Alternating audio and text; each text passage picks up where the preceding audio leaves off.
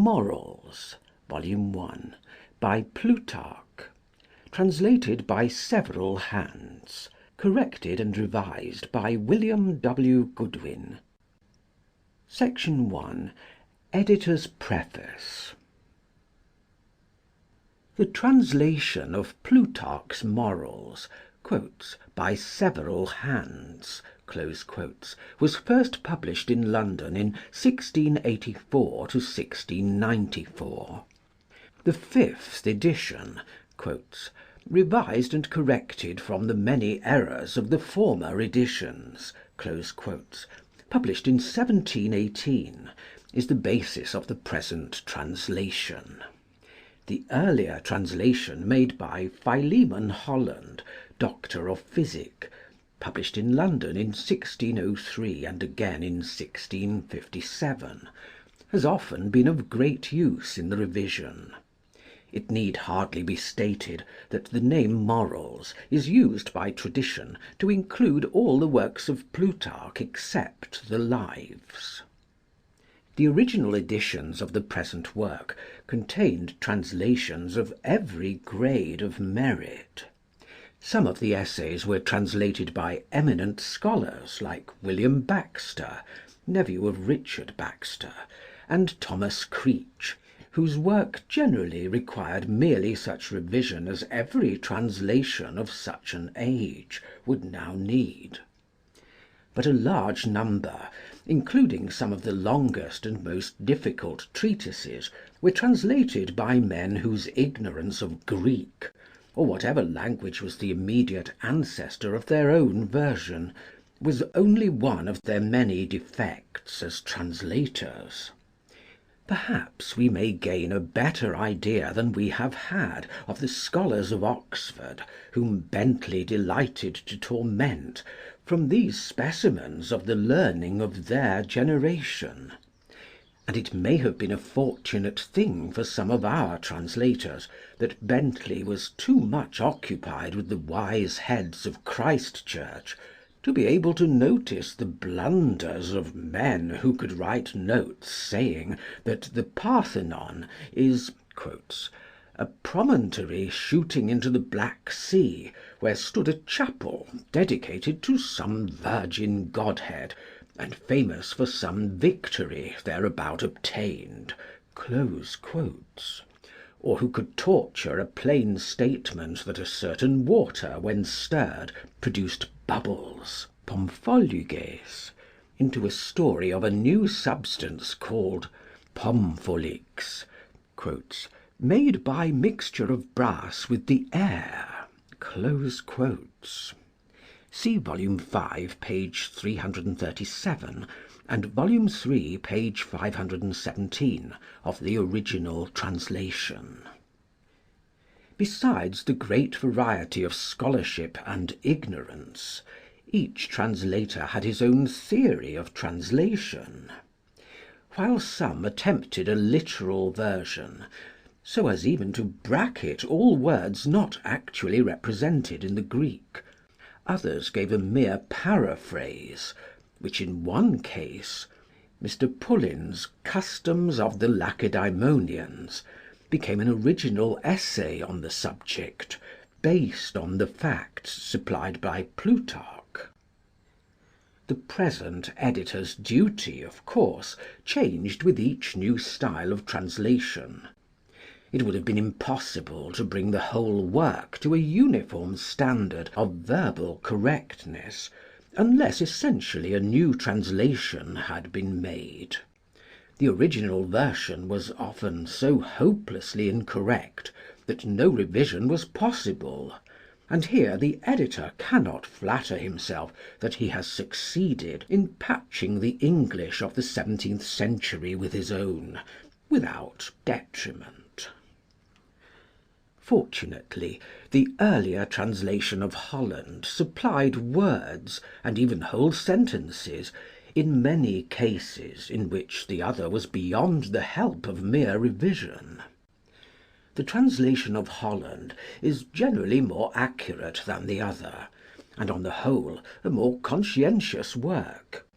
Its antiquated style and diffuseness, however, render it less fitted for republication at the present time. Notwithstanding all the defects of the translation which is here revised, it is beyond all question a more readable version than could be made now, and the liveliness of its style will more than make up to most readers for its want of literal correctness. It need not be stated to professional scholars that translations made in the 17th century cannot, even by the most careful revision, be made to answer the demands of modern critical scholarship. One of the greatest difficulties in preparing the present work has been to decide how much of the antiquated language of the old translation should be retained. On this point, the editor has fortunately been able to consult the widest and most experienced advisers, to whose aid he has been constantly indebted. But even the highest authorities occasionally disagree on the first principles. He is fully aware, therefore, that he has dissatisfied a large number of the friends of Plutarch in this respect.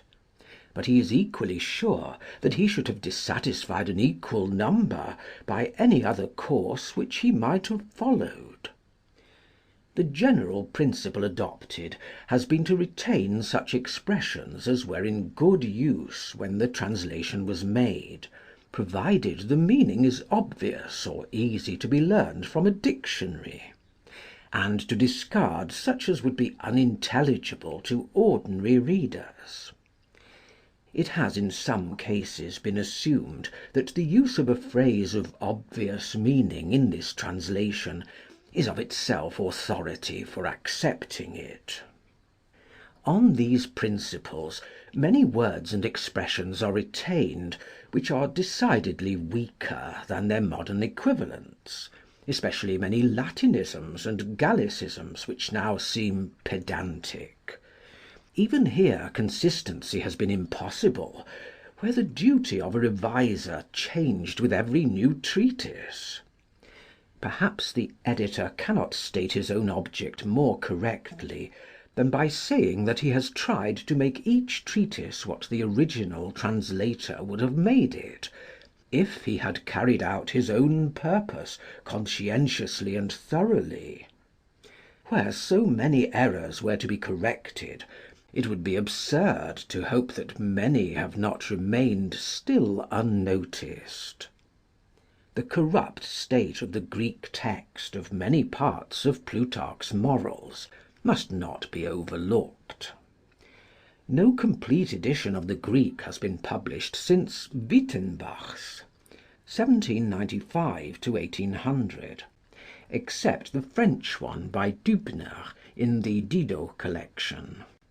The latter gives no manuscript readings, and although it professes to be based partly on a new collation of the manuscripts in the Public Library of Paris, nothing distinguishes the changes made on this authority from conjectures of the editor and his predecessors. A slight glance at Wyttenbach will show that many parts of the text are restored by conjecture, and many of the conjectures, though plausible and ingenious, are not such as would be accepted by modern scholarship if they were made in earlier classic authors. A translator must accept many of these under silent protest. To enumerate one half of them would introduce a critical commentary entirely out of place in a translation.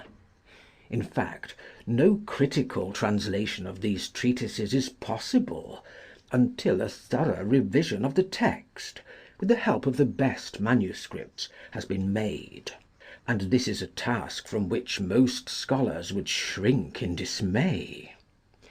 In many cases in this edition, blanks have been preferred to uncertain conjectures or traditional nonsense. The treatises on music, on the procreation of the soul, and the two on the Stoics, have many of their dark corners made darker by the utter uncertainty of the Greek text. The essays in this edition follow the same order as in the old translation, but those on Fortune and on Virtue and Vice, with the conjugal precepts, are transferred from the beginning of Volume 3rd to the end of Volume 2nd. The sections have been numbered in accordance with the modern editions of the Greek text. References to most of the classic authors quoted by Plutarch are given in the footnotes, except where a quotation is a mere fragment of an unknown work.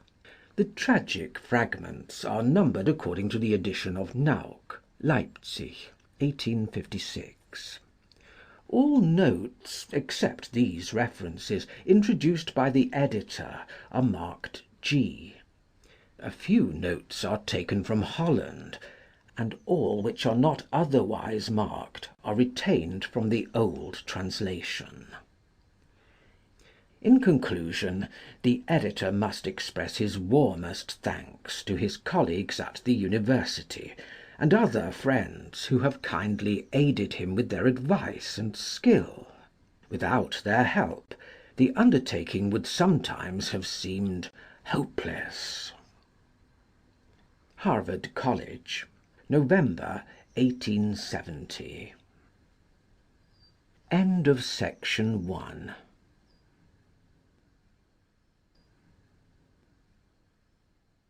The Morals, Volume 1, by Plutarch, translated by several hands, corrected and revised by William W. Goodwin. Introduction by Ralph Waldo Emerson. It is remarkable that of an author so familiar as Plutarch, not only to scholars, but to all reading men, and whose history is so easily gathered from his works, no accurate memoir of his life, not even the dates of his birth and death, should have come down to us.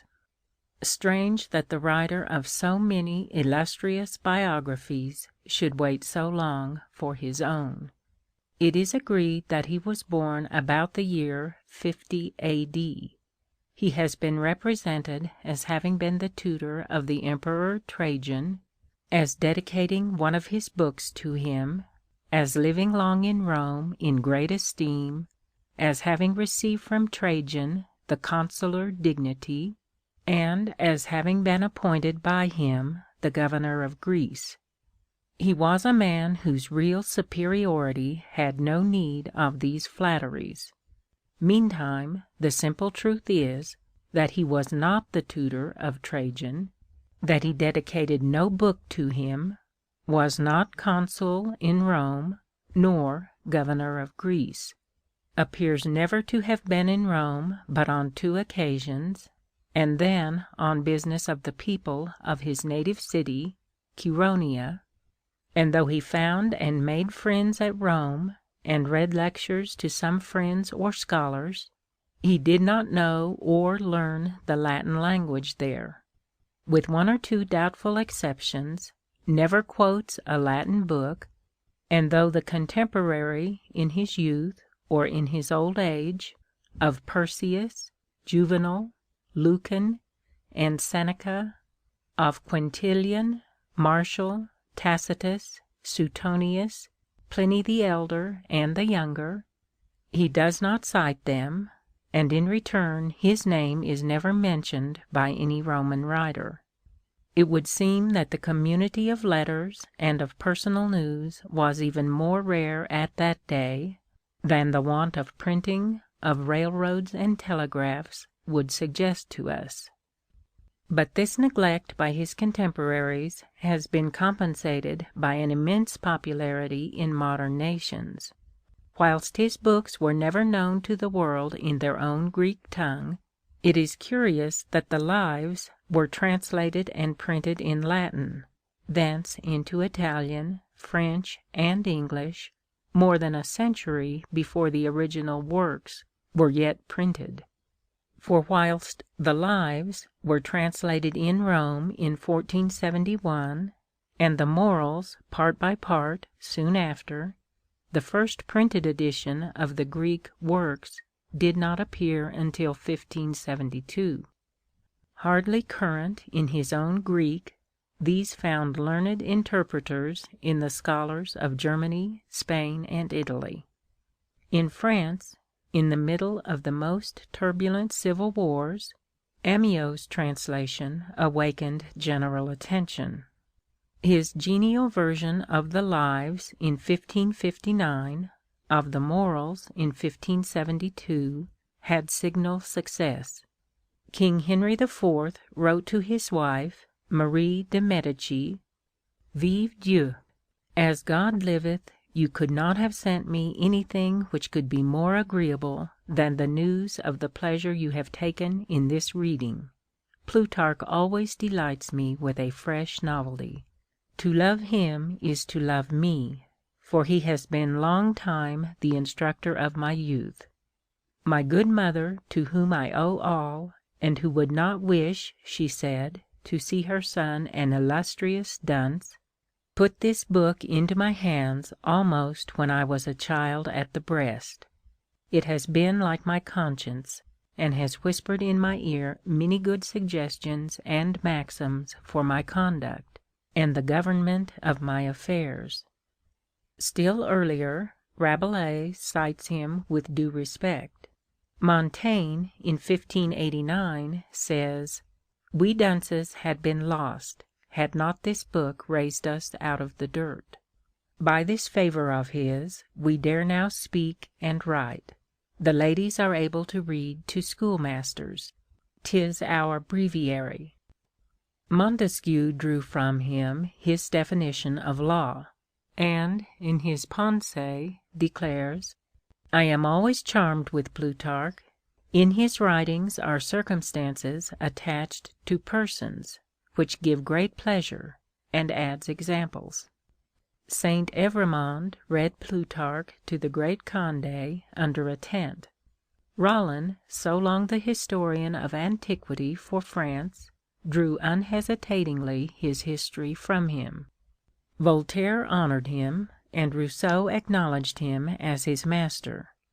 In England, Sir Thomas North translated the Lives in 1579, and Holland the Morals in 1603, in time to be used by Shakespeare in his plays, and read by Bacon, Dryden, and Cudworth.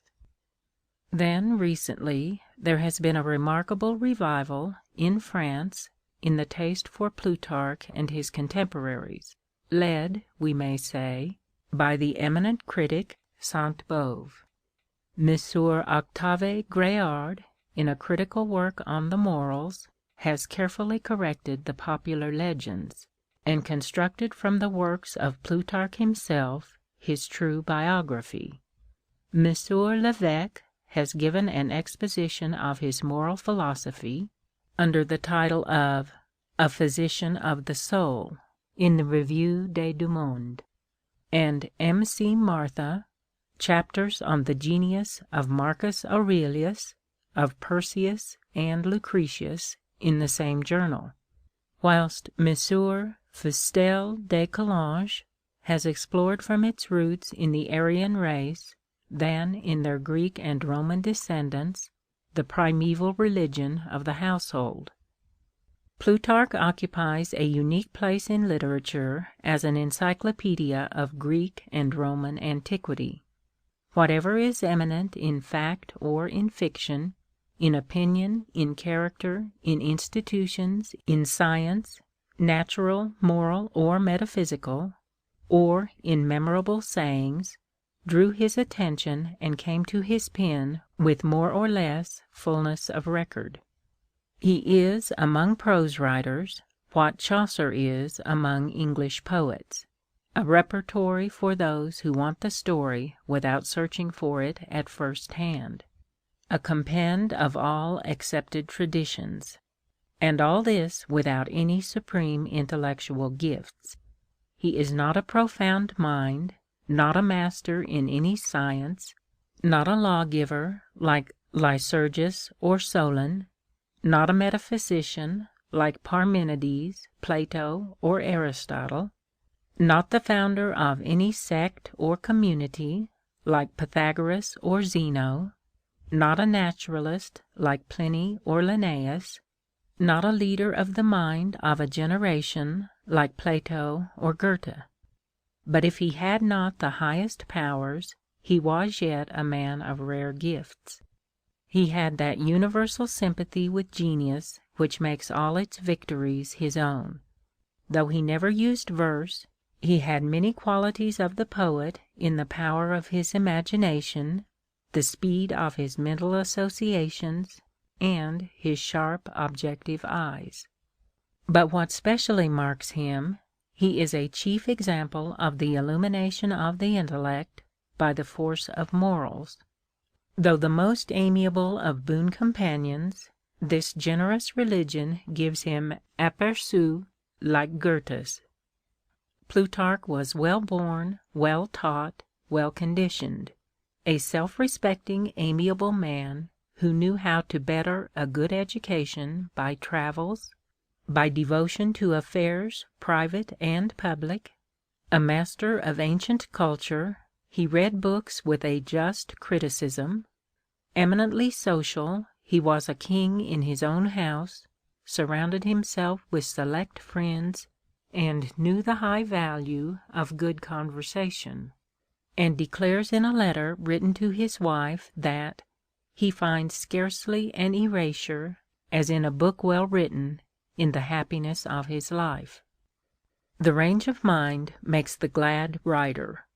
The reason of Plutarch's vast popularity is his humanity. A man of society, of affairs, upright, practical, a good son, husband, father, and friend, he has a taste for common life, and knows the court, the camp, and the judgment hall, but also the forge, farm, kitchen, and cellar, and every utensil and use, and with a wise man's or a poet's eye. Thought defends him from any degradation. He does not lose his way, for the attractions are from within, not from without. A poet in verse or prose must have a sensuous eye, but an intellectual co-perception. Plutarch's memory is full, and his horizon wide. Nothing touches man but he feels to be his. He is tolerant even of vice, if he finds it genial. Enough a man of the world to give even the devil his due, and would have hugged Robert Burns when he cried, "Oh, wad ye take a thought and mend?" He is a philosopher with philosophers, a naturalist with naturalists, and sufficiently a mathematician to leave some of his readers, now and then, at a long distance behind him, or respectfully skipping to the next chapter. But this scholastic omniscience of our author engages a new respect, since they hope he understands his own diagram. He perpetually suggests Montaigne, who was the best reader he has ever found, though Montaigne excelled his master in the point and surprise of his sentences. Plutarch had a religion which Montaigne wanted, and which defends him from wantonness. And though Plutarch is as plain-spoken, his moral sentiment is always pure. What better praise has any writer received than he whom Montaigne finds frank in giving things, not words, dryly adding, "It vexes me that he is so exposed to the spoil of those that are conversant with him." It is one of the felicities of literary history, the tie which inseparably couples these two names across 14 centuries. Montaigne, whilst he grasps Etienne de la Boisse with one hand, reaches back the other to Plutarch. These distant friendships charm us and honor all the parties, and make the best example of the universal citizenship and fraternity of the human mind. I do not know where to find a book, to borrow a phrase of Ben Jonson's, so rammed with life, and this in chapters chiefly ethical, which are so prone to be heavy and sentimental. No poet could illustrate his thought with more novel or striking similes or happier anecdotes. His style is realistic, picturesque, and varied. His sharp, objective eyes, seeing everything that moves, shines, or threatens, in nature or art, or thought, or dreams. Indeed, twilights, shadows, omens, and spectres have a charm for him. He believes in witchcraft and the evil eye, in demons and ghosts, but prefers, if you please, to talk of these in the morning. His vivacity and abundance never leave him to loiter or pound on an incident. I admire his rapid and crowded style, as if he had such store of anecdotes of his heroes that he is forced to suppress more than he recounts, in order to keep up with the hasting history. His surprising merit is the genial facility with which he deals with his manifold topics. There is no trace of labor or pain. He gossips of heroes, philosophers, and poets, of virtues and genius, of love and fate and empires. It is for his pleasure that he recites all that is best in his reading. He prattles history. But he is no courtier, and no Boswell. He is ever manly, far from fawning, and would be welcome to the sages and warriors he reports, as one having a native right to admire and recount these stirring deeds and speeches. I find him a better teacher of rhetoric than any modern. His superstitions are poetic, aspiring, affirmative. A poet might rhyme all day with hints drawn from Plutarch, page on page. No doubt this superior suggestion for the modern reader owes much to the foreign air, the Greek wine, the religion and history of antique heroes. Thebes, Sparta, Athens, and Rome charm us away from the disgust of the passing hour. But his own cheerfulness and rude health are also magnetic. In his immense quotation and allusion, we quickly cease to discriminate between what he quotes and what he invents.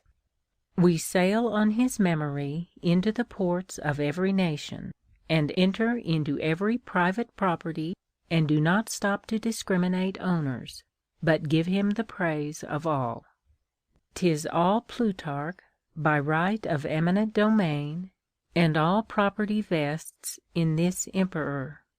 This facility and abundance make the joy of his narrative, and he is read to the neglect of more careful historians. Yet he inspires a curiosity, sometimes makes a necessity, to read them. He disowns any attempt to rival Thucydides, but I suppose he has 100 readers where Thucydides finds one, and Thucydides must often thank Plutarch for that one.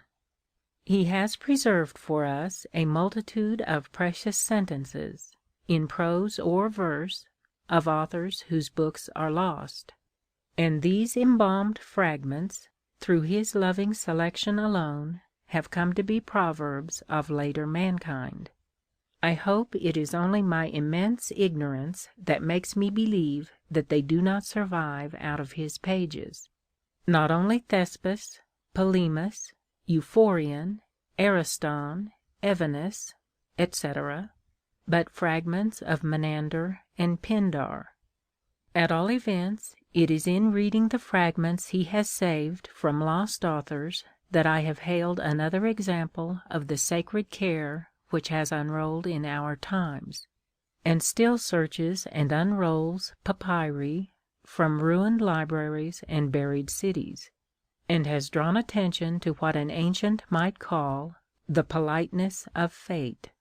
We will say more advisedly, The benign providence which uses the violence of war, of earthquakes, and changed watercourses, to save underground through barbarous ages the relics of ancient art, and thus allows us to witness the upturning of the alphabets of old races and the deciphering of forgotten languages, so to complete the annals of the forefathers of Asia, Africa, and Europe. His delight in poetry makes him cite with joy the speech of Gorgias, that the tragic poet who deceived was juster than he who deceived not, and he that was deceived was wiser than he who was not deceived.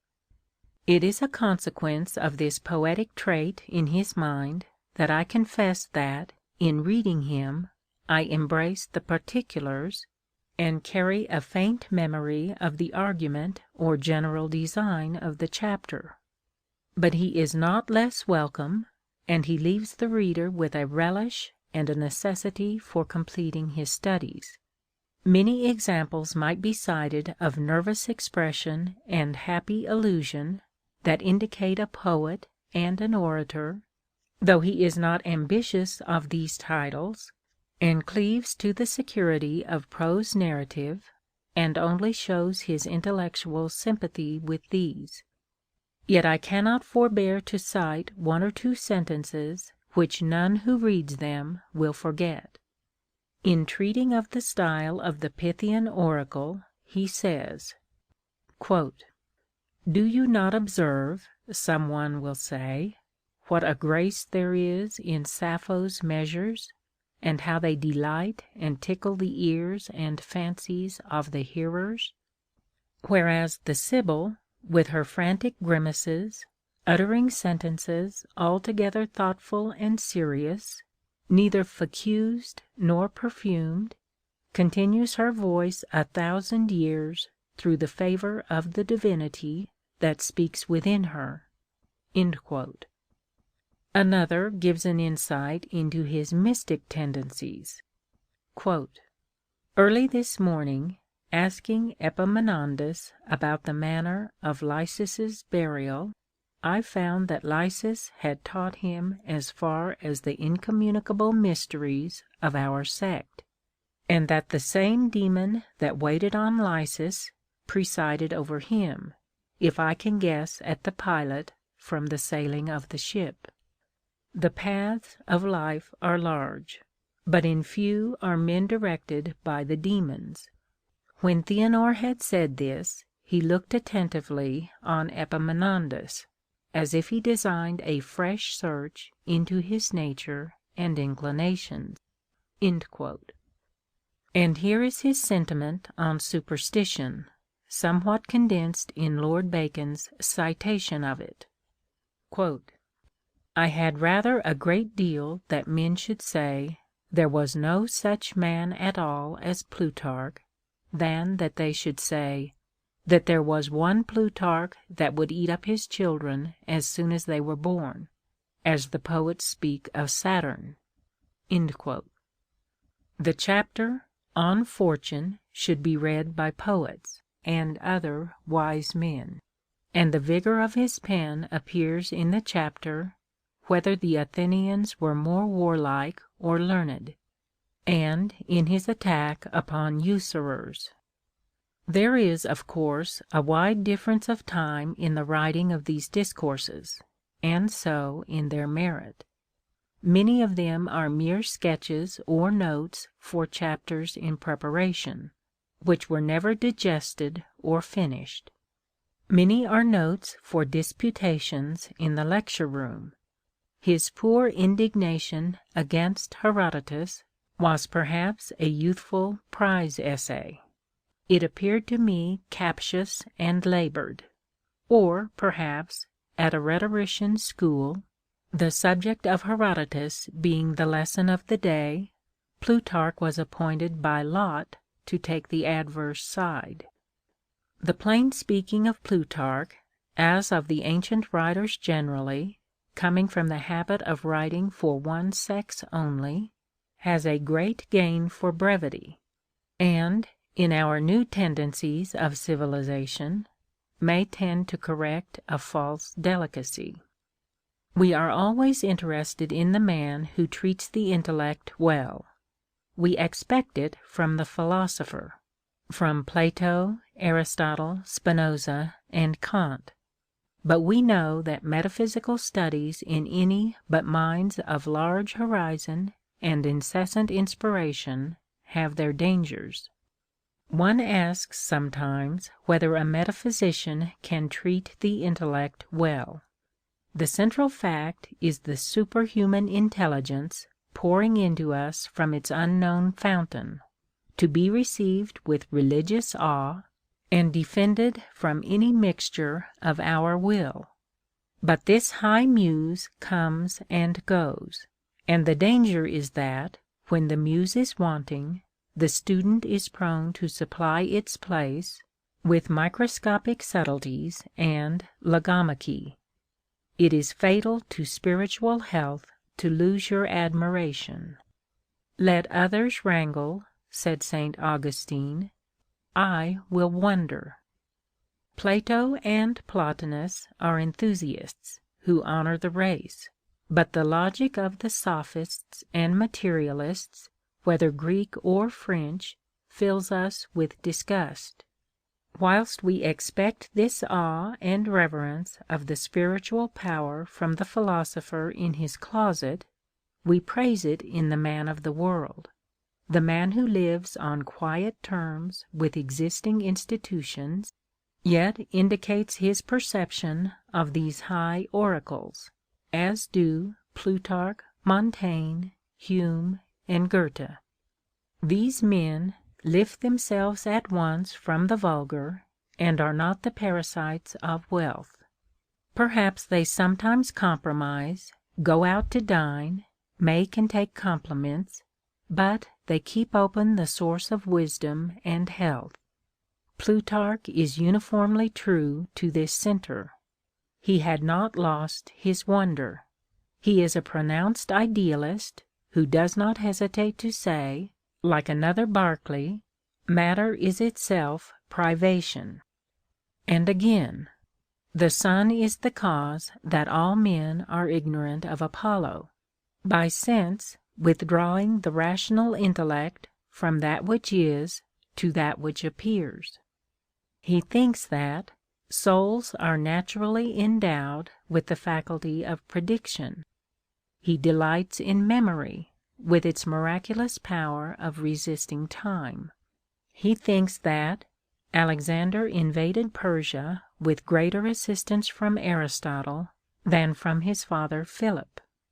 He thinks that he who has ideas of his own is a bad judge of another man's, it being true that the Eleans would be the most proper judges of the Olympic games were no Eleans gamesters. He says of Socrates that he endeavored to bring reason and things together, and make truth consist with sober sense. He wonders with Plato at that nail of pain and pleasure which fastens the body to the mind. The mathematics give him unspeakable pleasure, but he chiefly liked that proportion which teaches us to account that which is just equal, and not that which is equal just. Of philosophy he is more interested in the results than in the method. He has a just instinct of the presence of a master, and prefers to sit as a scholar with Plato than as a disputant. And, true to his practical character, he wishes the philosopher not to hide in a corner, but to commend himself to men of public regards and ruling genius.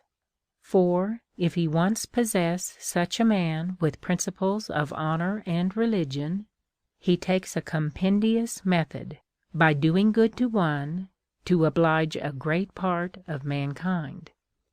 'Tis a temperance, not an eclecticism, which makes him adverse to the severe Stoic, or the Gymnosophist, or Diogenes, or any other extremist.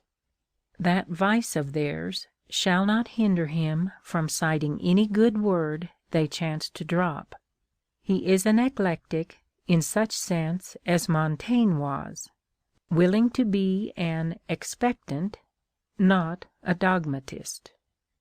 In many of these chapters it is easy to infer the relation between the Greek philosophers and those who came to them for instruction. This teaching was no play nor routine, but strict, sincere, and affectionate. The part of each of the class is as important as that of the master. They are like the baseball players, to whom the pitcher, the bat, the catcher, and the scout are equally important. And Plutarch thought, with Ariston, that neither a bath nor a lecture served any purpose unless they were purgative. Plutarch has such a keen pleasure in realities that he has none in verbal disputes. He is impatient of sophistry, and despises the Epicharmian disputations, as that he who ran in debt yesterday owes nothing today, as being another man. So, he that was yesterday invited to supper, the next night comes an unbidden guest, for that he is quite another person. Except as historical curiosities, little can be said in behalf of the scientific value of the Opinions of the Philosophers, the Questions, and the Symposiacs.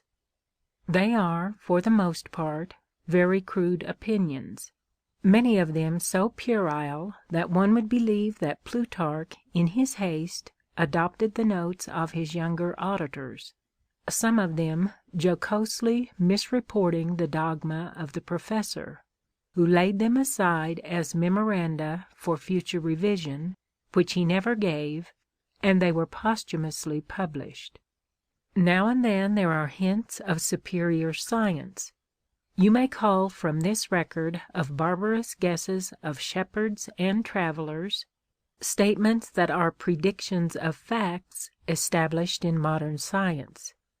Usually, when Thales, Anaximenes, or Anaximander are quoted, it is really a good judgment. The explanation of the rainbow, of the floods of the Nile, and of the remora, etc., are just, and the bad guesses are not worse than many of Lord Bacon's. His natural history is that of a lover and poet, and not of a physicist. His humanity stooped affectionately to trace the virtues which he loved in the animals also. Knowing and not knowing is the affirmative or negative of the dog. Knowing you is to be your friend, not knowing you, your enemy. He quotes Thucydides, saying, that not the desire of honor only never grows old, but much less also the inclination to society and affection to the state, which continue even in ants and bees to the very last. But though curious in the questions of the schools on the nature and genesis of things, his extreme interest in every trait of character and his broad humanity lead him constantly to morals, to the study of the beautiful and good. Hence his love of heroes, his rule of life, and his clear convictions of the high destiny of the soul. La Harpe said that Plutarch is the genius, the most naturally moral that ever existed. 'Tis almost inevitable to compare Plutarch with Seneca, who, born 50 years earlier, was for many years his contemporary, though they never met, and their writings were perhaps unknown to each other. Plutarch is genial, with an endless interest in all human and divine things. Seneca, a professional philosopher, a writer of sentences, and, though he keep a sublime path, is less interesting because less humane, and when we have shut his book, we forget to open it again. There is a certain violence in his opinions and want of sweetness. He lacks the sympathy of Plutarch. he is tiresome through perpetual didactics. He is not happily living. Cannot the simple lover of truth enjoy the virtues of those he meets, and the virtues suggested by them, so to find himself at some time purely contented? Seneca was still more a man of the world than Plutarch, and by his conversation with the court of Nero, and his own skill, like Voltaire's, of living with men of business, and emulating their address in affairs by great accumulation of his own property, learned to temper his philosophy with facts. He ventured far, apparently too far, for so keen a conscience as he inly had. Yet we owe to that wonderful moralist illustrious maxims, as if the scarlet vices of the times of Nero had the natural effect of driving virtue to its loftiest antagonisms. Seneca, says Lestrange, was a pagan Christian, and is very good reading for our Christian pagans. He was Buddhist in his cold, abstract virtue, with a certain impassibility beyond humanity. He called pity that fault of narrow souls. Yet what noble words we owe to him! God divided man into men, that they might help each other. And again, the good man differs from God in nothing but duration. His thoughts are excellent, if only he had a right to say them. Plutarch, meantime, with every virtue under heaven, thought it the top of wisdom to philosophize, yet not appear to do it, and to reach in mirth the same ends which the most serious are proposing. Plutarch thought truth to be the greatest good that man can receive, and the goodliest blessing that God can give. When you are persuaded in your mind that you cannot either offer or perform anything more agreeable to the gods than the entertaining a right notion of them, you will then avoid superstition as a no less evil than atheism. He cites Euripides to affirm, "If gods do aught dishonest, they are no gods," and the memorable words of Antigone in Sophocles concerning the moral sentiment, "For neither now nor yesterday began these thoughts which have been ever, nor yet can a man be found who their first entrance knew." His faith in the immortality of the soul is another measure of his deep humanity. He reminds his friends that the Delphic oracles have given several answers the same in substance as that formerly given to Coraz the Naxian. "It sounds profane impiety to teach that human souls e'er die."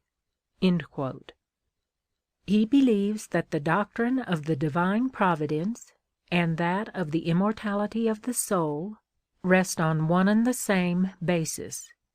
He thinks it impossible either that a man beloved of the gods should not be happy, or that a wise and just man should not be beloved of the gods. To him the Epicureans are hateful, who held that the soul perishes when it is separated from the body. The soul, incapable of death, suffers in the same manner in the body, as birds that are kept in a cage. He believes that the souls of infants pass immediately into a better and more divine state. I can easily believe that an anxious soul may find in Plutarch's chapter called Pleasure Not Attainable by Epicurus, and his Letter to his Wife Timoxena, a more sweet and reassuring argument on the immortality than in the Phaedo of Plato. For Plutarch always addresses the question on the human side, and not on the metaphysical. as Walter Scott took hold of boys and young men in England and America, and through them of their fathers. His grand perceptions of duty lead him to his stern delight in heroism, a stoic resistance to low indulgence, to a fight with fortune, a regard for truth, his love of Sparta, and of heroes like Aristides, Phocion, and Cato. He insists that the highest good is in action. He thinks that the inhabitants of Asia came to be vassals to one only for not having been able to pronounce one syllable, which is no. So keen is his sense of allegiance to right reason that he makes a fight against fortune whenever she is named. At Rome he thinks her wings were clipped. She stood no longer on a ball, but on a cube as large as Italy. He thinks it was by superior virtue that Alexander won his battles in Asia and Africa, and the Greeks theirs against Persia. But this Stoic, in his fight with fortune, with vices, effeminacy, and indolence, is gentle as a woman when other strings are touched. He is the most amiable of men. To erect a trophy in the soul against anger is that which none but a great and victorious puissance is able to achieve. Anger turns the mind out of doors, and bolts the door. He has a tenderness almost to tears when he writes on friendship, on marriage, on the training of children, and on the love of brothers. There is no treasure, he says, parents can give to their children like a brother. 'Tis a friend given by nature, a gift nothing can supply, once lost, not to be replaced. The Arcadian prophet, of whom Herodotus speaks, was obliged to make a wooden foot in place of that which had been chopped off. A brother, embroiled with his brother, going to seek in the street a stranger who can take his place, resembles him who will cut off his foot to give himself one of wood. All his judgments are noble. He thought, with Epicurus, that it is more delightful to do than to receive a kindness. This courteous, gentle, and benign disposition and behavior is not so acceptable, so obliging, or delightful to any of those with whom we converse as it is to those who have it. There is really no limit to his bounty. It would be generous to lend our eyes and ears, nay, if possible, our reason and fortitude, to others, whilst we are idle or asleep. His excessive and fanciful humanity reminds one of Charles Lamb, whilst it much exceeds him. When the guests are gone, he would leave one lamp burning, only as a sign of the respect he bore to fires. For nothing so resembles an animal as fires. It is moved and nourished by itself, and by its brightness, like the soul, discovers and makes everything apparent, and in its quenching shows some power that seems to proceed from a vital principle. For it makes a noise and resists, like an animal dying or violently slaughtered. And he praises the Romans, who, when the feast was over, dealt well with the lamps, and did not take away the nourishment they had given, but permitted them to live and shine by it. I can almost regret that the learned editor of the present republication has not preserved, if only as a piece of history, the preface of Mr. Morgan, the editor and in part writer of this translation in 1718. In his dedication of the work to the Archbishop of Canterbury, William Wake, he tells the primate that Plutarch was the wisest man of his age, and if he had been a Christian, one of the best too. But it was his severe fate to flourish in those days of ignorance, which 'tis a favorable opinion to hope that the Almighty will sometime wink at. that our souls may be with these philosophers together in the same state of bliss. The puzzle in the worthy translator's mind between his theology and his reason well reappears in the puzzle of his sentence. I know that the chapters of Apothegms of Noble Commanders is rejected by some critics as not a genuine work of Plutarch, but the matter is good, and is so agreeable to his taste and genius that if he had found it, he would have adopted it. If he did not compile the piece, many, perhaps most, of the anecdotes were already scattered in his works. If I do not lament that a work not his should be ascribed to him, I regret that he should have suffered such destruction of his own. What a trilogy is lost to mankind in his lives of Scipio, Epaminondas, and Pindar! His delight in magnanimity and self-sacrifice has made his books, like Homer's Iliad, a Bible for heroes; and wherever the Cid is relished, the legends of Arthur, Saxon Alfred, and Richard the Lionhearted, Robert Bruce, Sidney, Lord Herbert of Cherbury, Cromwell, Nelson, Bonaparte, and Walter Scott's chronicles in prose or verse, there will Plutarch, who told the story of Leonidas, of Agesilaus, of Aristides, Phocion, Themistocles, Demosthenes, Epaminondas, Caesar, Cato, and the rest, sit as the bestower of the crown of noble knighthood and laureate of the ancient world.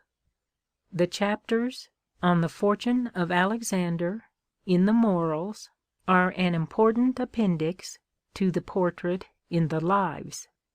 The union in Alexander of sublime courage with the refinement of his pure tastes, making him the carrier of civilization into the East, are in the spirit of the ideal hero, and endeared him to Plutarch.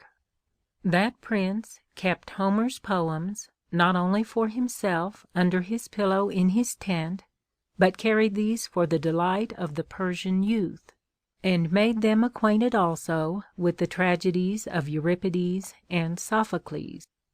He persuaded the Sogdians not to kill, but to cherish their aged parents; the Persians to reverence, not marry, their mothers; the Scythians to bury, and not eat, their dead parents. What a fruit and fitting monument of his best days was his city Alexandria, to be the birthplace or home of Plotinus, St. Augustine, Synesius, Posidonius, Ammonius, Jamblichus, Porphyry, Origen, Aratus, Apollonius, and Apuleius. If Plutarch delighted in heroes, and held the balance between the severe Stoic and the indulgent Epicurean, his humanity shines not less in his intercourse with his personal friends. He was a genial host and guest, and delighted in bringing chosen companions to the supper table. He knew the laws of conversation and the laws of good fellowship quite as well as Horace, and has set them down with such candor and grace as to make them good reading today. The guests not invited to a private board by the entertainer, but introduced by a guest as his companions, the Greeks called shadows; and the question is debated whether it was civil to bring them, and he treats it candidly, but concludes, "Therefore, when I make an invitation, since it is hard to break the custom of the place, I give my guests leave to bring shadows; but when I myself am invited as a shadow, I assure you I refuse to go." He has an objection to the introduction of music at feasts. He thought it wonderful that a man having a muse in his own breast, and all the pleasantness that would fit an entertainment, would have pipes and harps play, and by that external noise destroy all the sweetness that was proper and his own. I cannot close these notes without expressing my sense of the valuable service which the editor has rendered to his author and to his readers. Professor Goodwin is a silent benefactor to the book, wherever I have compared the editions. I did not know how careless and vicious in parts the old book was, until in recent reading of the old text, on coming on anything absurd or unintelligible, I referred to the new text and found a clear and accurate statement in its place. It is the vindication of Plutarch. The correction is not only of names of authors and of places grossly altered or misspelled, but of unpardonable liberties taken by the translators, whether from negligence or freak. One proof of Plutarch's skill as a writer is that he bears translation so well. In spite of its carelessness and manifold faults, which, I doubt not, have tried the patience of its present learned editor and corrector, I yet confess my enjoyment of this old version for its vigorous English style. The work of some 40 or 50 university men, some of them imperfect in their Greek, it is a monument of the English language at a period of singular vigor and freedom of style. I hope the commission of the Philological Society in London, charged with the duty of preparing a critical dictionary, will not overlook these volumes, which show the wealth of their tongue to greater advantage than many books of more renown as models. It runs through the whole scale of conversation in the street, the market, the coffee-house, the law courts, the palace, the college, and the church. There are, no doubt, many vulgar phrases and many blunders of the printer, but it is the speech of business and conversation, and in every tone, from lowest to highest. We owe to these translators many sharp perceptions of the wit and humor of their author, sometimes even to the adding of the point. I notice one, which, although the translator has justified his rendering in a note, the severer criticism of the editor has not retained. "Were there not a sun, we might, for all the other stars, pass our days in reverend dark, as Heraclitus calls it." I find a humor in the phrase which might well excuse its doubtful accuracy. It is a service to our Republic to publish a book that can force ambitious young men, before they mount the platform of the county conventions, to read the laconic apothegms and the apothegms of great commanders. If we could keep the secret, and communicate it only to a few chosen aspirants, we might confide that, by this noble infiltration, they would easily carry the victory over all competitors. But, as it was the desire of these old patriots to fill with their majestic spirit all Sparta or Rome, and not a few leaders only, we hasten to offer them to the American people. Plutarch's popularity will return in rapid cycles. If overread in this decade, so that his anecdotes and opinions become commonplace, and today's novelties are sought for variety, his sterling values will presently recall the eye and thought of the best minds, and his books will be reprinted and read anew by coming generations. And thus Plutarch will be perpetually rediscovered from time to time as long as books last. End of section 2. Recording by Lucretia B.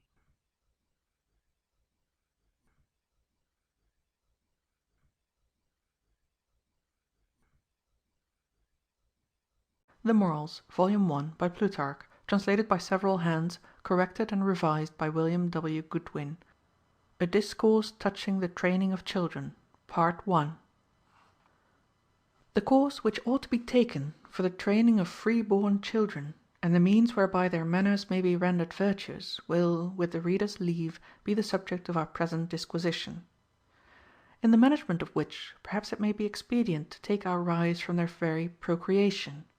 I would therefore, in the first place, advise those who desire to become the parents of famous and eminent children, that they keep not company with all women that they light on, I mean such as harlots or concubines; for such children as are blemished in their birth, either by the father's or the mother's side, are liable to be pursued, as long as they live, with the indelible infamy of their base extraction, as that which offers a ready occasion to all that desire to take hold of it of reproaching and disgracing them therewith. So that it was a wise speech of the poet, who said, "Misfortune on that family is entailed whose reputation in its founder failed." Wherefore, since to be well born gives men a good stock of confidence, the consideration hereof ought to be of no small value to such as desire to leave behind them a lawful issue. For the spirits of men who are alloyed and counterfeit in their birth are naturally enfeebled and debased, as rightly said the poet again, "A bold and daring spirit is often daunted, when with the guilt of parents' crimes 'tis haunted." So, on the contrary, a certain loftiness and natural gallantry of spirit is wont to fill the breasts of those who are born of illustrious parents; of which Diophantus, the young son of Themistocles, is a notable instance. For he is reported to have made his boast often and in many companies, that whatsoever pleased him pleased also all Athens. For whatever he liked his mother liked, and whatever his mother liked Themistocles liked, and whatever Themistocles liked all the Athenians liked. Wherefore it was gallantly done of the Lacedaemonian states, when they laid a round fine on their king Archidamus for marrying a little woman, giving this reason for their so doing, that he meant to beget for them not kings but kinglings. The advice which I am in the next place about to give is, indeed, no other than what has been given by those who have undertaken this argument before me. You will ask me, what is that? It is this, that no man keep company with his wife for issue's sake, but when he is sober, having drunk either no wine, or at least not such a quantity as to distemper him. For they usually prove wine-bibbers and drunkards, whose parents begot them when they were drunk. Wherefore Diogenes said to a stripling, somewhat crack-brained and half-witted, "Surely, young man, thy father begot thee when he was drunk." Let this suffice to be spoken concerning the procreation of children, and let us pass thence to their education. And here, to speak summarily, what we are wont to say of arts and sciences may be said also concerning virtue, that there is a concurrence of three things requisite to the completing thereof in practice, which are nature, reason, and use. Now by reason here I would understand to mean learning, and by use exercise. Now the principles come from instruction, the practice comes from exercise, and perfection from all three combined. And accordingly, as either of the three is deficient, virtue must needs be defective. For if nature be not improved by instruction, it is blind; if instruction be not assisted by nature, it is maimed; and if exercise fail of the assistance of both, it is imperfect as to the attainment of its end. And as in husbandry it is first requisite that the soil be fertile, next that the husbandman be skilful, and lastly that the seed he sows be good, so here nature resembles the soil, the instructor of youth the husbandman, and the rational principles and precepts which are taught the seed. And I would peremptorily affirm that all these met and jointly conspired to the completing of the souls of those universally celebrated men, Pythagoras, Socrates, and Plato, together with all others whose eminent worth hath gotten them immortal glory. And happy is that man certainly, and well beloved of the gods, on whom by the bounty of any of them all these are conferred. And yet if any one thinks that those in whom nature hath not thoroughly done her part may not in some measure make up her defects, if they be so happy as to light upon good teaching, and withal apply their own industry towards the attainment of virtue, he is to know that he is very much, nay altogether, mistaken. For as a good natural capacity may be impaired by slothfulness, so dull and heavy natural parts may be improved by instruction; and whereas negligent students arrive not at the capacity of understanding the most easy things, those who are industrious conquer the greatest difficulties. And many instances we may observe that give us a clear demonstration of the mighty force and successful efficacy of labor and industry. For water continually dropping will wear hard rocks hollow; yea, iron and brass are worn out with constant handling. Nor can we, if we would, reduce the felloes of a cartwheel to their former straightness, when once they have been bent by force. Yea, it is above the power of force to straighten the bended staves sometimes used by actors upon the stage. So far is that which labor effects, though against nature, more potent than what is produced according to it. Yea, have we not many millions of instances more which evidence the force of industry? Let us see in some few that follow. A man's ground is of itself good, yet if it be unmanured it will contract barrenness; and the better it was naturally, so much the more is it ruined by carelessness if it be ill husbanded. On the other side, let a man's ground be more than ordinarily rough and rugged, yet experience tells us that, if it be well manured, it will be quickly made capable of bearing excellent fruit. Yea, what sort of tree is there which will not, if neglected, grow crooked and unfruitful? And what but will, if rightly ordered, prove fruitful and bring its fruit to maturity? What strength of body is there which will not lose its vigor and fall to decay by laziness, nice usage, and debauchery? And on the contrary, where is the man of never so crazy a natural constitution who cannot render himself far more robust, if he will only give himself to exercises of activity and strength? What horse well managed from a colt proves not easily governable by the rider? And where is there one to be found which, if not broken betimes, proves not stiff-necked and unmanageable? Yea, why need we wonder at anything else when we see the wildest beasts made tame and brought to hand by industry? And lastly, as to men themselves, that Thessalian answered not amiss, who, being asked which of his countrymen were the meekest, replied, "Those that have received their discharge from the wars." But what need of multiplying more words in this matter, when even the notion of the word ethos in the Greek language imports continuance, and he that should call moral virtues customary virtues would seem to speak not incongruously? I shall conclude this part of my discourse, therefore, with the addition of one only instance. Lycurgus, the Lacedaemonian lawgiver, once took two whelps of the same litter and ordered them to be bred in a quite different manner, whereby the one became dainty and ravenous, and the other of a good scent and skilled in hunting. Which done, a while after he took occasion thence in an assembly of the Lacedaemonians to discourse in this manner: "Of great weight in the attainment of virtue, fellow citizens, are habits, instruction, precepts, and indeed the whole manner of life, as I will presently let you see by example." And withal he ordered the producing those two whelps into the midst of the hall, where also there were set down before them a plate and a live hare. Whereupon, as they had been bred, the one presently flies upon the hare, and the other as greedily runs to the plate. And while the people were musing, not perfectly apprehending what he meant by producing those whelps thus, he added, "These whelps were both of one litter, but differently bred. The one, you see, has turned out a greedy cur, and the other a good hound. And this shall suffice to be spoken concerning custom and different ways of living." The next thing that falls under our consideration is the nursing of children, which, in my judgment, the mothers should do themselves, giving their own breasts to those they have borne.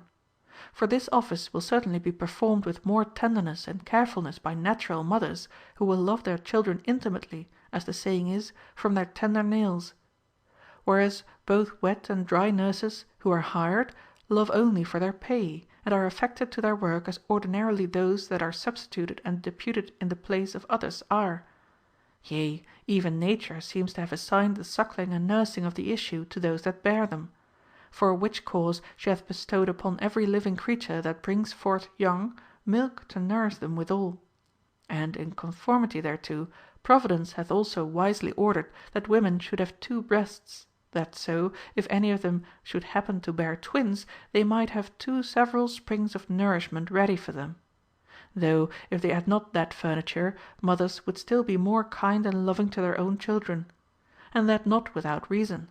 For constant feeding together is a great means to heighten the affection mutually betwixt any persons. Yea, even beasts, when they are separated from those that have grazed with them, do in their way show a longing for the absent.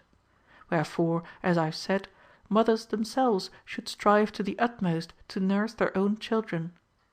But if they find it impossible to do it themselves, either because of bodily weakness, and such a case may fall out, or because they are apt to be quickly with child again, then are they to choose the honestest nurses they can get, and not to take whomsoever they have offered them. And the first thing to be looked after in this choice is, that the nurses be bred after the Greek fashion. For as it is needful that the members of children be shaped aright as soon as they are born, that they may not afterwards prove crooked and distorted, so it is no less expedient that their manners be well fashioned from the very beginning. For childhood is a tender thing, and easily wrought into any shape. Yea, and the very souls of children readily receive the impressions of those things that are dropped into them while they are yet but soft, but when they grow older they will, as all hard things are, be more difficult to be wrought upon. And as soft wax is apt to take the stamp of the seal, so are the minds of children to receive the instructions imprinted on them at that age. Whence also it seems to me good advice, which divine Plato gives to nurses, not to tell all sorts of common tales to children in infancy, lest thereby their minds should chance to be filled with foolish and corrupt notions. The like good counsel Phocylides the poet seems to give in this verse of his: If we'll have virtuous children, we should choose their tenderest age good principles to infuse.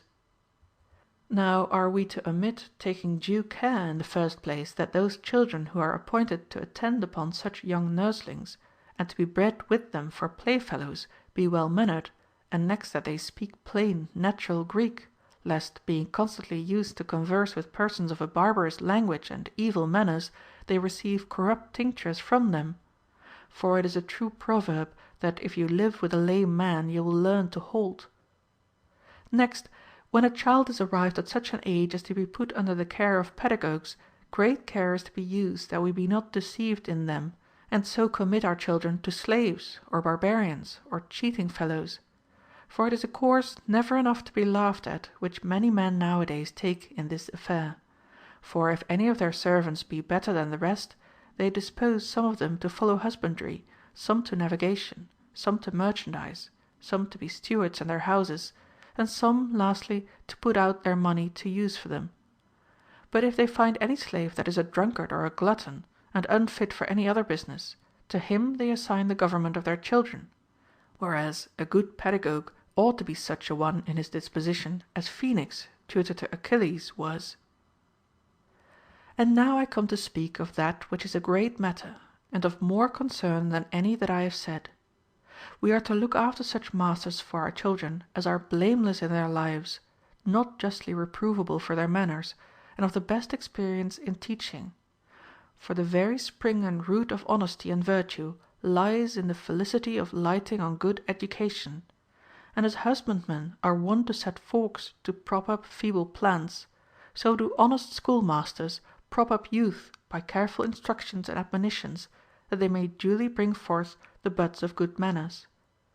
But there are certain fathers nowadays who deserve that men should spit on them in contempt, who, before making any proof of those to whom they design to commit the teaching of their children, either through unacquaintance, or, as it sometimes falls out, through unskilfulness, entrust them to men of no good reputation, or it may be such as are branded with infamy, although they are not altogether so ridiculous if they offend herein through unskilfulness.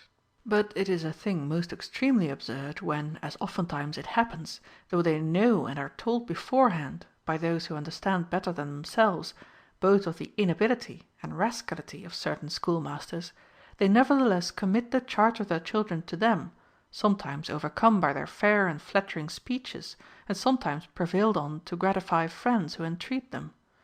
This is an error of like nature, with that of the sick man who, to please his friends, forbears to send for the physician that might save his life by his skill, and employs a mountebank that quickly dispatches him out of the world; or of him who refuses a skilful shipmaster, and then, at his friend's entreaty, commits the care of his vessel to one that is therein much his inferior. In the name of Jupiter and all the gods, tell me how can that man deserve the name of a father, who is more concerned to gratify others in their requests than to have his children well educated? Or is not that rather fitly applicable to this case, which Socrates, that ancient philosopher, was wont to say, that, if he could get up to the highest place in the city, he would lift up his voice and make this proclamation thence: "What mean you, fellow citizens, that you thus turn every stone to scrape wealth together, and take so little care of your children, to whom one day you must relinquish it all?" To which I would add this, that such parents do like him that is solicitous about his shoe, but neglects the foot that is to wear it. And yet many fathers there are, who so love their money and hate their children, that, lest it should cost them more than they are willing to spare to hire a good schoolmaster for them, they rather choose such persons to instruct their children as are of no worth, thereby beating down the market, that they may purchase ignorance cheap. It was therefore a witty and handsome jeer which Aristippus bestowed on a sottish father, who asked him what he would take to teach his child. He answered, 1,000 drachms. Whereupon the other cried out, "O Hercules, what a price you ask, for I can buy a slave at that rate." "Do so then," said the philosopher, "and thou shalt have 2 slaves instead of 1. Thy son for 1, and him thou buyest for another." Lastly, how absurd it is, when thou accustomest thy children to take their food with their right hands, and chidest them if they receive it with their left, yet thou takest no care at all that the principles that are infused into them be right and regular. And now I will tell you what ordinarily is like to befall such prodigious parents when they have had their sons ill nursed and worse taught.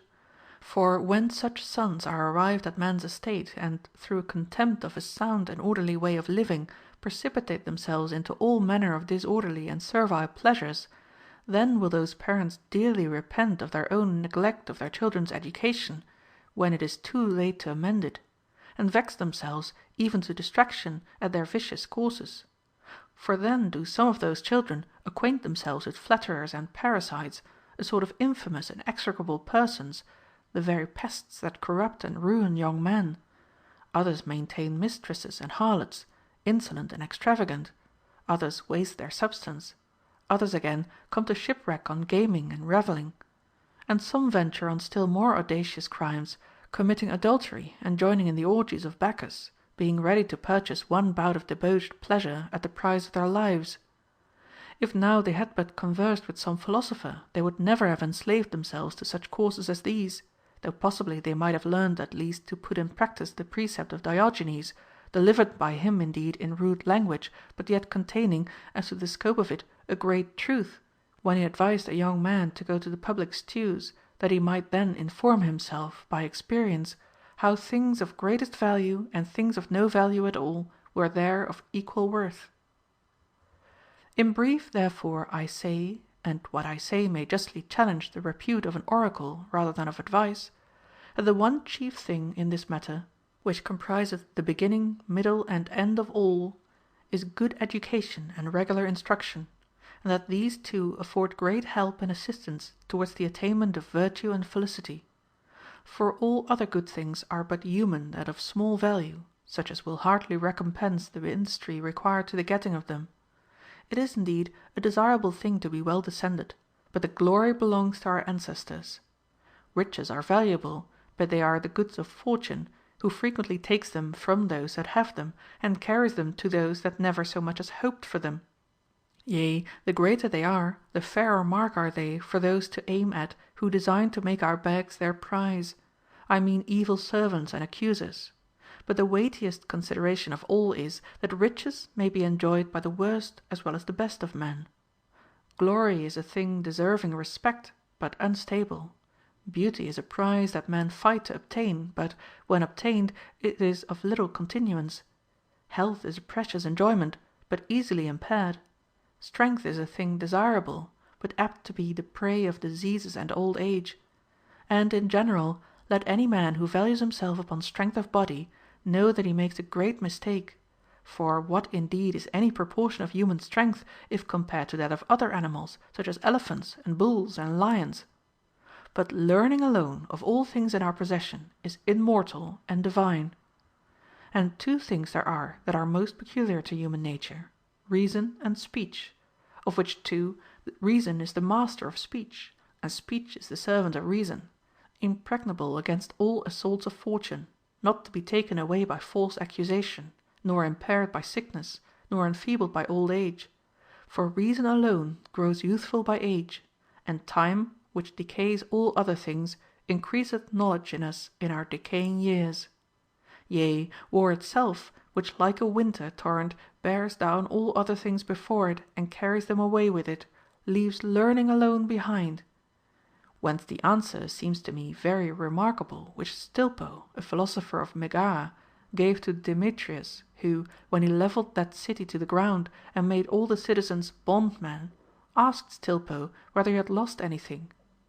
Nothing, said he, for war cannot plunder virtue. To this saying that of Socrates also is very agreeable, who, when Gorgias, as I take it, asked him what his opinion was of the king of Persia, and whether he judged him happy, returned answer, that he could not tell what to think of him, because he knew not how he was furnished with virtue and learning; as judging human felicity to consist in those endowments, and not in those which are subject to fortune. Moreover, as it is my advice to parents that they make the breeding up of their children to learning the chiefest of their care, so I here add that the learning they ought to train them up unto should be sound and wholesome, and such as is most remote from those trifles which suit the popular humour. For to please the many is to displease the wise. To this saying of mine that of Euripides himself bears witness: I am better skilled to treat a few, my peers, than in a crowd to tickle vulgar ears, though others have the luck on't when they babble most to the wise than most to please the rabble. Besides, I find by my own observation that those persons who make it their business to speak so as to deserve the favor and approbation of the scum of the people, ordinarily live at a suitable rate, voluptuously and intemperately. And there is reason for it. For they who have no regard to what is honest, so they may make provision for other men's pleasures, will surely not be very propense to prefer what is right and wholesome before that which gratifies their own inordinate pleasures and luxurious inclinations, and to quit that which humors them for that which restrains them. If any one ask what the next thing is wherein I would have children instructed, and to what further good qualities I would have them inured, I answer, that I think it advisable that they neither speak nor do anything rashly, for, according to the proverb, the best things are the most difficult. But extempore discourses are full of much ordinary and loose stuff, nor do such speakers well know where to begin or where to make an end. And besides other faults which those who speak suddenly are commonly guilty of, they are commonly liable to this great one, that they multiply words without measure, whereas premeditation will not suffer a man to enlarge a discourse beyond a due proportion. To this purpose it is reported of Pericles that, being often called upon by the people to speak, he would not, because, as he said, he was unprepared. And Demosthenes also, who imitated him in the managery of public affairs, when the Athenians urged him to give his counsel, refused it with this answer: I have not yet prepared myself. Though it may be that this story is a mere fiction, brought down to us by uncertain tradition, without any credible author. But Demosthenes, in his oration against Midias, clearly sets forth the usefulness of premeditation. For there he says: I confess, O ye Athenians, that I came hither provided to speak, and I will by no means deny that I have spent my utmost study upon the composing this oration, for it had been a pitiful omission in me, if, having suffered and still suffering such things, I should have neglected that which in this course was to be spoken by me. But here I would not be understood altogether to condemn all readiness to discourse extempore, nor yet to allow the use of it upon such occasions as do not require it, but we are to use it only as we do physic. Still, before a person arrives at complete manhood, I would not permit him to speak upon any sudden incident occasion, though, after he has attained eradicated faculty of speaking, he may allow himself a greater liberty, as opportunity is offered. For as they who have been a long time in chains, when they are at last set at liberty, are unable to walk, on account of their former continual restraint, and are very apt to trip, so they who have been used to a fettered way of speaking a great while, if upon any occasion they be enforced to speak on a sudden, will hardly be able to express themselves without some tokens of their former confinement. But to permit those that are yet children to speak extemporally is to give them occasion for extremely idle talk. A wretched painter, they say, showing Apelles a picture, told him withal that he had taken a very little time to paint it. If thou hadst not told me so, said Apelles, I see cause enough to believe it was a hasty draught, but I wonder that in that space of time thou hadst not painted many more such pictures. I advise therefore, for I return now to the subject that I have digressed from, the shunning and avoiding, not merely of a starched, theatrical, and over-tragical form of speaking, but also of that which is too low and mean. For that which is too swelling is not fit for the managery of public affairs, and that, on the other side, which is too thin is very inapt to work any notable impression upon the hearers. For as it is not only requisite that a man's body be healthy, but also that it be of a firm constitution, so ought a discourse to be not only sound, but nervous also.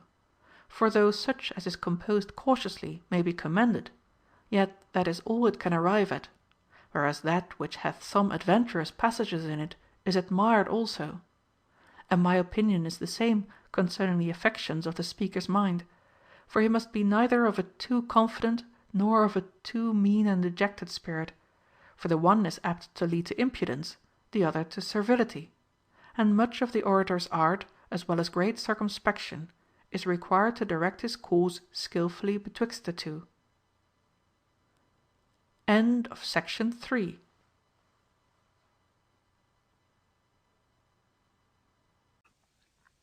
The Morals, Volume 1, by Plutarch, translated by several hands, corrected and revised by William W. Goodwin.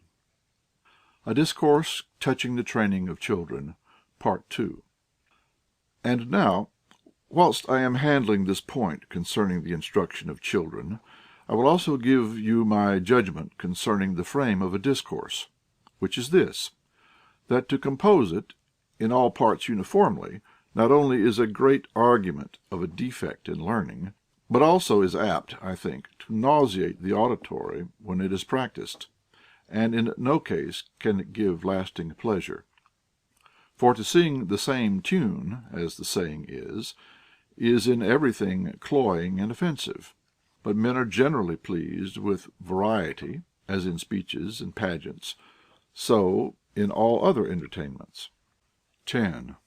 Wherefore, though we ought not to permit an ingenuous child entirely to neglect any of the common sorts of learning, so far as they may be gotten by lectures or from public shows, yet I would have him to salute these only as in his passage, taking a bare taste of each of them, seeing no man can possibly attain to perfection in all, and to give philosophy the preeminence of them all. I can illustrate my meaning by an example. It is a fine thing to sail round and visit many cities, but it is profitable to fix our dwelling in the best.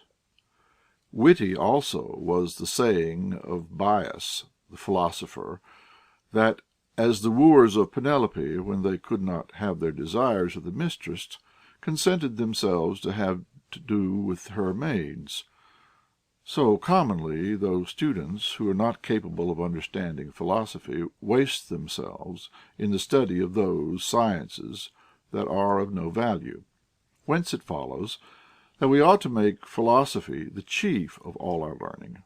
For though in order to the welfare of the body the industry of men hath found out two arts, medicine, which assists to the recovery of lost health, and gymnastics, which helps us to attain a sound constitution, yet there is but one remedy for the distempers and diseases of the mind, and that is philosophy. For by the advice and assistance thereof it is that we come to understand what is honest, and what dishonest, what is just, and what unjust, in a word, what we are to seek, and what to avoid. We learn by it how we are to demean ourselves towards the gods, towards our parents, our elders, the laws, strangers, governors, friends, wives, children, and servants. That is, we are to worship the gods, to honor our parents, to reverence our elders, to be subject to the laws, to obey our governors, to love our friends, to use sobriety toward our wives, to be affectionate to our children, and not to treat our servants insolently. And, which is the chiefest lesson of all, not to be overjoyed in prosperity, nor too much dejected in adversity. Not to be dissolute in our pleasures, nor in our anger to be transported with brutish rage and fury.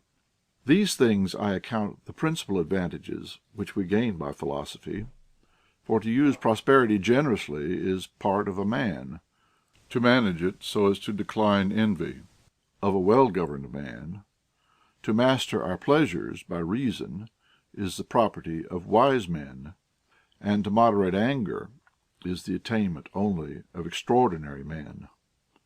But those of all men I count most complete who know how to mix and to temper the managery of civil affairs with philosophy, seeing they are thereby masters of two of the greatest good things that are, a life of public usefulness as a statesman, and a life of calm tranquillity as students of philosophy. For whereas there are three sorts of lives, the life of action, the life of contemplation, and the life of pleasure, the man who is utterly abandoned and a slave to pleasure is brutish and mean-spirited. He that spends his time in contemplation without action is an unprofitable man, and he that lives in action and is destitute of philosophy is a rustical man, and commits many absurdities. Wherefore we are to apply our utmost endeavor to enable ourselves for both, that is, to manage public employments, and withal, at convenient seasons, to give ourselves to philosophical studies. Such statesmen were Pericles and Archytas the Tarentine. Such were Dion the Syracusan and Epaminondas the Theban, both of whom were of Plato's familiar acquaintance. I think it not necessary to spend any more words about this point, the instruction of children in learning. Only it may be profitable at least, or even necessary, not to omit procuring for them the writings of ancient authors, but to make such a collection of them as husbandmen are wont to do of all needful tools. For of the same nature is the use of books to scholars, as being the tools and instruments of learning, and withal enabling them to derive knowledge from its proper fountains. 11. In the next place, the exercise of the body must not be neglected, but children must be sent to schools of gymnastics, where they may have sufficient employment that way also. This will conduce partly to a more handsome carriage, and partly to the improvement of their strength. For the foundation of a vigorous old age is a good constitution of the body in childhood.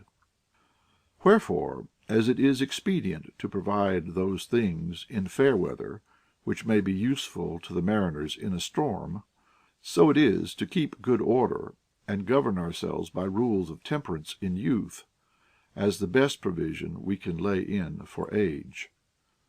Yet must they husband their strength, so as not to become dried up, as it were, and destitute of strength to follow their studies. For according to Plato, sleep and weariness are enemies to the arts. But why do I stand so long on these things? I hasten to speak of that which is of the greatest importance, even beyond all that has been spoken of. Namely, I would have boys trained for the contests of wars, by practice in the throwing of darts, shooting of arrows, and hunting of wild beasts. For we must remember, in war the goods of the conquered are proposed as rewards to the conquerors. But war does not agree with a delicate habit of body, used only to the shade. For even one lean soldier that hath been used to military exercises shall overthrow whole troops of mere wrestlers who know nothing of war. But somebody may say, whilst you profess to give precepts for the education of all freeborn children, why do you carry the matter so as to seem only to accommodate those precepts to the rich, and neglect to suit them also to the children of poor men and plebeians? To which objection it is no difficult thing to reply. For it is my desire that all children whatsoever may partake of the benefit of education alike. But if yet any persons, by reason of the narrowness of their estates, cannot make use of my precepts, let them not blame me that give them, but fortune, which disableth them from making the advantage by them they otherwise might. Though even poor men must use their utmost endeavor to give their children the best education, or if they cannot, they must bestow upon them the best that their abilities will reach. Thus much I thought fit here to insert in the body of my discourse, that I might the better be enabled to annex what I have yet to add concerning the right training of children. 12. I say now, that children are to be won to follow liberal studies by exhortations and rational motives, and on no account to be forced thereto by whipping or any other contumelious punishments. I will not urge that such usage seems to be more agreeable to slaves than to ingenuous children, and even slaves, when thus handled, are dulled and discouraged from the performance of their tasks, partly by reason of the smart of their stripes, and partly because of the disgrace thereby inflicted. But praise and reproof are more effectual upon freeborn children than any such disgraceful handling, the former to incite them to what is good, and the latter to restrain them from that which is evil. But we must use reprehensions and commendations alternately, and of various kinds according to the occasion, so that when they grow petulant, they may be shamed by reprehension, and again, when they better deserve it, they may be encouraged by commendations. Wherein we ought to imitate nurses, who, when they have made their infants cry, stop their mouths with the nipple to quiet them again.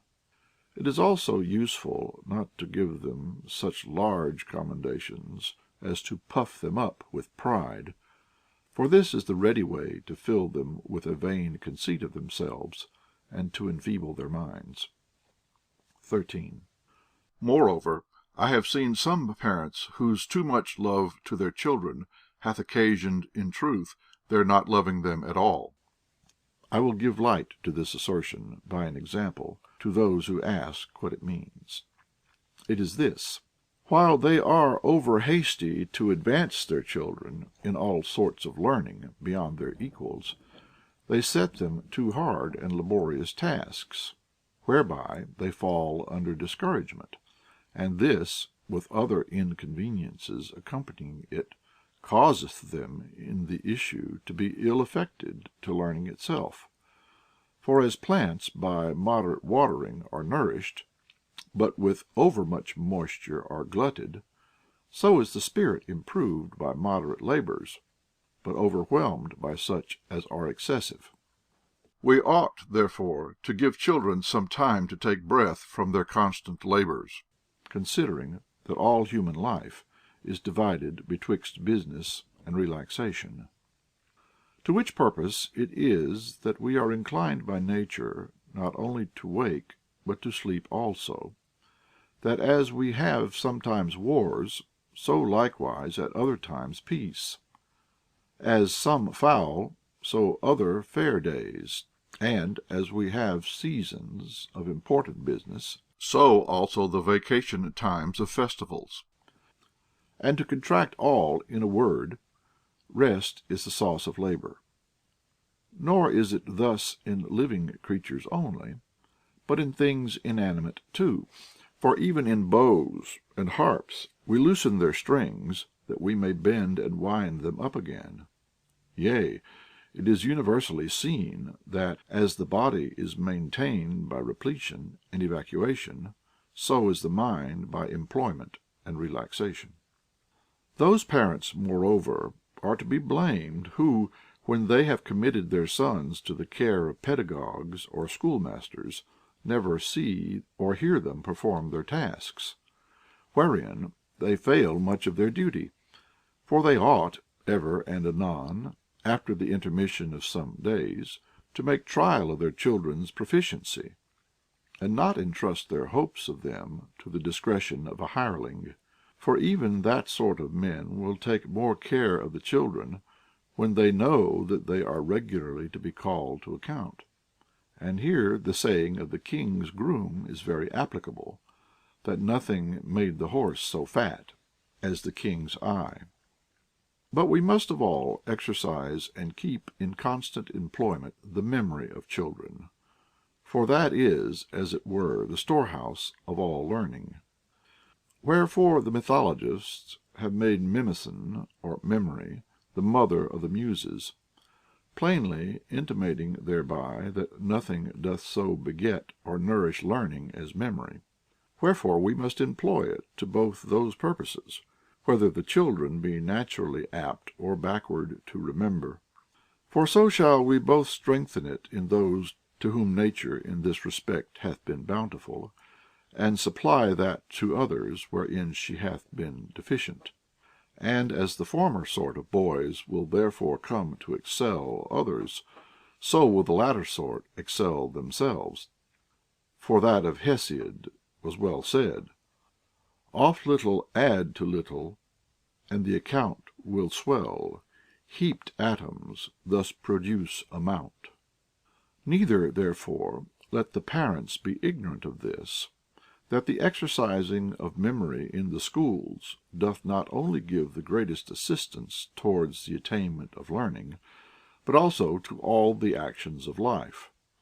For the remembrance of things past affords us examples in our consults about things to come. 14.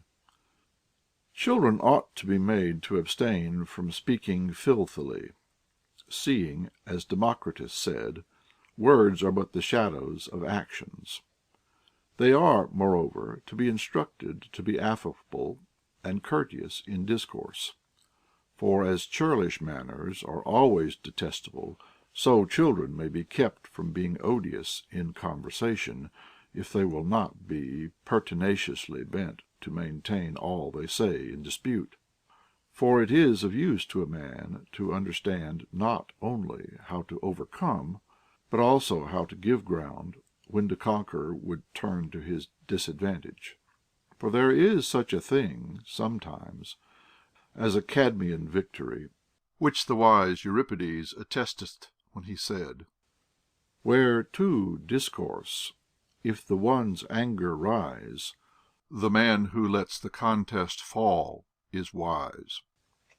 Add we now to these things some others of which children ought to have no less, yea, rather greater care, to wit, that they avoid luxurious living, bridle their tongues, subdue anger, and refrain their hands.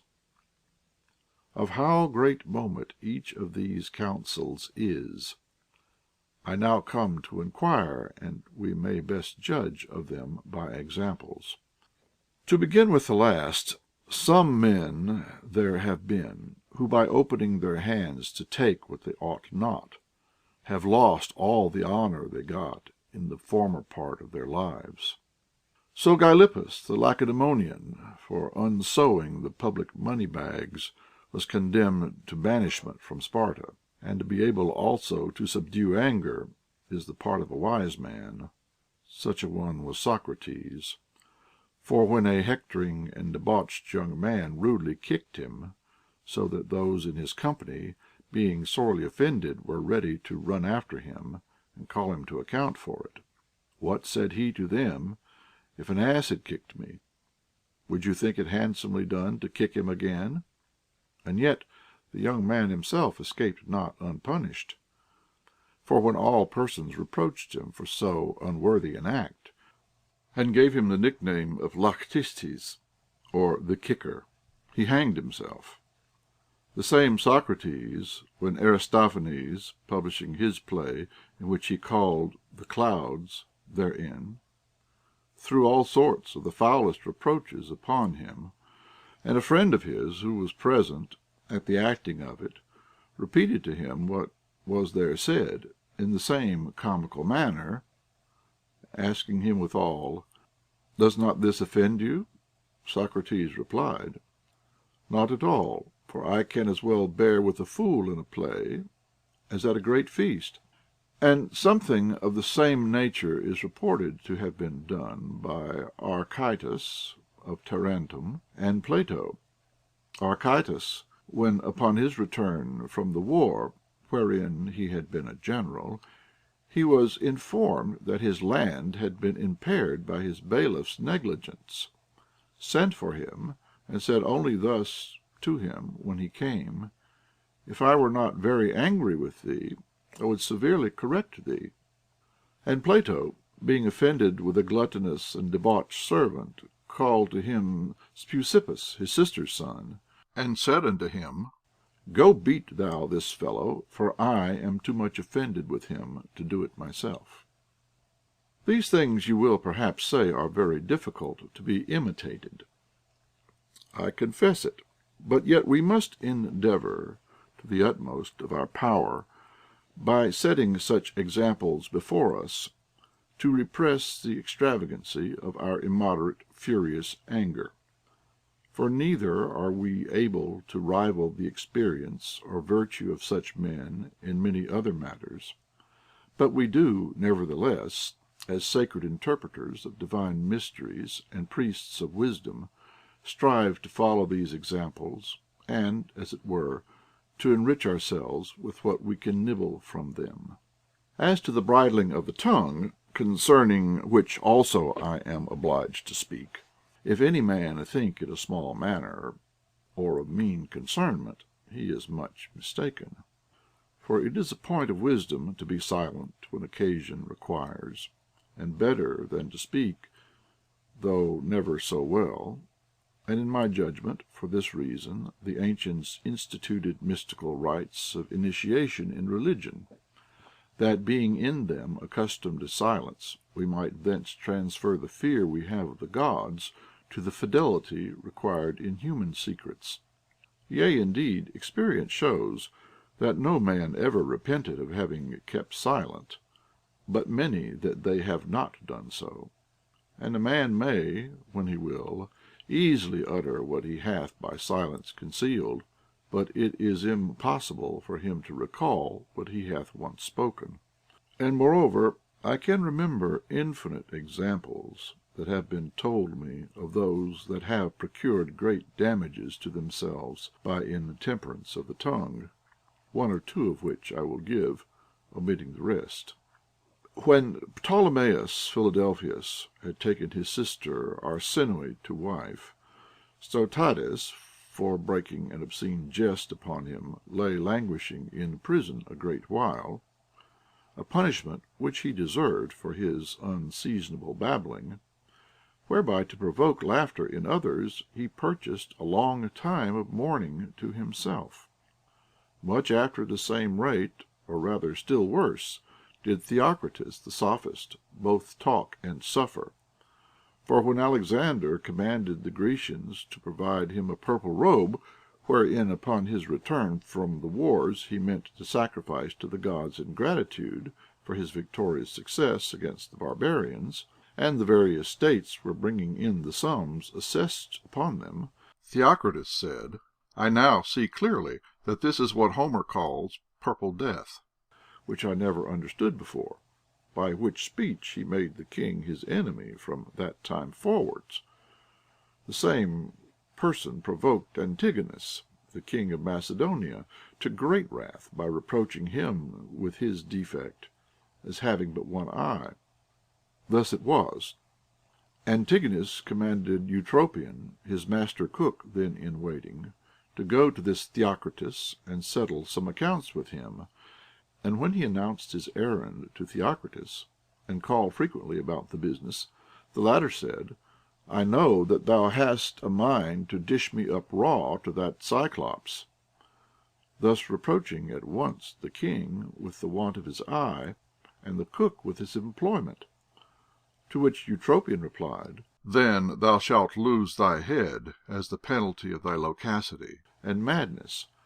And he was as good as his word, for he departed and informed the king, who sent and put Theocritus to death. Besides all these things, we are to accustom children to speak the truth, and to account it, as indeed it is, a matter of religion for them to do so. For lying is a servile quality, deserving the hatred of all mankind, yea, a fault for which we ought not to forgive our meanest servants. 15. Thus far I have discoursed concerning the good breeding of children, and the sobriety requisite to that age, without any hesitation or doubt in my own mind concerning anything that I have said. But in what remains to be said, I am dubious and divided in my own thoughts, which, as if they were laid in a balance, sometimes incline this, and sometimes that way. I am therefore loath to persuade or dissuade in this matter, but I must venture to answer one question, which is this: whether we ought to admit those that make love to our sons to keep them company, or whether we should not rather thrust them out of doors and banish them from their society. For when I look upon those straightforward parents of a harsh and austere temper, who think it an outrage not to be endured that their sons should have anything to say to lovers, I am tender of being the persuader or encouraging of such a practice. But, on the other side, when I call to mind Socrates and Plato and Xenophon and Aeschylus and Cebes, and a whole troop of other such men who have approved those masculine lovers, and still have brought up young men to learning, public employments, and virtuous living, I am again of another mind, and am much influenced by my zeal to imitate such great men.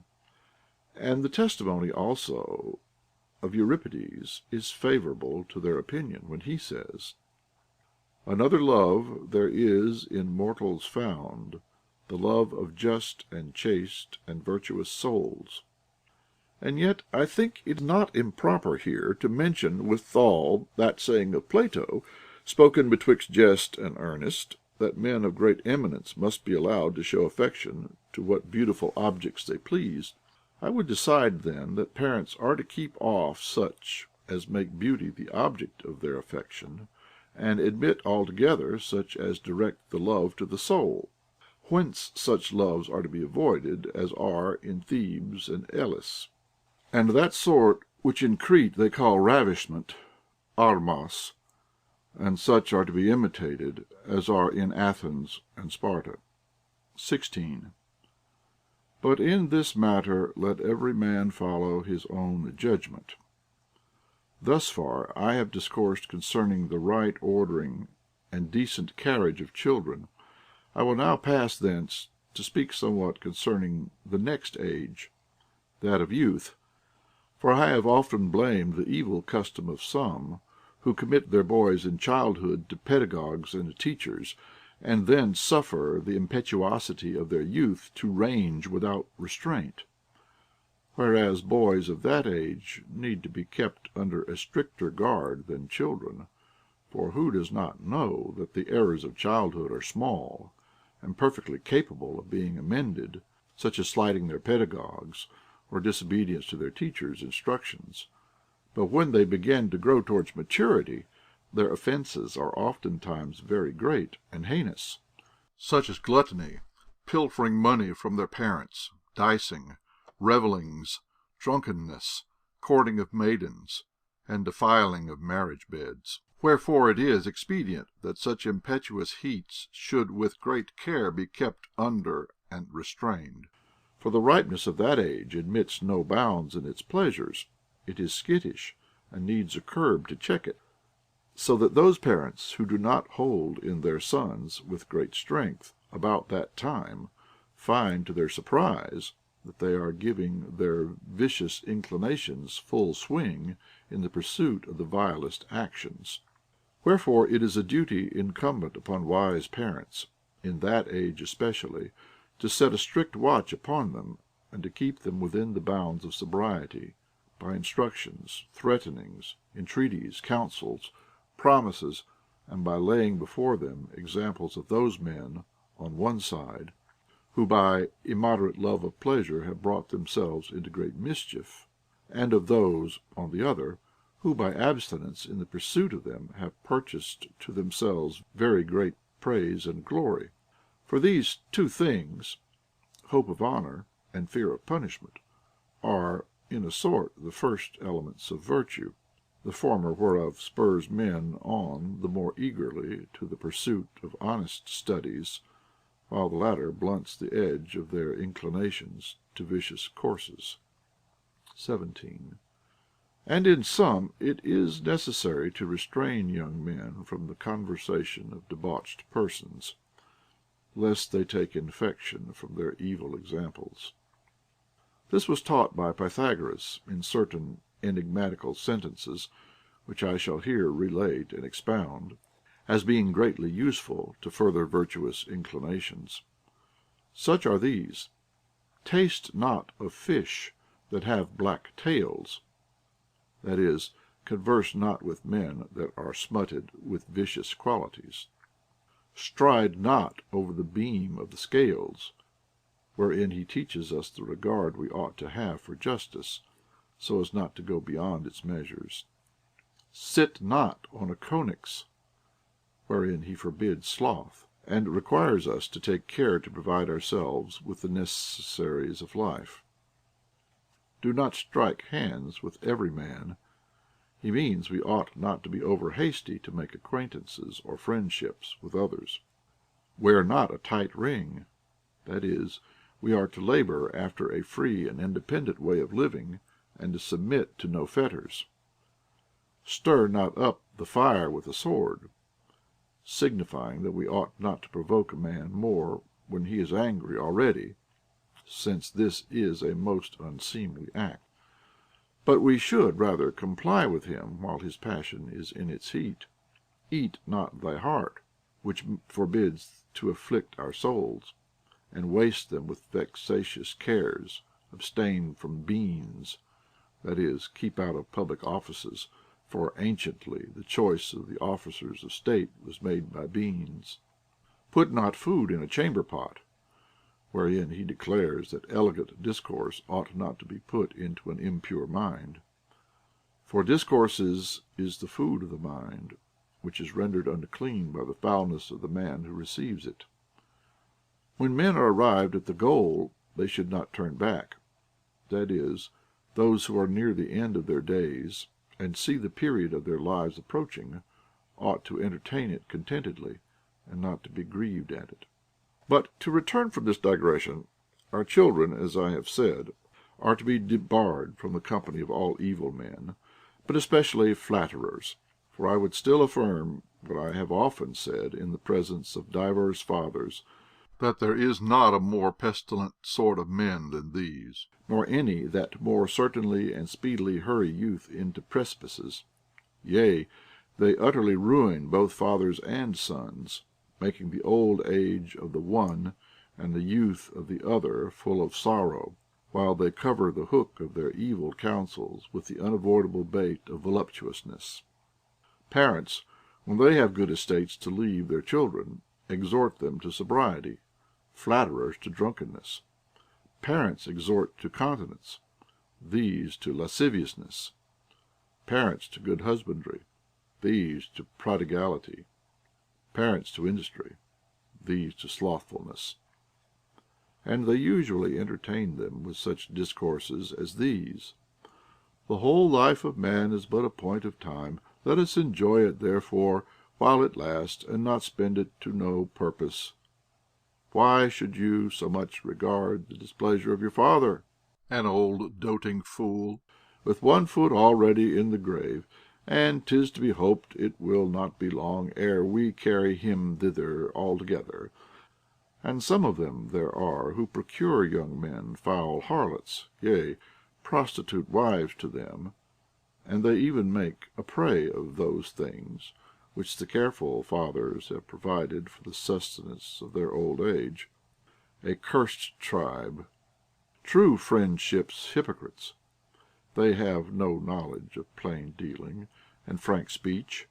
They flatter the rich and despise the poor, and they seduce the young as by a musical charm. When those who feed them begin to laugh, then they grin and show their teeth. They are mere counterfeits, bastard pretenders to humanity, living at the nod and beck of the rich, free by birth, yet slaves by choice, who always think themselves abused when they are not so, because they are not supported in idleness at others' cost. Wherefore, if fathers have any care for the good breeding of their children, they ought to drive such foul beasts as these out of doors. They ought also to keep them from the companionship of vicious schoolfellows, for these are able to corrupt the most ingenuous dispositions. 18. These counsels which I have now given are of great worth and importance. What I have now to add touches certain allowances that are to be made to human nature. Again, therefore, I would not have fathers of an over-rigid and harsh temper, but so mild as to forgive some slips of youth, remembering that they themselves were once young. But as physicians are wont to mix their bitter medicines with sweet syrup, to make what is pleasant a vehicle for what is wholesome, so should fathers temper the keenness of their reproofs with lenity. They may occasionally loosen the reins, and allow their children to take some liberties they are inclined to, and again, when it is fit, manage them with a straighter bridle. But chiefly should they bear their errors without passion, if it may be, and if they chance to be heated more than ordinary, they ought not to suffer the flame to burn long. For it is better that a father's anger be hasty than severe, because the heaviness of his wrath, joined with implacableness, is no small argument of hatred toward the child. It is good also not to discover the notice they take of divers faults, and to transfer to such cases the dimness of sight and hardness of hearing that are wont to accompany old age, so as sometimes not to hear what they hear, nor to see what they see of their children's miscarriages.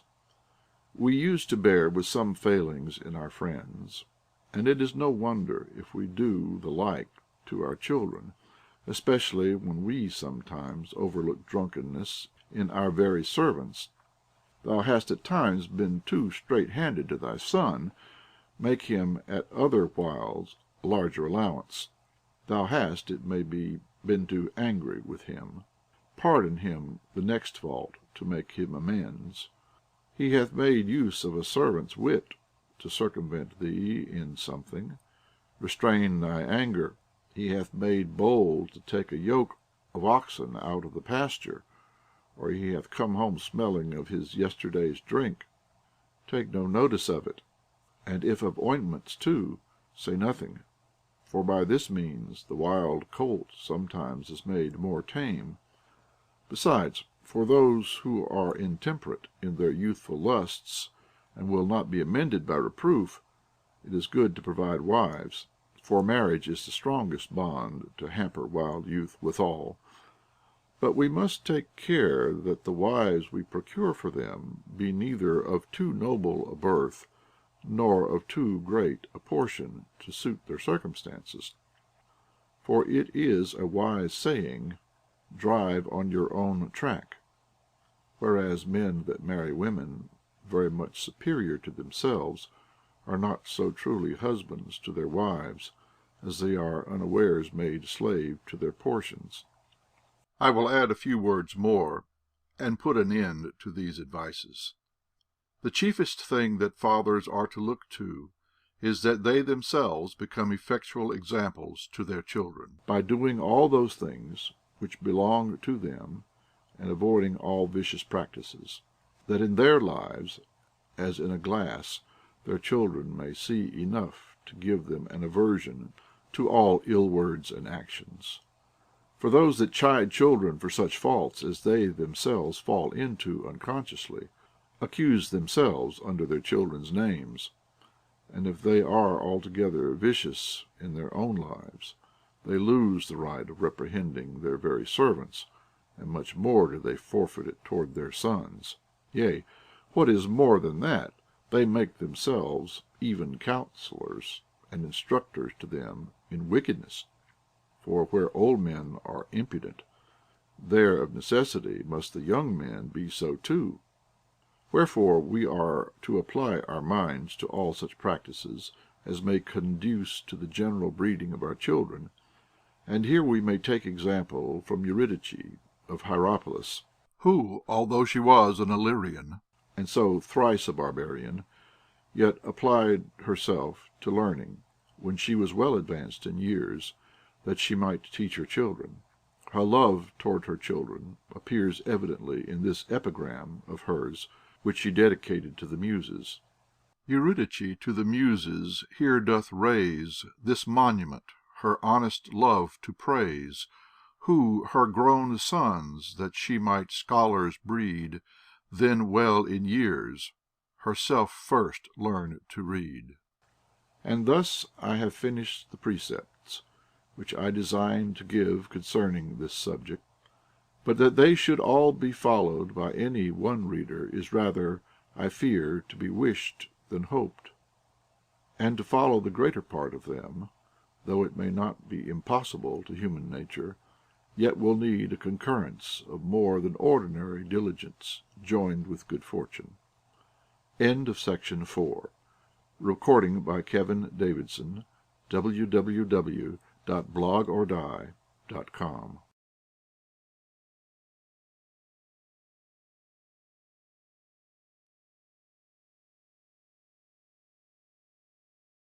Morals, Volume 1, by Plutarch, translated by several hands, corrected and revised by William W. Goodwin.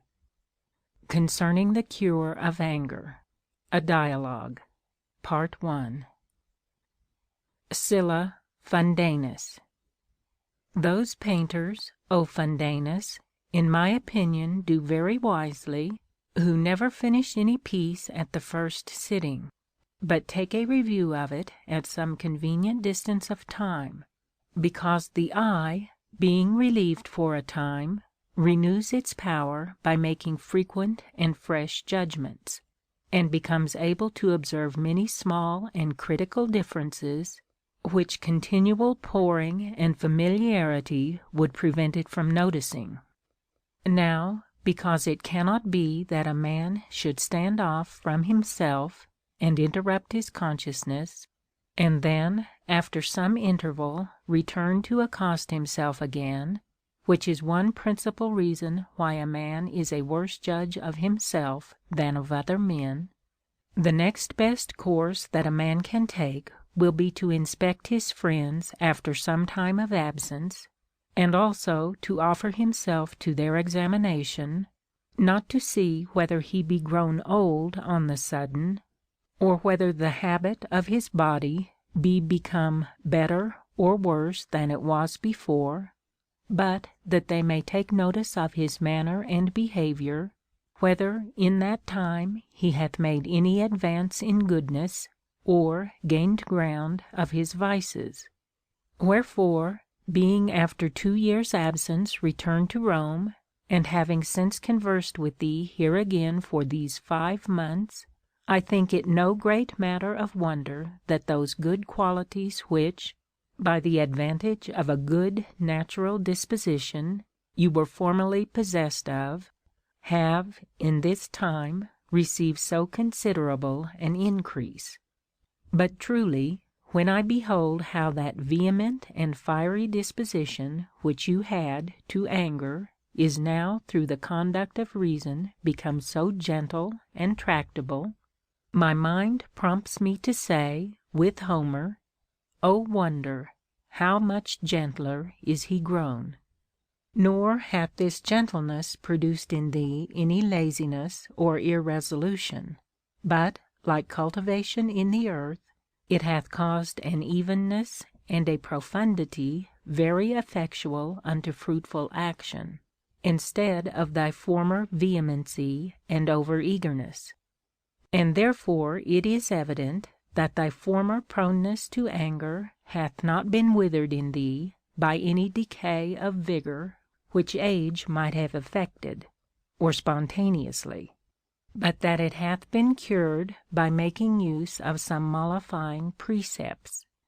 And indeed, to tell you the truth, when I heard our friend Eros say the same thing, I had a suspicion that he did not report the thing as it was, but that out of mere good will he testified those things of you which ought to be found in every good and virtuous man.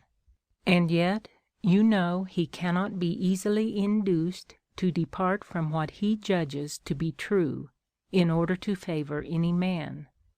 But now, truly, as I acquit him of having therein made any false report of thee, so I desire thee, being now at leisure from thy journey, to declare unto us the means and, as it were, the medicine, by use whereof thou hast brought thy mind to be thus manageable and natural, thus gentle and obedient unto reason. Fundanus. But in the meanwhile, O most kind Sylla, you had best beware, lest you also, through affection and friendship, may be somewhat careless in making an estimate of my affairs. For Eros, having himself also a mind oft times unable to keep its ground, and to contain itself within that obedience which Homer mentions, but subject to be exasperated through an hatred of men's wickedness, may perhaps think I am grown more mild. Just as in music, when the key is changed, that note which before was the bass becomes a higher note with respect to others which are now below it. Sylla. Neither of these is so, Fundanus. But I pray you, gratify us all by granting the request I made. This then, O Sylla, is one of those excellent rules given by Musonius, which I bear in memory, that those who would be in sound health must physic themselves all their lives. Now I do not think that reason cures, like hellebore, by purging out itself together with the disease it cures, but by keeping possession of the soul, and so governing and guarding its judgments. For the power of reason is not like drugs, but like wholesome food, and, with the assistance of a good natural disposition, it produceth a healthful constitution in all with whom it hath become familiar. And as for those good exhortations and admonitions which are applied to passions while they swell and are at their height, they work but slowly and with small success, and they differ in nothing from those strong smelling things, which indeed do serve to put those that have the falling sickness upon their legs again after they are fallen, but are not able to remove the disease. For whereas other passions, even when they are in their ruff and acme, do in some sort yield and admit reason into the soul, which comes to help it from without, anger does not, as Melanthius says, displace the mind and then act dismal things, but it absolutely turns the mind out of doors, and bolts the door against it. And, like those who burn their houses and themselves within them, it makes all things within full of confusion, smoke, and noise, so that the soul can neither see nor hear anything that might relieve it. Wherefore sooner will an empty ship in a storm at sea admit of a pilot from without, than a man tossed with anger and rage listen to the advice of another, unless he have his own reason first prepared to entertain it.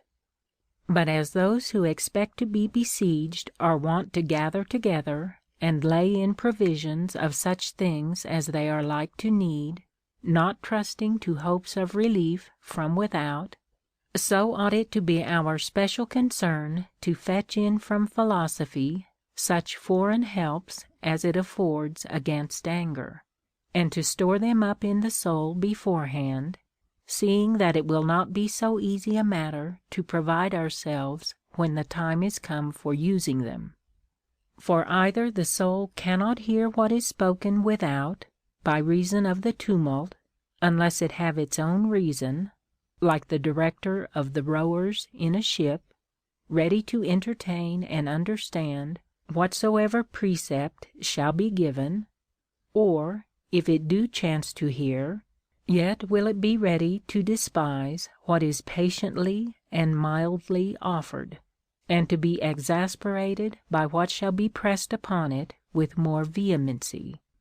For, since wrath is proud and self-conceited, and utterly averse from compliance with others, like a fortified and guarded tyranny, that which is to overthrow it must be bred within it, and be of its own household.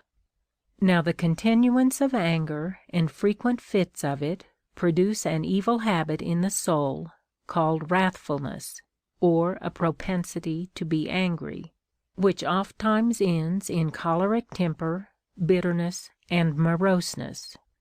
Then the mind becomes ulcerated, peevish, and querulous, and like a thin, weak plate of iron, receives impression and is wounded by even the least occurrence. But when the judgment presently seizes upon wrathful ebullitions and suppresses them, it not only works a cure for the present, but renders the soul firm, and not so liable to such impressions for the future. And truly, when I myself had twice or thrice made a resolute resistance unto anger, the like befell me that did the Thebans, who, having once foiled the Lacedaemonians, that before that time had held themselves invincible, never after lost so much as one battle which they fought against them. For I became fully assured in my mind that anger might be overcome by the use of reason, and I perceived that it might not only be quieted by the sprinkling of cold water, as Aristotle relates, but also be extinguished by putting one into a fright. Yea, according to Homer, many men have had their anger melted and dissipated by sudden surprise of joy, so that I came to this firm resolution, that this passion is not altogether incurable to such as are but willing to be cured, since the beginnings and occasions of it are not always great or forcible, but a scoff or a jest, or the laughing at one, or a nod only, or some other matter of no great importance, will put many men into a passion. Thus Helen, by addressing her niece in the words beginning, O my Electra, now a virgin stale, provoked her to make this nipping return: Thou'rt wise too late, thou shouldst have kept at home. And so did Callisthenes provoke Alexander by saying, when the great bowl was going round, I will not drink so deep in honor of Alexander as to make work for Aesculapius. As therefore it is an easy matter to stop the fire that is kindled only in hare's wool, candlewick, or a little chaff, but if it have once taken hold of matter that hath solidity and thickness, it soon inflames and consumes, as Aeschylus says, with youthful vigor the carpenter's lofty work. So he that observes anger while it is in its beginning, and sees it by degrees smoking and taking fire from some speech or chaff-like scurrility, need take no great pains to extinguish it, but oftentimes can put an end to it only by silence or neglect. For as he that adds no fuel to the fire hath already as good as put it out, so he that doth not feed anger at the first, nor blow the fire in himself, hath prevented and destroyed it. Wherefore Hieronymus, although he taught many other useful things, yet hath given me no satisfaction in saying that anger is not perceptible in its birth, by reason of its suddenness, but only after its birth and while it lives.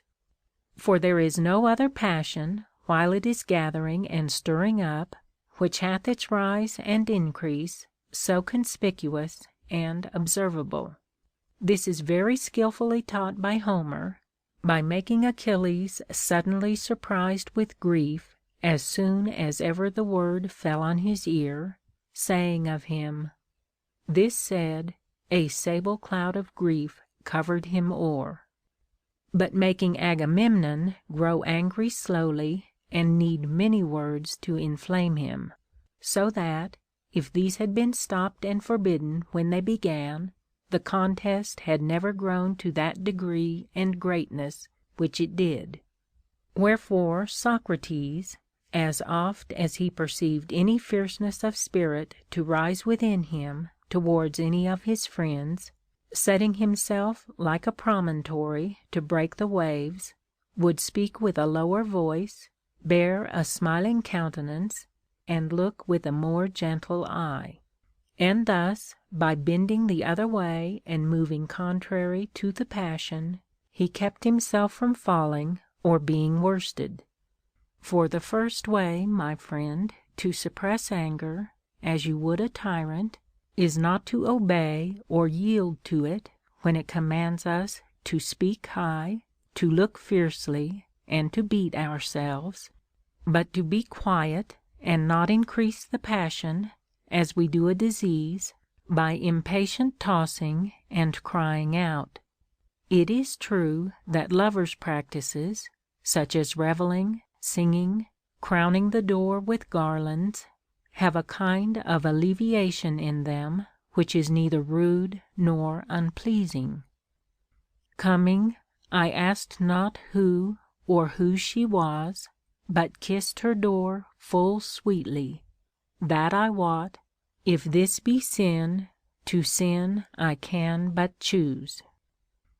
So the weeping and lamentation which we permit in mourners doubtless carry forth much of the grief together with the tears. But anger, quite on the contrary, is more inflamed by what the angry persons say or do. The best course then is for a man to compose himself, or else to run away and hide himself, and retreat into quiet as into an haven, as if he perceived a fit of epilepsy coming on, lest he fall, or rather fall upon others.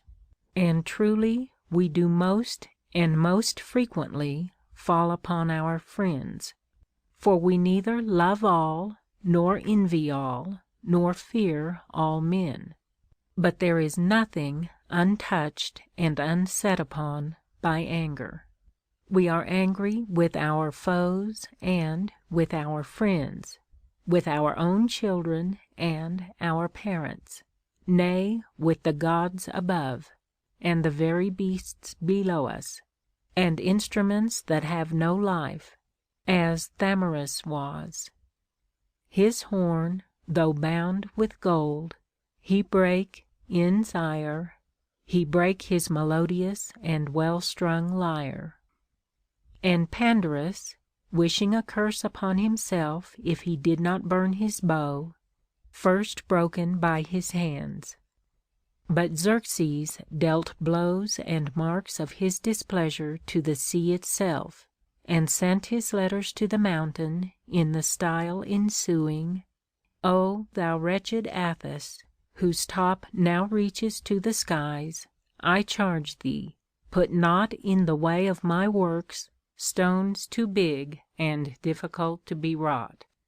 If thou do, I will cut thee into pieces, and cast thee into the sea.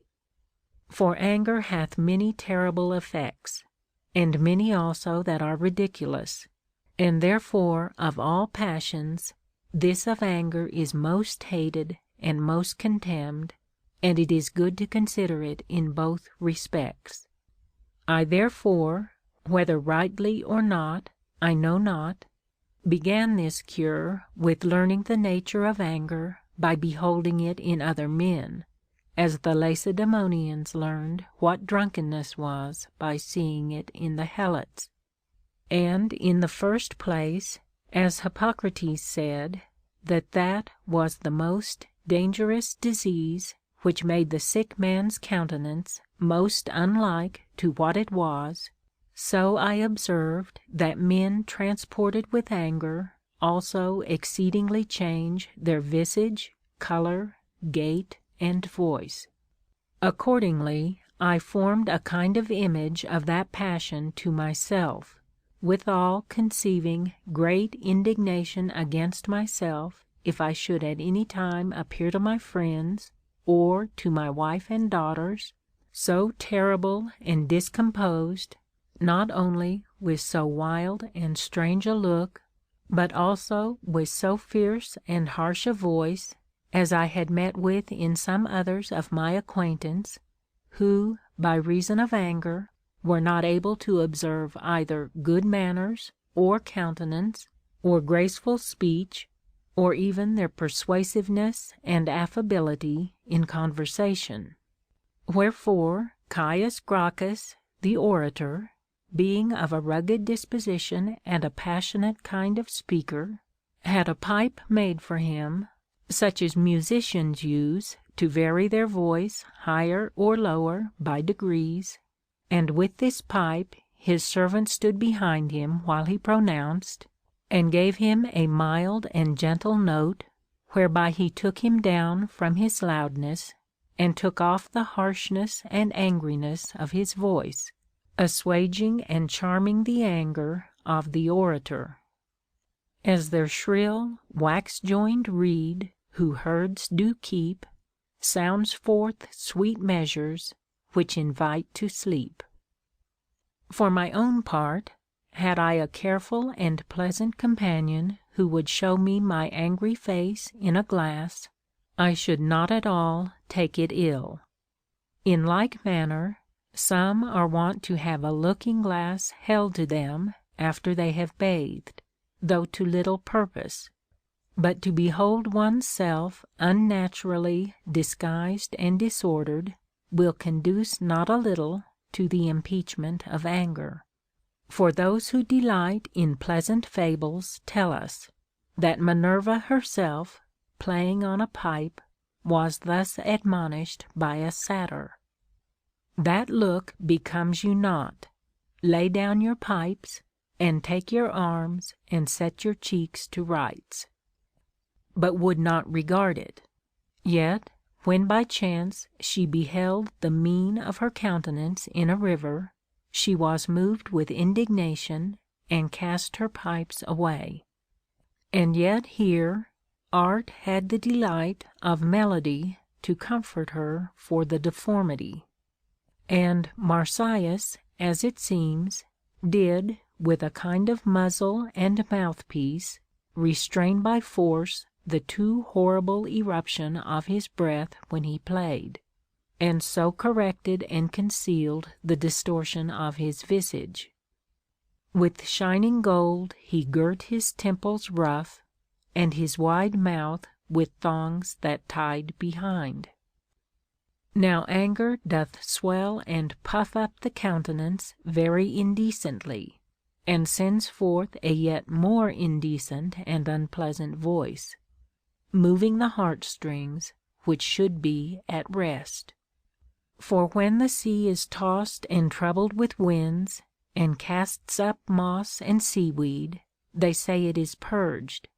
But those impure, bitter, and vain words which anger throws up, when the soul has become a kind of whirlpool, defile the speakers in the first place, and fill them with dishonor, arguing them to have always had such things in them, and to be full of them, only now they are discovered to have them by their anger. So, for a mere word, the lightest of things, as Plato says, they undergo the heaviest of punishments, being ever after accounted enemies, evil speakers, and of a malignant disposition. While now I see all this and bear it in mind, the thought occurs to me, and I naturally consider by myself, that as it is good for one in a fever, so much better is it for one in anger to have his tongue soft and smooth. For if the tongue in a fever be unnaturally affected, it is indeed an evil symptom, but not a cause of harm. But when the tongue of angry men becomes rough and foul, and breaks out into absurd speeches, it produces insults which work irreconcilable hatred, and proves that a poisonous malevolence lies festering within. For wine does not make men vent anything so impure and odious as anger doth, and besides, what proceeds from wine is matter for jest and laughter, but that from anger is mixed with gall and bitterness.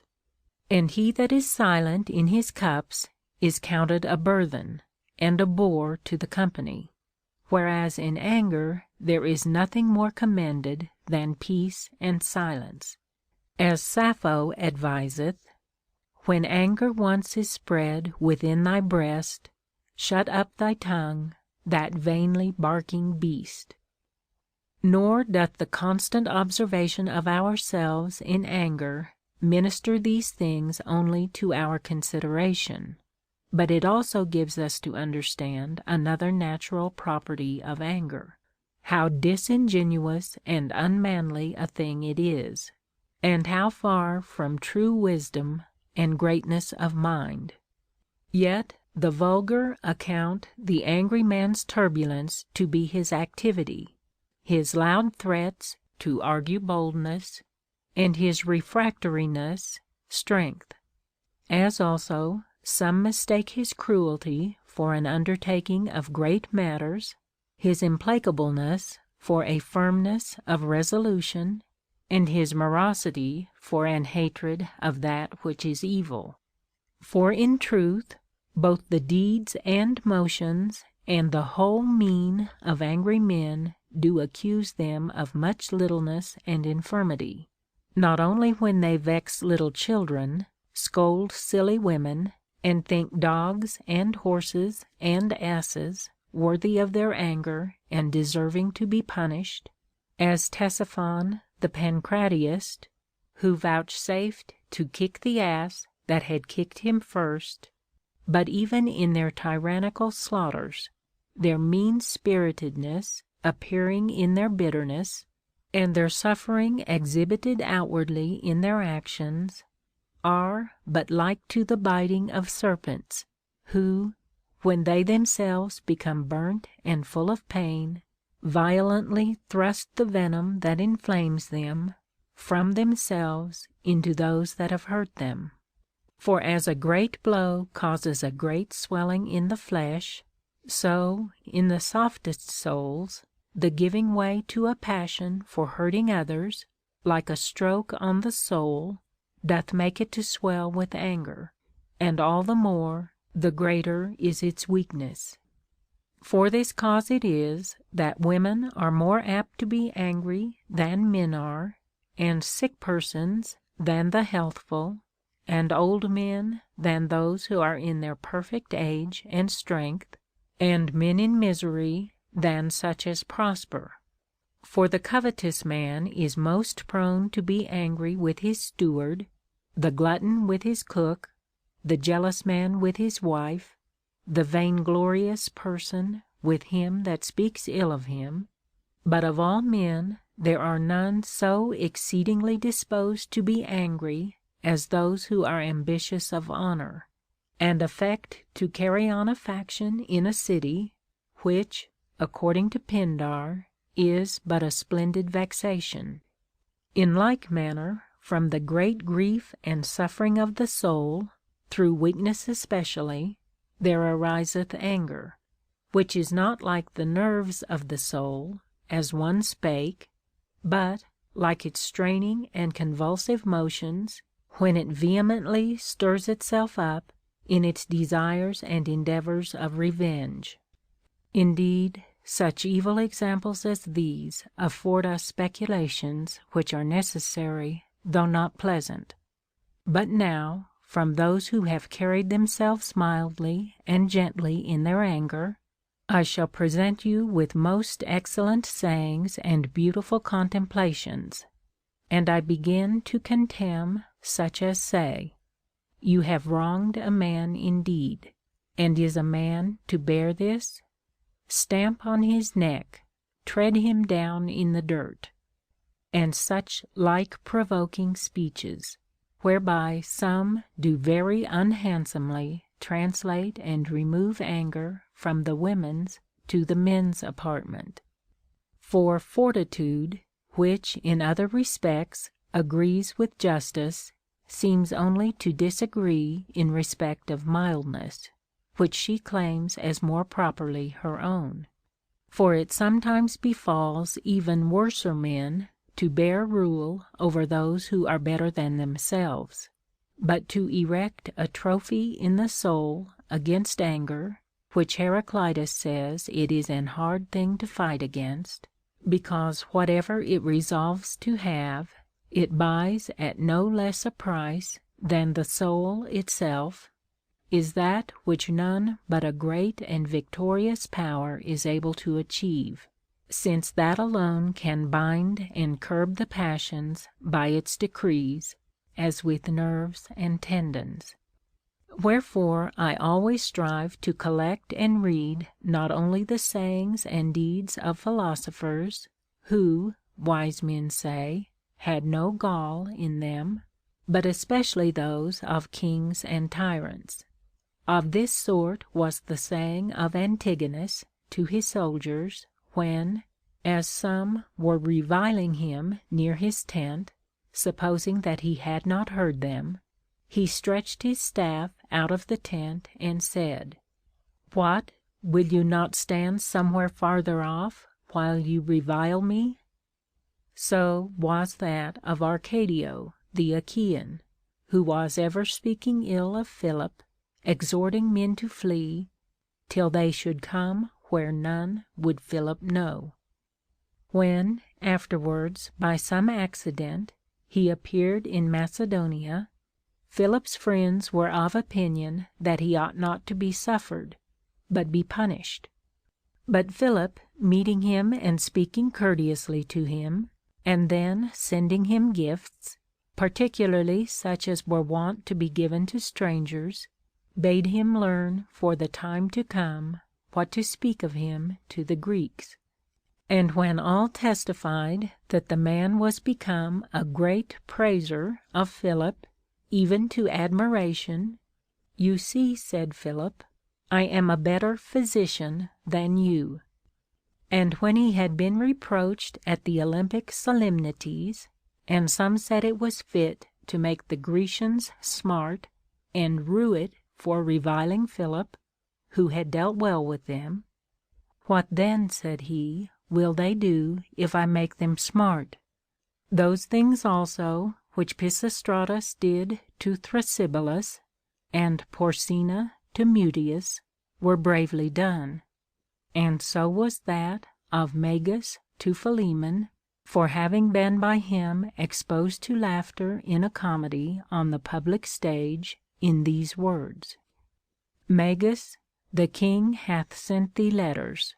Unhappy Magus, thou dost know no letters. And having taken Philemon as he was by a tempest cast on shore at Parætonium, he commanded a soldier only to touch his neck with his naked sword, and to go quietly away. And then, having sent him a ball and huckle-bones, as if he were a child that wanted understanding, he dismissed him. Ptolemy was once jeering a grammarian for his want of learning, and asked him who was the father of Peleus. I will answer you, quoth he, if you will tell me first who was the father of Lagus.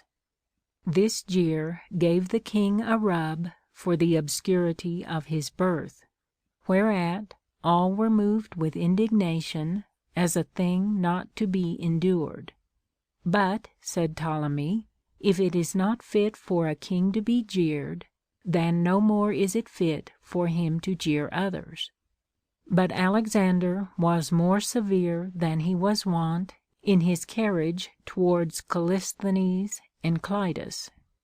Wherefore Porus, being taken captive by him, desired him to treat him like a king. And when Alexander asked him if he desired no more, he answered, When I say like a king, I have comprised all. And hence it is that they call the king of the gods Mealicius, while the Athenians, I think, call him Maimactes. But the office of punishing they ascribe to the Furies and evil genii, never giving it the epithet of divine or heavenly. End of section 5, part 1. Recording by Lucretia B.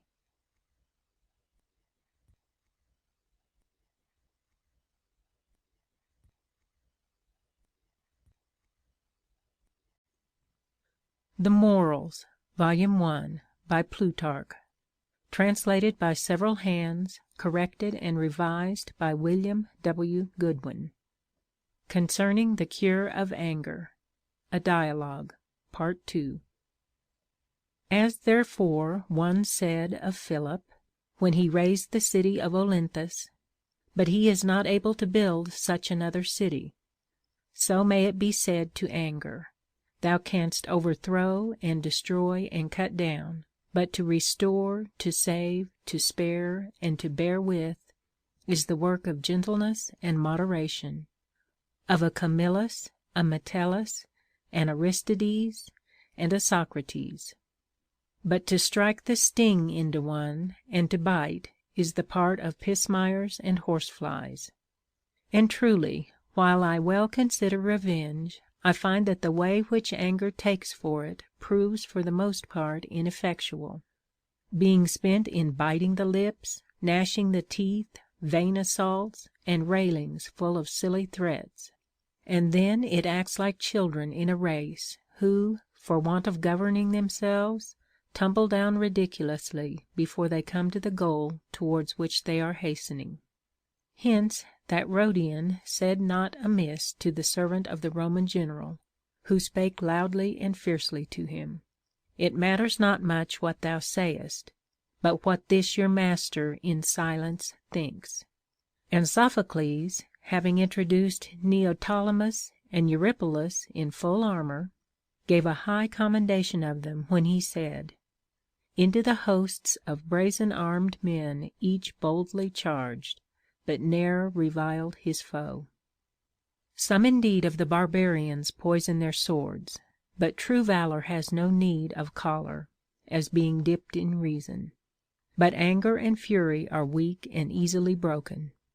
Wherefore the Lacedaemonians are wont by the sound of pipes to take off the edge of anger from their soldiers when they fight, and before they go to battle, to sacrifice to the Muses, that they may have the steady use of their reason.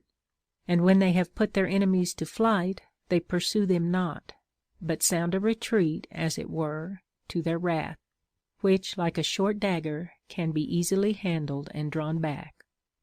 But anger makes slaughter of thousands before it can avenge itself, as it did of Cyrus and Pelopidas the Theban. Agathocles, being reviled by some whom he besieged, bore it with mildness, and when one said to him, O potter, whence wilt thou have pay for thy mercenary soldiers? He answered with laughter, From your city, if I can take it. And when some one from the wall derided Antigonus for his deformity, he answered, I thought surely I had a handsome face. And when he had taken the city, he sold those for slaves who had scoffed at him, protesting that, if they reviled him so again, he would call them to account before their masters. Furthermore, I observe that hunters and orators are wont to be much foiled by anger. Aristotle reports that the friends of Satyrus once stopped his ears with wax when he was to plead a cause, so that he might not confound the matter through anger at the revilings of his enemies. Do we not ourselves oftentimes miss of punishing an offending servant, because he runs away from us in fright when he hears our threatening words? That therefore which nurses say to little children, "Do not cry, and thou shalt have it," may not unfitly be applied to our mind when angry. Be not hasty, neither speak too loud, nor be too urgent, and so what you desire will be sooner and better accomplished.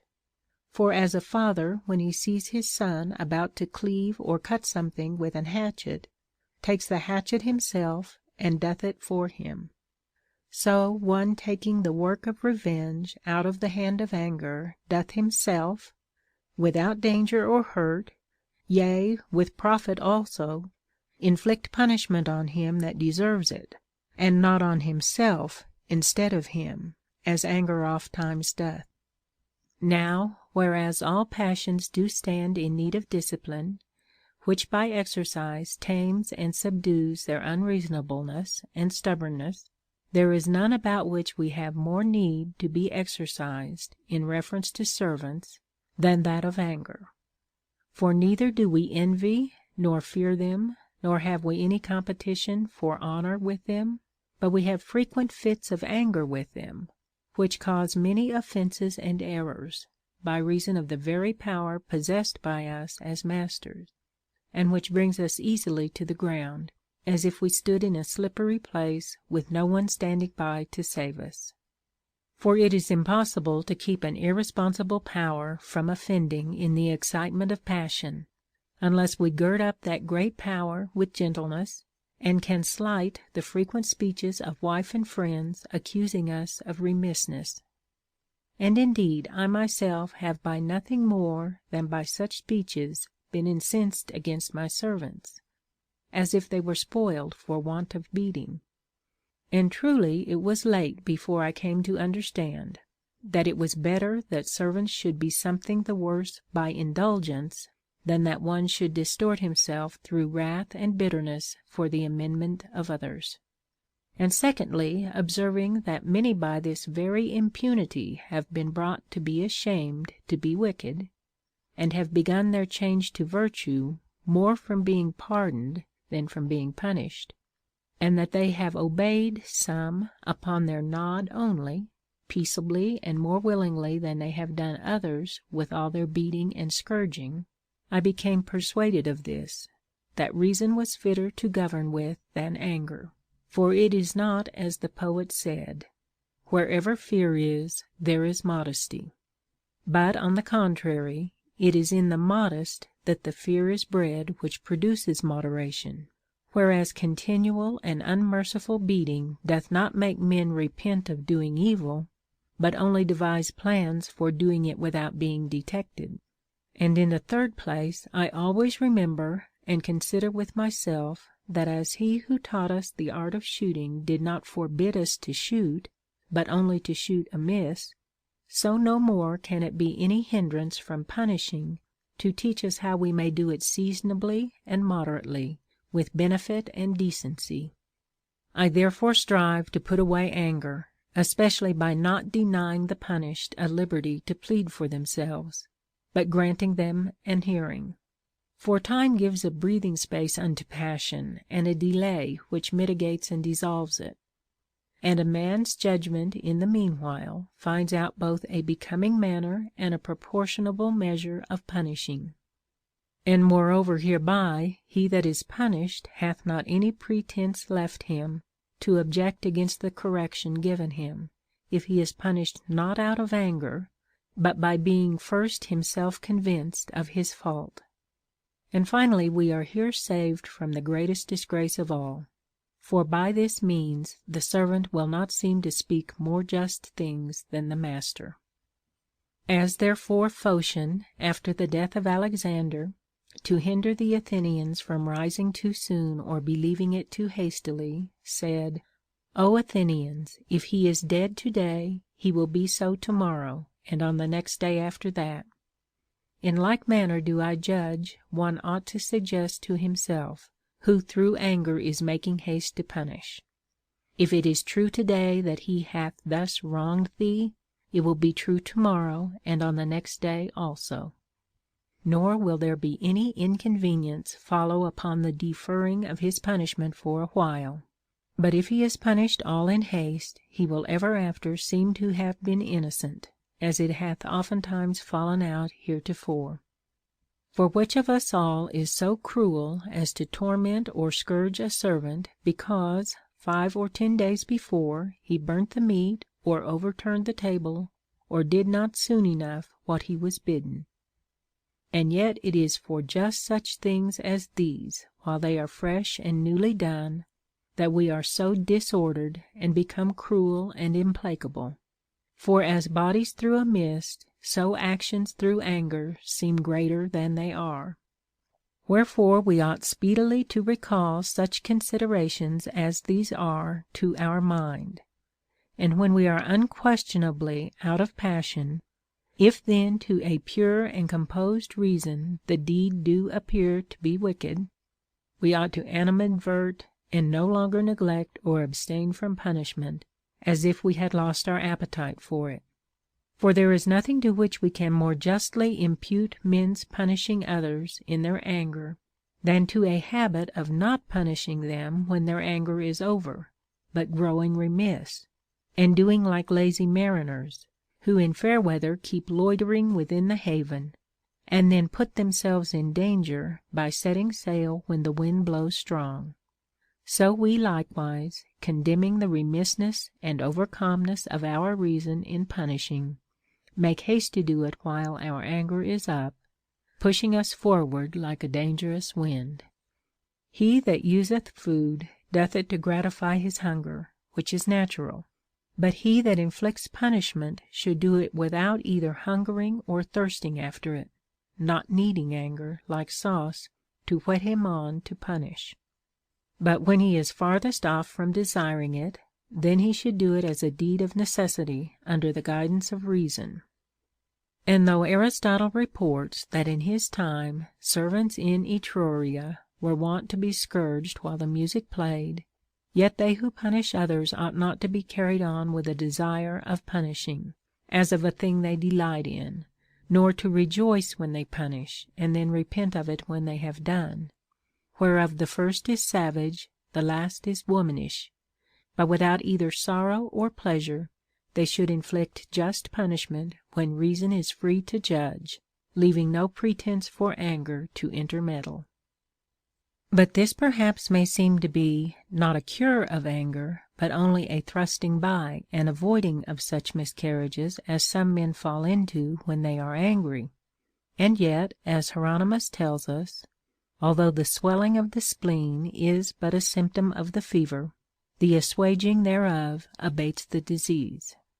But considering well the origin of anger itself, I have observed that divers men fall into anger from different causes, and yet in the minds of all of them was probably an opinion of being despised and neglected. We must therefore assist those who would avoid anger by removing the act which roused their anger as far as possible from all suspicion of contempt or insult, and by imputing it rather to folly or necessity or disorder of mind, or to the misadventure of those that did it. Thus Sophocles in Antigone: the best resolved mind in misery can't keep its ground, but suffers ecstasy. And so Agamemnon, ascribing to Ate the taking away of Briseis, adds: since I so foolish was as thee to wrong, I'll please thee now and give thee splendid gifts. For supplication is an act of one who is far from contemning, and when he that hath done an injury appears submissive, he thereby removes all suspicion of contempt. But he that is moved to anger must not expect or wait for such a submission, but must rather take to himself the saying of Diogenes, who, when one said to him, "They deride thee, O Diogenes," made answer, "But I am not derided." And he must not think himself contemned, but rather himself contemn that man that offends him, as one acting out of weakness or error, rashness or carelessness, rudeness or dotage or childishness. But above all, we must bear with our servants and friends herein, for surely they do not despise us as being impotent or slothful, but they think less of us by reason of our very moderation or goodwill towards them, some because we are gentle, others because we are loving towards them. But now, alas!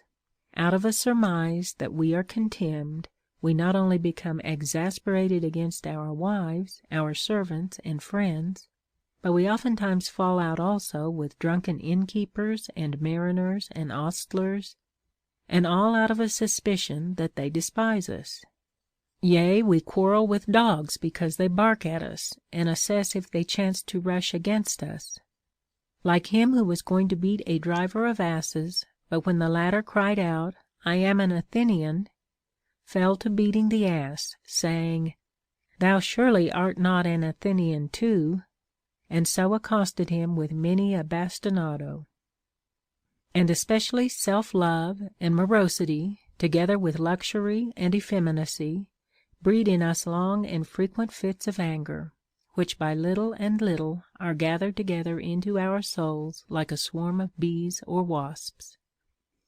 Wherefore there is nothing more conducing to a gentle behavior towards our wife and servants and friends than contentedness and simplicity, if we can be satisfied with what we have, and not stand in need of many superfluities.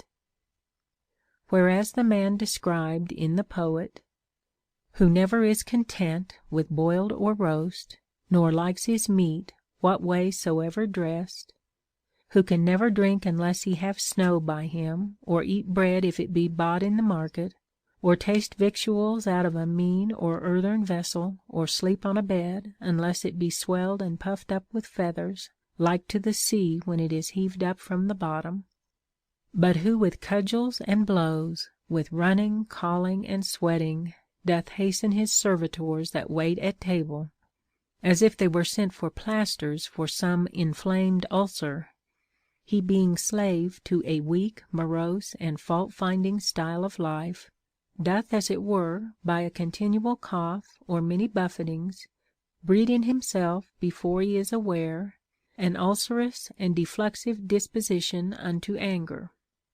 And therefore the body is to be accustomed to contentment by frugality, and so be made sufficient for itself. For they who need but few things are not disappointed of many.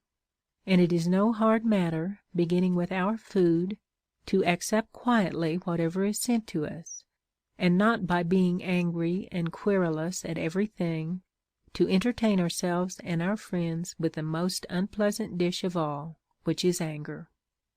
And surely than that supper naught can more unpleasant be, where the servants are beaten and the wife railed at, because something is burnt or smoked or not salt enough, or because the bread is too cold. Arcesilaus was once entertaining his friends and some strangers at a feast. The supper was set on the board, but there wanted bread, the servants having, it seems, neglected to buy any. Now on such an occasion, which of us would not have rent the very walls with outcries? But he, smiling, said only, "What a fine thing it is for a philosopher to be a jolly feaster!" Once also, when Socrates took Euthydemus from the wrestling house home with him to supper, his wife Xantippe fell upon him in a pelting chase, scolding him, and in conclusion overthrew the table. Whereupon Euthydemus rose up and went his way, being very much troubled at what had happened. But Socrates said to him, "Did not a hen at your house the other day come flying in and do the like? And yet I was not troubled at it. For friends are to be entertained by good nature, by smiles, and by a hospitable welcome. not by knitting brows, or by striking horror and trembling into those that serve. We must also accustom ourselves to the use of any cups indifferently, and not to use one rather than another, as some are wont to single some one cup out of many, as they say Mestrius used to do, or else a drinking horn, and to drink out of none but that. And they do the same with oil glasses and brushes, affecting one above all the rest, and when any one of these chances to be broken or lost, then they take it heinously, and punish severely those that did it. And therefore he that is prone to be angry should refrain from such things as are rare and curiously wrought, such as cups and seals and precious stones. For such things distract a man by their loss more than cheap and ordinary things are apt to do. Wherefore when Nero had made an octagonal tent, a wonderful spectacle for cost and beauty, Seneca said to him, You have proved yourself to be a poor man, for if you chance to lose this, you cannot tell where to get such another. And indeed it so fell out that the ship was sunk, and this tent was lost with it. But Nero, remembering the words of Seneca, bore the loss of it with greater moderation. But this contentedness in other matters doth make a man good-tempered and gentle towards his servants. And if towards servants, then doubtless towards friends and subjects also. We see also that newly bought servants inquire concerning him that bought them, not whether he be superstitious or envious, but whether he be an angry man or not. And that universally neither men can endure their wives, though chaste, nor women their husbands, though kind, if they be ill-tempered withal, nor friends the conversation of one another. And so neither wedlock nor friendship with anger is to be endured. But if anger be away, even drunkenness itself is counted a light matter. For the ferule of Bacchus is a sufficient chastiser of a drunken man, if the addition of anger do not change the god of wine from Laius and Coreus, the loser of cares and the leader of dances, to the savage and furious deity. And Antisora, with its hellebore, is of itself able to cure simple madness, but madness mixed with anger furnishes matter for tragedies and dismal stories. Neither ought any, even in their playing and jesting, to give way to their anger, for it turns good will into hatred. Nor when they are disputing, for it turns a desire of knowing truth into a love of contention. Nor when they sit in judgment, for it adds violence to authority. Nor when they are teaching, for it dulls the learner, and breeds in him a hatred of all learning. Nor if they be in prosperity, for it increases envy.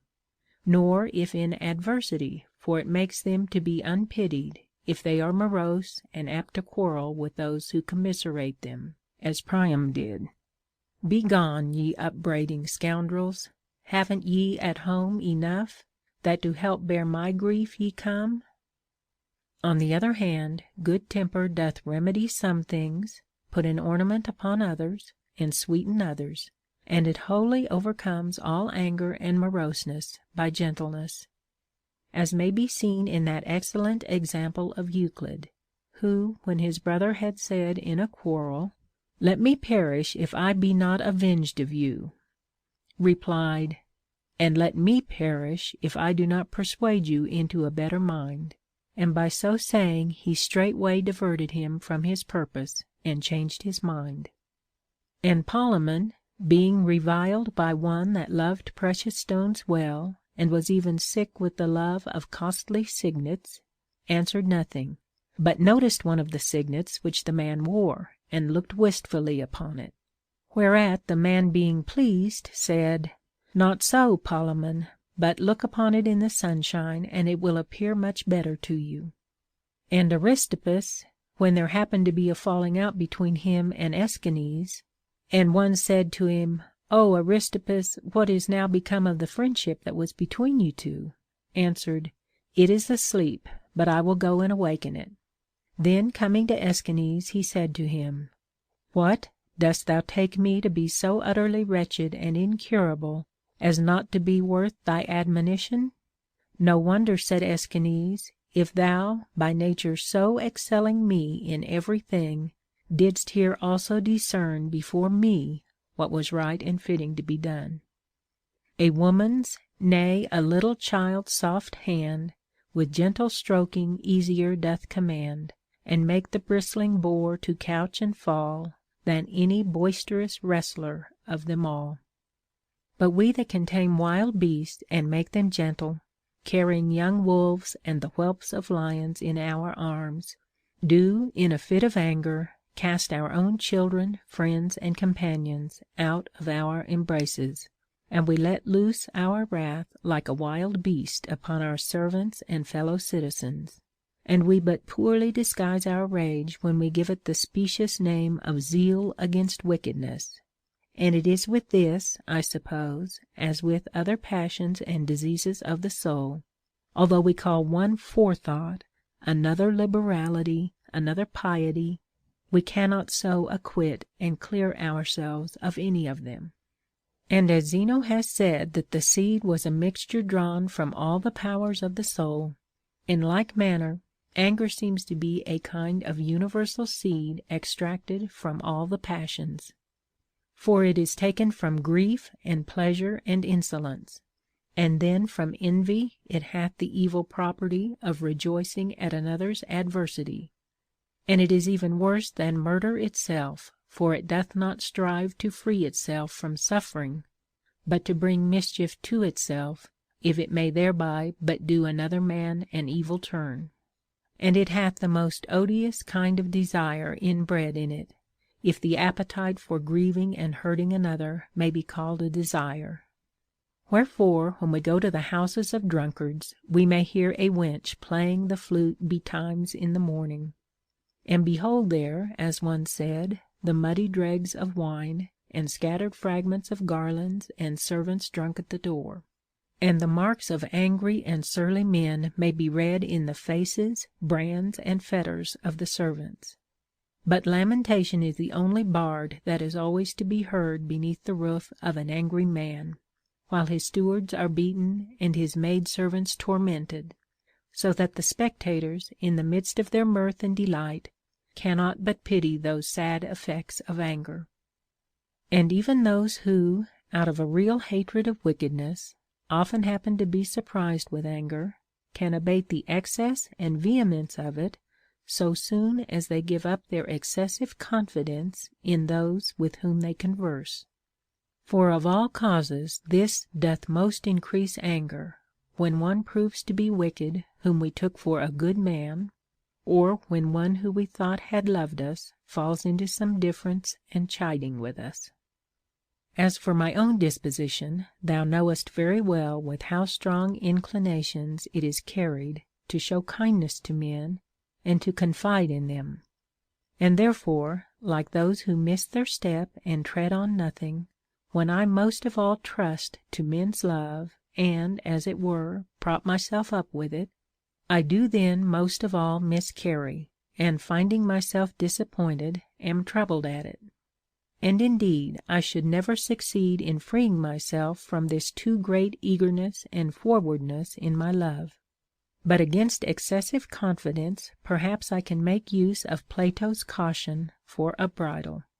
For he said that he so commended Helicon the mathematician, because he thought him a naturally versatile animal, but that he had a jealousy of those who had been well educated in the city, lest, being men and the offspring of men, they should in something or other discover the infirmity of their nature.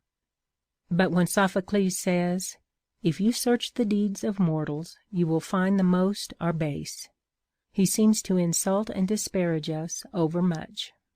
Still, even such a harsh and censorious judgment as this may make us more moderate in our anger, for it is the sudden and the unexpected which do most drive us to frenzy. But we ought, as Panaetius somewhere said, to imitate Anaxagoras, and as he said upon the death of his son, "I knew before that I had begotten but a mortal," so should every one of us use expressions like these of those offences which stir up to anger.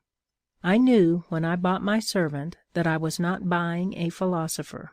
I knew that I did not get a friend that had no passions.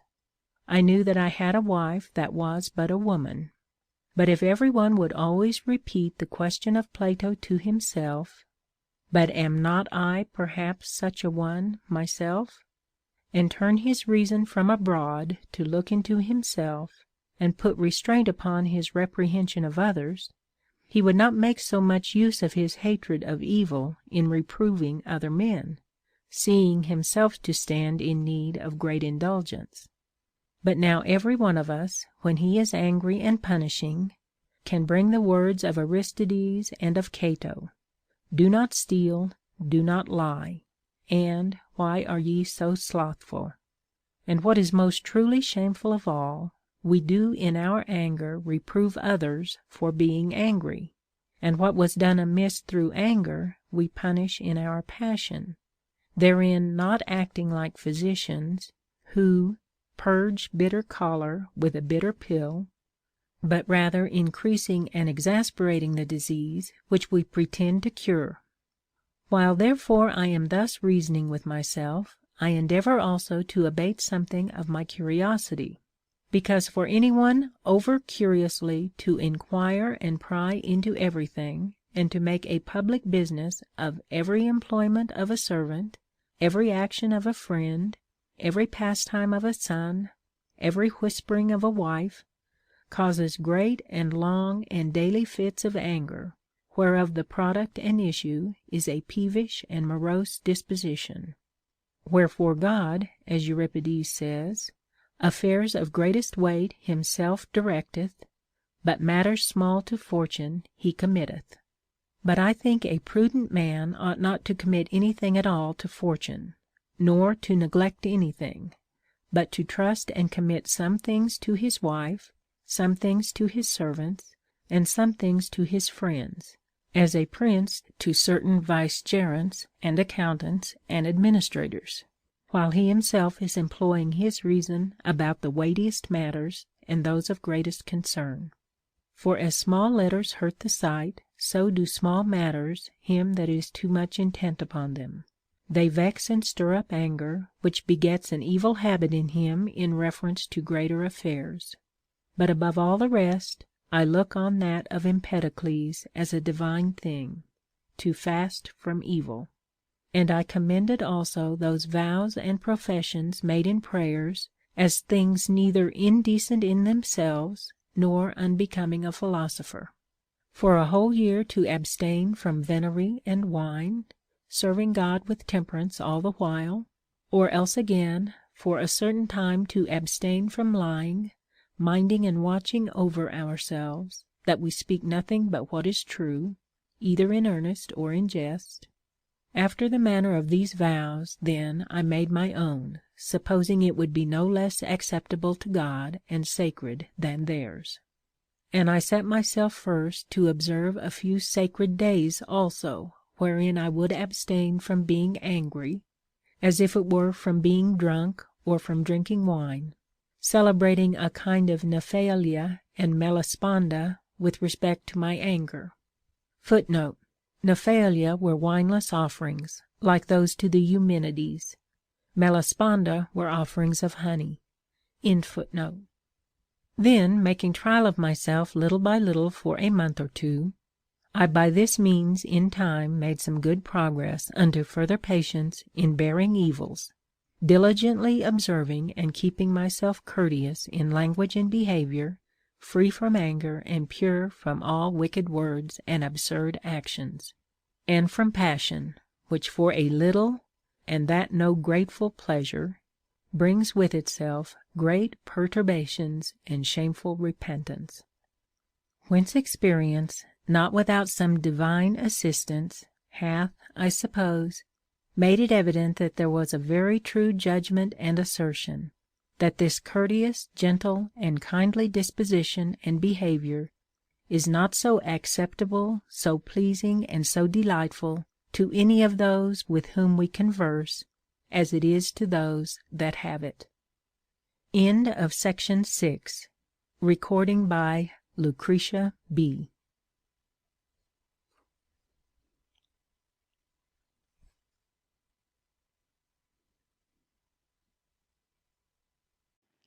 The Morals, Volume 1, by Plutarch, translated by several hands, corrected and revised by William W. Goodwin.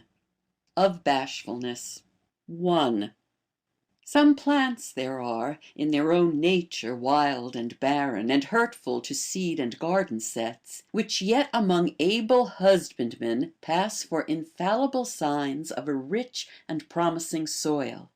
In like manner, some passions of the mind, not good in themselves, yet serve as first shoots and promises of a disposition which is naturally good, and also capable of much improvement by cultivation.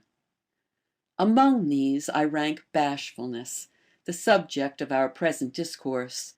No ill sign indeed, but the cause and occasion of a great deal of harm. For the bashful oftentimes run into the same enormities as the most hardened and impudent, with this difference only, that the former feel a regret for such miscarriages, but the latter take a pleasure and satisfaction therein. The shameless person is without sense of grief for his baseness, and the bashful is in distress at the very appearance of it. For bashfulness is only modesty in the excess, and is aptly enough named Dusopia, the being put out of countenance, since the face is in some sense confused and dejected with the mind. For as that grief which casts down the eyes is termed dejection, so that kind of modesty which cannot look another in the face is called bashfulness. The orator, speaking of a shameless fellow, said he carried harlots, not virgins, in his eyes. On the other hand, the sheepishly bashful betrays no less the effeminacy and softness of his mind in his looks, palliating his weakness, which exposes him to the mercy of impudence, with the specious name of modesty. Cato, indeed, was wont to say of young persons, he had a greater opinion of such as were subject to color than of those that looked pale, teaching us thereby to look with greater apprehension on the heinousness of an action than on the reprimand which might follow, and to be more afraid of the suspicion of doing an ill thing than of the danger of it. However, too much anxiety and timidity lest we may do wrong is also to be avoided, because many men have become cowards and been deterred from generous undertakings, no less for fear than by the danger or difficulty of such attempts. 2. While therefore we must not suffer the weakness in the one case to pass unnoticed, neither must we abet or countenance invincible impudence in the other, such as is reported of Anaxarchus, whose dog-like carriage and effrontery, despising infamy, outfaced disgrace. A convenient mean between both is rather to be endeavored after, by repressing the over-impudent and animating the too meek temper. But as this kind of cure is difficult, so is the restraining such excesses not without danger.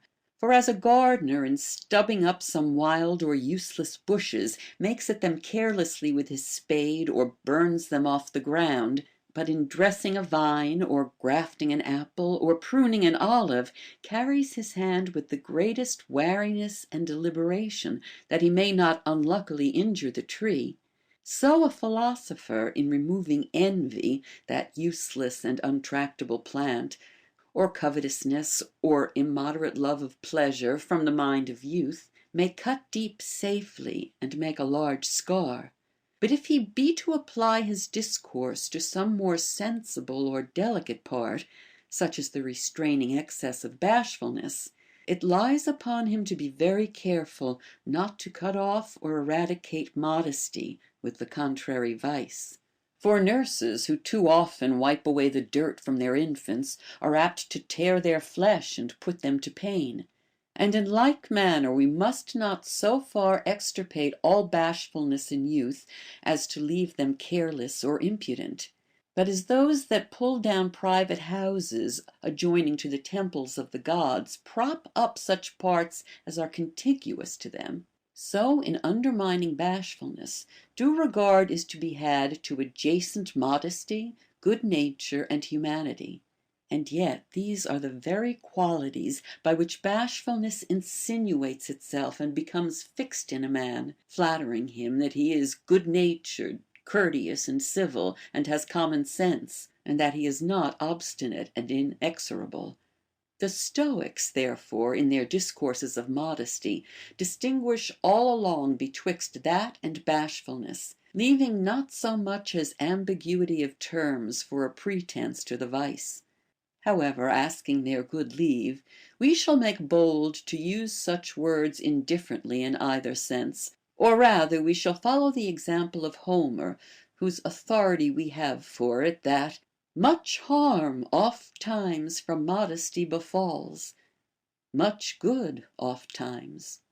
And it was not done amiss of him to make mention of the hurtfulness of it first, because modesty becomes profitable only through reason, which cuts off what is superfluous and leaves a just mean behind. 3.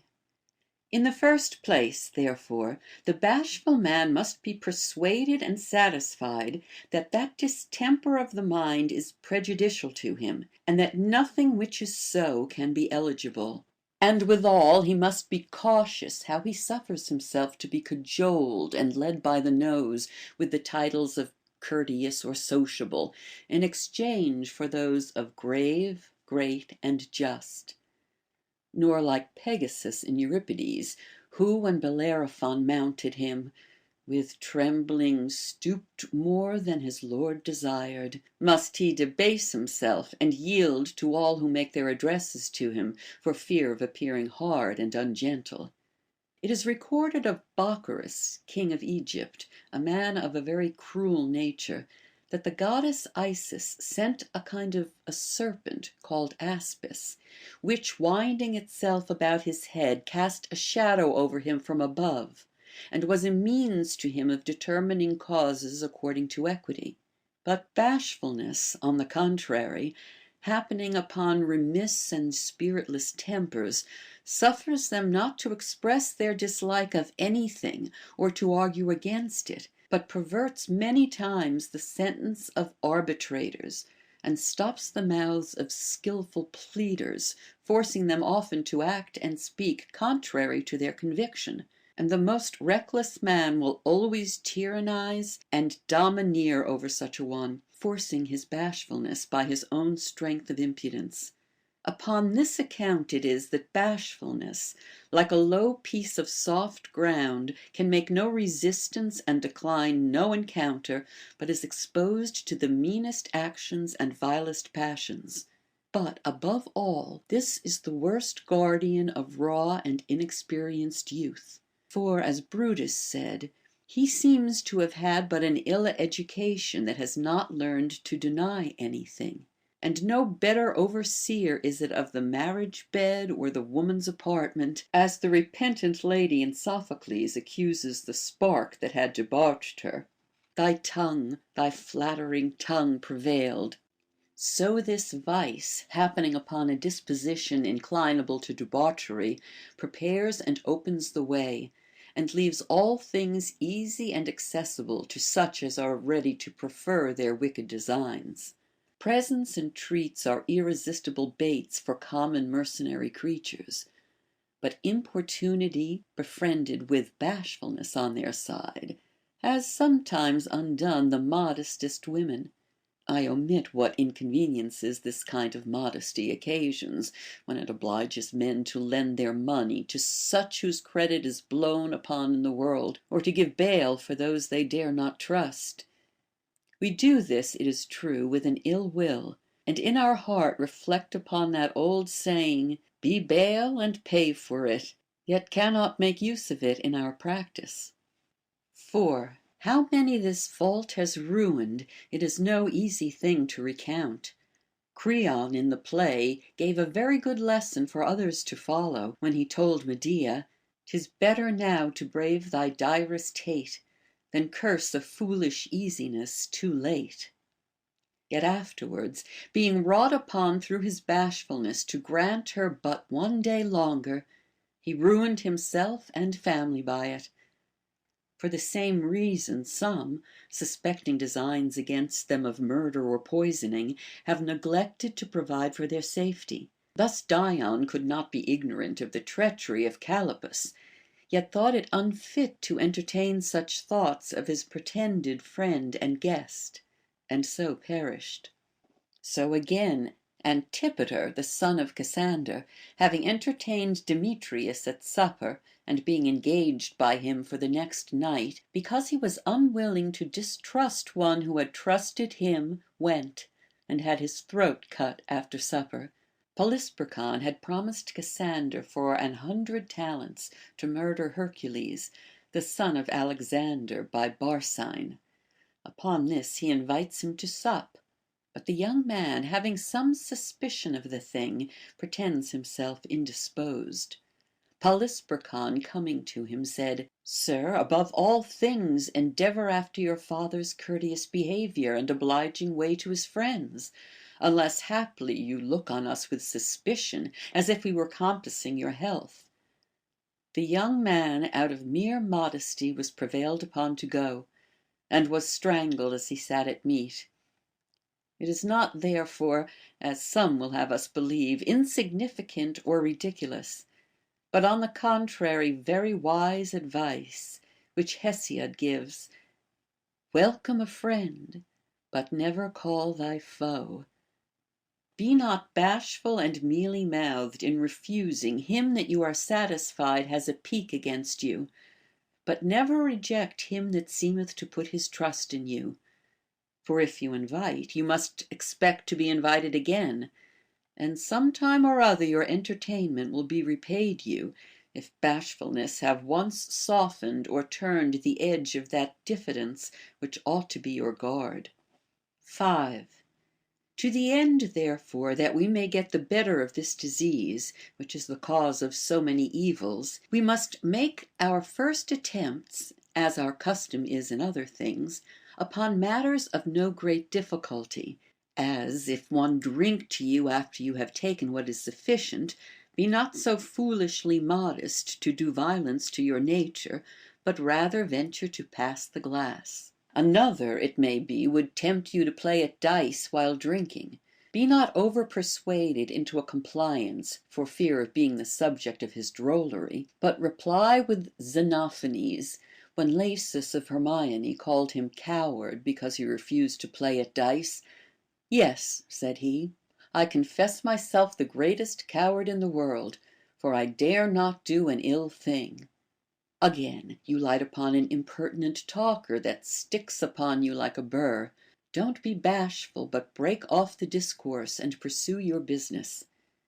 These evasions and repulses, whereby our resolution and assurance are exercised in matters of less moment, will accustom us to it by degrees in greater occasions. And here it will be but seasonable to give you a passage, as it is recorded of Demosthenes, the Athenians having one time been moved to send succors to Harpalus, and themselves to engage in a war against Alexander. It happened that Philoxenus, Alexander's admiral, unexpectedly arrived on their coast, and the people being so astonished as to be speechless for very fear, Demosthenes cried out, How would they endure the sun who are not able to look against a lamp? Or how would you comport yourself in weightier concerns, while your prince or the people had an awe over you, if you cannot refuse a glass of wine when an acquaintance offers it, or turn off an impertinent babbler, but suffer the eternal trifler to walk over you without telling him, Another time, good sir, at present I am in haste? 6.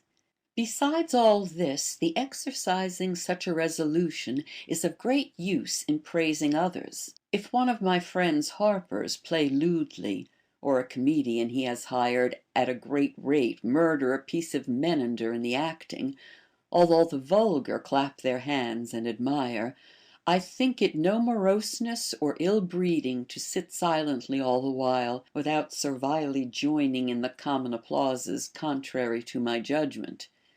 For if you scruple to deal openly with him in these cases, What will you do should he repeat to you an insipid composition of his own, or submit to your revisal a ridiculous oration? You will applaud, of course, and enter yourself into the list of common parasites and flatterers. But how then can you direct him impartially in the greatest administrations of his life? How be free with him when he fails in any duties of his trust or marriage, or neglects the offices incumbent on him as a member of the community? I must confess, I cannot by any means approve of the reply Pericles made to a friend who besought him to give false evidence, and that too upon oath, when he thus answered: "As far as the altar, I am wholly at your service." Methinks he went too far. But he that has long before accustomed himself not to commend anything against his judgment, or applaud an ill voice, or seem pleased with indecent scurrilities, will never suffer things to come to that issue. Nor will any one be so bold as to solicit him in this manner: "Swear on my side, give false evidence, or bring in an unjust verdict." 7. After the same manner we may learn to refuse such as come to borrow considerable sums of us, if we have used to deny in little matters, where refusal is easy. As Archelaus, king of Macedon, sat at supper, one of his retinue, a fellow who thought there was nothing so honest as to receive, begged of him a golden cup. But the king commanded a waiter to give it immediately to Euripides. "For you, sir," said he, "are fit indeed to ask anything, but to receive nothing, and he deserves to receive, though he lacks the confidence to ask." Thus wisely did he make his judgment, and not bashful timidity, his guide in bestowing favors. Yet we oftentimes, when the honesty, nearness, and necessities of our friends and relations are not motives sufficient to prevail with us to their relief, can give profusely to impudence and importunity, not out of any willingness to bestow our money so ill, but merely for want of confidence and resolution to deny. This was the case of Antigonus the elder. Being wearied out with the importunity of Bias, "Give," he said to his servants, "one talent to Bias and necessity." Yet at other times he was as expert at encountering such addresses as any prince, and dismissed them with as remarkable answers. Thus a certain cynic one day begging of him a groat, he made answer, "That is not for a prince to give." And the poor man replying, "Then bestow a talent," he reparteed briskly, "Nor that for a cynic or for a dog to receive." Diogenes went about begging to all the statues in the Ceramicus, and his answer to some that wondered at his fancy in it was, he was practising how to bear a repulse.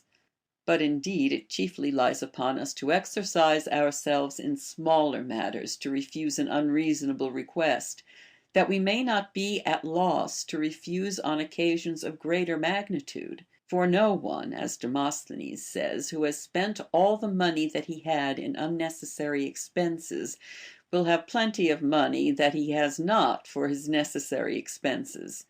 And our disgrace is increased many-fold if we want what is necessary or decent, and abound in trifles and fopperies. 8. Yet bashfulness is not only a bad steward of our estate, but even in weightier concerns it refuses to hearken to the wholesome advice of right reason. Thus, in a dangerous fit of sickness, we send not to the ablest physician, for fear of giving offence to another of our acquaintance. Or in taking tutors and governors for our children, we make choice of such as obtrude themselves upon us, not such as are better qualified for that service. Or in our lawsuits we regard not to obtain counsel learned in the law, because we must gratify the son of some friend or relation, and give him an opportunity to show himself in the world. Nay, lastly, you shall find some that bear the name of philosophers, who call themselves Epicureans or Stoics, not out of choice or upon the least conviction, but merely to oblige their friends or acquaintance, who have taken advantage of their modesty. Since then the case is so with us, we ought to prepare and exercise ourselves in things that we daily meet with, and of course not so much as indulging that foolish weakness in the choice of a barber or fuller, or in lodging in a paltry inn when better accommodation is to be had to oblige the landlord who has cringed to us. But if it be merely to break ourselves of such follies, in those cases still we should make use of the best, though the difference be but inconsiderable. As the Pythagoreans were strict in observing not to cross their right knee with the left, or to use an even number with an odd, though all things else were indifferent. We must observe also, when we celebrate a sacrifice, or keep a wedding, or make a public entertainment, to deny ourselves so far as not to invite any that have been extremely complacent to us, or that put themselves upon us, before those who are known for their good humor, or whose conversation is like to prove beneficial. For he that has accustomed himself thus far will hardly be caught and surprised. Nay, rather he shall not so much as be tempted in greater instances. 9. And thus much may suffice concerning exercising ourselves. My first use of what has been said is to observe that all passions and distempers of the mind are still accompanied with those very evils which by their means we hoped to avoid. Thus disgrace pursues ambition, pain and indisposition sensuality, softness and effeminacy are fretted with troubles, conscientiousness with disappointment and defeats. But this is nowhere more conspicuous than in bashfulness, which, endeavoring to avoid the smoke of reproach, throws itself into the fire. Such men, wanting confidence to withstand those that unreasonably importune them, afterwards feel shame before those who justly accuse them, and for fear of a slight private rebuke incur more public disgrace. For example, not having the heart to deny a friend that comes to borrow, in short time they are reduced to the same extremity themselves, and exposed openly. Some again, after promising to help friends in a lawsuit, are ashamed to face the opposite party, and are forced to hide their heads and run away. Many have been so unreasonably weak in this particular as to accept of disadvantageous proposals of marriage for a daughter or sister, and upon second thoughts have been forced to bring themselves off with an arrant lie. 10. One made this observation of the people of Asia, that they were all slaves to one man, merely because they could not pronounce that syllable no, but he spake only in raillery. But now the bashful man, though he be not able to say one word, has but to raise his brows or nod downward, as if he minded not, and he may decline many ungrateful and unreasonable offices. Euripides was wont to say, silence is an answer to a wise man. But we seem to have greater occasion for it in our dealings with fools and unreasonable persons, for men of breeding and sense will be satisfied with reason and fair words. Upon this account, we should be always provided with some notable sayings and choice apothegms of famous and excellent men to repeat to the bashful, such as that of Phocion to Antipater, "You cannot have me for both a friend and a flatterer," and that of his to the Athenians, when they called upon him to come in for his share to defray the expenses of a festival. "I am ashamed," said he, pointing to Callicles, his creditor, "to contribute towards your follies without paying this man his due." For, as Thucydides says, it is an ill thing to be ashamed of one's poverty, but much worse not to make use of lawful endeavors to avoid it. But he that is so foolishly good natured that he cannot answer one that comes to borrow, "My friend, no silver white have I in all my caves," but gives him a promise to be better provided, the wretch has made himself a slave to shame, and drags a tiresome though an unforged chain.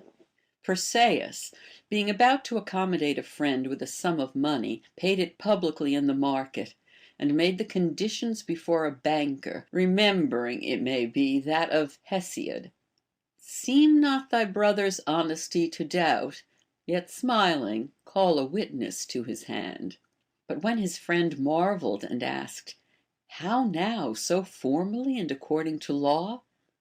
Yea, quoth he, because I would receive my money again as a friend, and not have to trouble the law to recover it. For many, out of bashfulness, not taking care to have good security at first, have been forced afterwards to break with their friends, and to have recourse to law for their money. 11. Again, Plato, writing to Dionysius, by Helicon of Cyzicus, gives the bearer a good character for honesty and moderation, but withal in the postscript tells him, yet this I write of a man who, as such, is by nature an animal subject to change. Xenocrates, though a man of rigid morals, was prevailed upon by this kind of modesty to recommend to Polysperchon a person, as it proved in the end, not so honest as he was reputed. For when the Macedonian in compliment bade him call for whatever he wanted, he presently desired a talent of silver. Polysperchon ordered it accordingly to be paid him, but despatched away letters immediately to Xenocrates, advising him for the future to be better acquainted with those he recommended.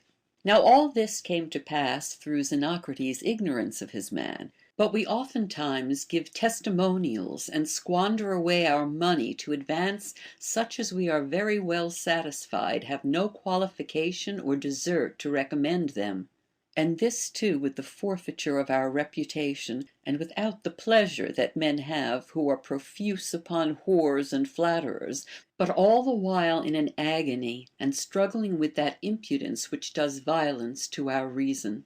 Whereas, if at any time that verse can here be properly used, I know the dreadful consequence and fear when such persons are at a man to forswear himself, or to give a wrong sentence, or to vote for an unjust bill, or lastly to be bound for one that will never be able to pay the debt. 12. All passions of the mind have repentance still pursuing them closely, but it overtakes this of bashfulness in the very act. For we give with regret, and we are in confusion while we bear false witness. Our reputation is questioned when we engage for others, and when we fail we are condemned by all men. From this imperfection also it proceeds that many things are imposed upon us not in our power to perform, as to recommend such a man to court, or to carry up an address to the governor, because we dare not, or at least we will not, confess that we are unknown to the prince, or that another has more of his ear. Lysander, on the other hand, when he was in disgrace at court, but yet for his great services was thought to preserve something of his former esteem with Agesilaus, made no scruple to dismiss suitors, directing them to such as were more powerful with the king. For it is no disgrace not to be able to do everything, but to undertake or pretend to what you are not made for is not only shameful, but extremely troublesome and vexatious. 13. But to proceed to another head, we must perform all reasonable and good offices to those that deserve them, not forced thereto by fear of shame, but cheerfully and readily. But where any thing prejudicial or unhandsome is required of us, we ought to remember the story that is related of Zeno. Meeting a young man of his acquaintance that slunk away under a wall as if he would not be seen, and having learned from him that he withdrew from a friend that importuned him to perjure himself, What, replied he, you novice, is that fellow not afraid or ashamed to require of thee what is unreasonable and unjust?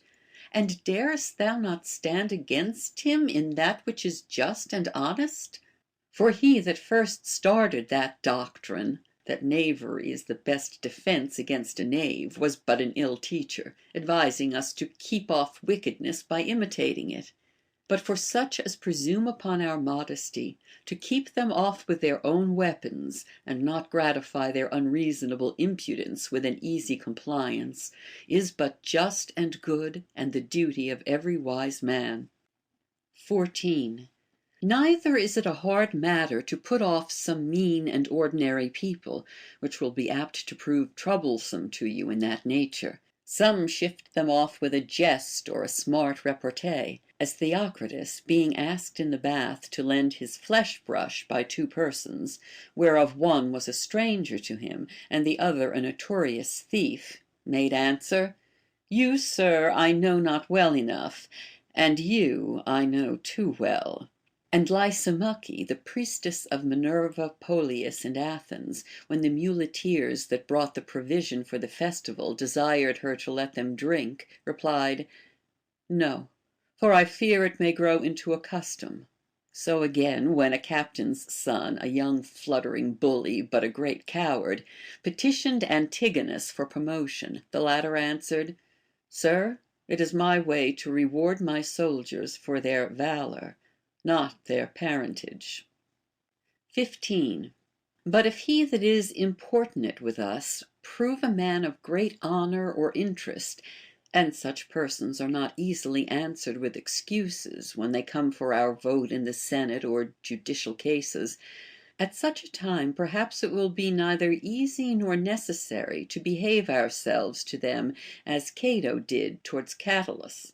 Catulus, a person of the highest rank among the Romans, and at that time censor, once waited on Cato, who was then questor and still a young man, on behalf of a friend whom Cato had fined. And when he had used a great deal of importunity to no purpose, yet would not be denied, Cato grew out of patience and told him, It would be an unseemly sight to have the censor dragged hence by my officers.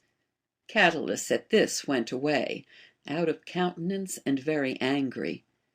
But consider whether the answers of Agesilaus and Themistocles have not in them much more of candor and equity. Agesilaus, being bidden by his own father to give sentence contrary to law, replied, I have always been taught by you to be observant of the laws, and I shall endeavor to obey you at this time by doing nothing contrary to them. And Themistocles, when Simonides tempted him to commit a piece of injustice, said, You would be no good poet should you break the laws of verse, and should I judge against the law, I should make no better magistrate. 16. For it is not because of blunders in meter in lyric songs, as Plato observes, that cities and friends are set at variance to their utter ruin and destruction, but because of their blunders with regard to law and justice. Yet there are a sort of men that can be very curious and critical in their verses and letters and lyric measures, and yet would persuade others to neglect that justice and honesty which all men ought to observe in offices, in passing judgments, and in all actions. But these men are to be dealt with after the following manner. An orator perhaps presses you to show him favor in a cause to be heard before you, or a demagogue importunes you when you are a senator. Tell him you are ready to please him, on condition that he make a solecism in the beginning of his oration, or be guilty of some barbarous expression in his narration. These terms, for shame, he will not accept. For some we see so superstitiously accurate as not to allow of two vowels meeting one another. Again, you are moved by a person of quality to something of ill reputation. Bid him come over the marketplace at full noon dancing, or making buffoon-like grimaces. If he refuse, question him once more whether he think it a more heinous offense to make a solecism or a grimace than to break a law or to perjure oneself, or to show more favor to a rascal than to an honest man. Nicostratus the Argive, when Archidamus promised him a vast sum of money and his choice of the Spartan ladies in marriage, if he would deliver up the town Cromnum into his hands, returned him this answer: he could no longer believe him descended from Hercules, he said, because Hercules traversed the world to destroy wicked men, but Archidamus made it his business to debauch those that were good. In like manner, if one that stands upon his quality or reputation presses us to do any thing dishonorable, we must tell him freely he acts not as becomes a person of his character in the world. 17. But if it be a man of no quality that shall importune you, you may inquire of the covetous man whether he would lend you a considerable sum without any other security than your word. Desire the proud man to give you the higher seat, or the ambitious to quit his pretensions to some honor that lies fair for him. For, to deal plainly, it is a shameful thing that these men should continue so stiff, so resolute, and so unmoved in their vicious habits, while we, who profess ourselves lovers of justice and honesty, have too little command of ourselves not to give up and betray basely the cause of virtue.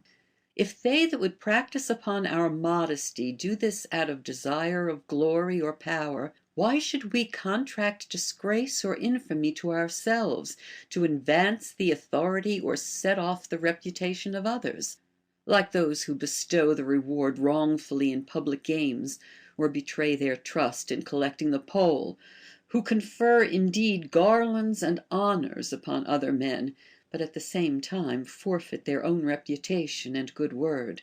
But suppose it be matter of interest only that puts them upon it, why should it not appear an unreasonable piece of service for us to forego our reputation and conscience to no other purpose than to satisfy another man's avarice or make his coffers the heavier? After all, these, I am afraid, are the grand motives with most men in such cases, and they are even conscious that they are guilty, as men that are challenged and compelled to take too large a glass raise 100 scruples and make as many grimaces before they drink. 18. This weakness of the mind may be compared to a constitution of body that can endure neither heat nor cold. For let them be praised by those that thus impudently set upon them, and they are at once mollified and broken by the flattery. But let them be blamed or so much as suspected by the same men after their suit has been refused, and they are ready to die for woe and fear. We ought therefore to prepare and fortify ourselves against both extremes, so as to be made a prey neither to such as pretend to frighten, nor to such as would cajole us. Thucydides is of opinion, since there is a necessary connection between envy and great undertakings, that he takes the wisest counsel who incurs envy by aiming the highest. But we who esteem it less difficult to avoid the envy of all men than to escape the censure of those we live among, ought to order things so as rather to grapple with the unjust hatred of evil men than to deserve their just accusation after we have served their base ends. We ought to go armed against that false and counterfeit praise such men are apt to fling upon us, not suffering ourselves like swine to be scratched and tickled by them, till, having got the advantage of us, they use us after their own pleasure. For they that reach out their ears to flatterers differ very little from such as stand fair and quiet to be tripped up, excepting that the former catch the more disgraceful fall. These put up with the affronts and forbear the correction of wicked men, to get the reputation of good-natured or merciful, or else are drawn into needless and perilous quarrels at the instance of flatterers, who bear them in hand all the while for the only men of judgment, the only men not to be caught with flattery, and call them the only men who have mouths and voices. Bion used to compare these men to pitchers. Take them, said he, by the ears, and you may move them as you please. Thus Alexinus, the sophist, was reporting many scandalous things in the Lyceum of Stilpo the Megarian, But when one present informed him that Stilpo always spake very honorably of him, "Why, truly," says he is one of the most obliging and best of men." But now Enidamus, when it was told him that Alexinus often praised him, replied, "That may be, but I always talk against him, for he must be bad who either praises a bad man or is blamed by an honest one." So wary was he of being caught by such baits, agreeably to that precept of Hercules in Antisthenes, who cautioned his sons not to be thankful to such as were used to praise them, thereby meaning no more than that they should be so far from being wheedled thereby as not even to return their flatteries. That of Pindar was very apposite, and enough to be said in such a case. When one told him, "I cry you up among all men, and speak to your advantage on all occasions," "And I," replied he, "am always very thankful, in that I take care you shall not tell a lie." 19. I shall conclude with one general rule of sovereign use against all the passions and diseases of the mind, but particularly beneficial to such as labor under the present distemper, bashfulness. And it is this: whenever they have given way to this weakness, let them store up carefully such failings in their memory, and taking therein deep and lively impressions of what remorse and disquiet they occasioned, bestow much time in reflecting upon them and keeping them fresh.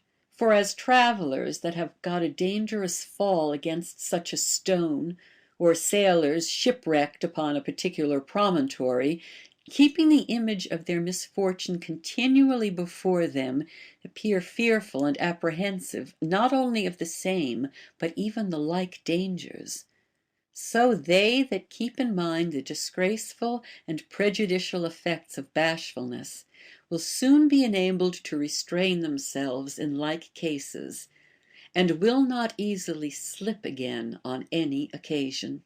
End of Section 7.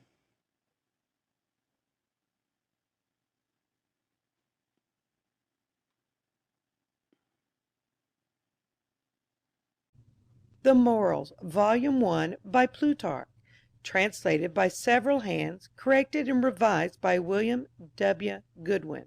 That virtue may be taught. 1. Men deliberate and dispute variously concerning virtue, whether prudence and justice and the right ordering of one's life can be taught.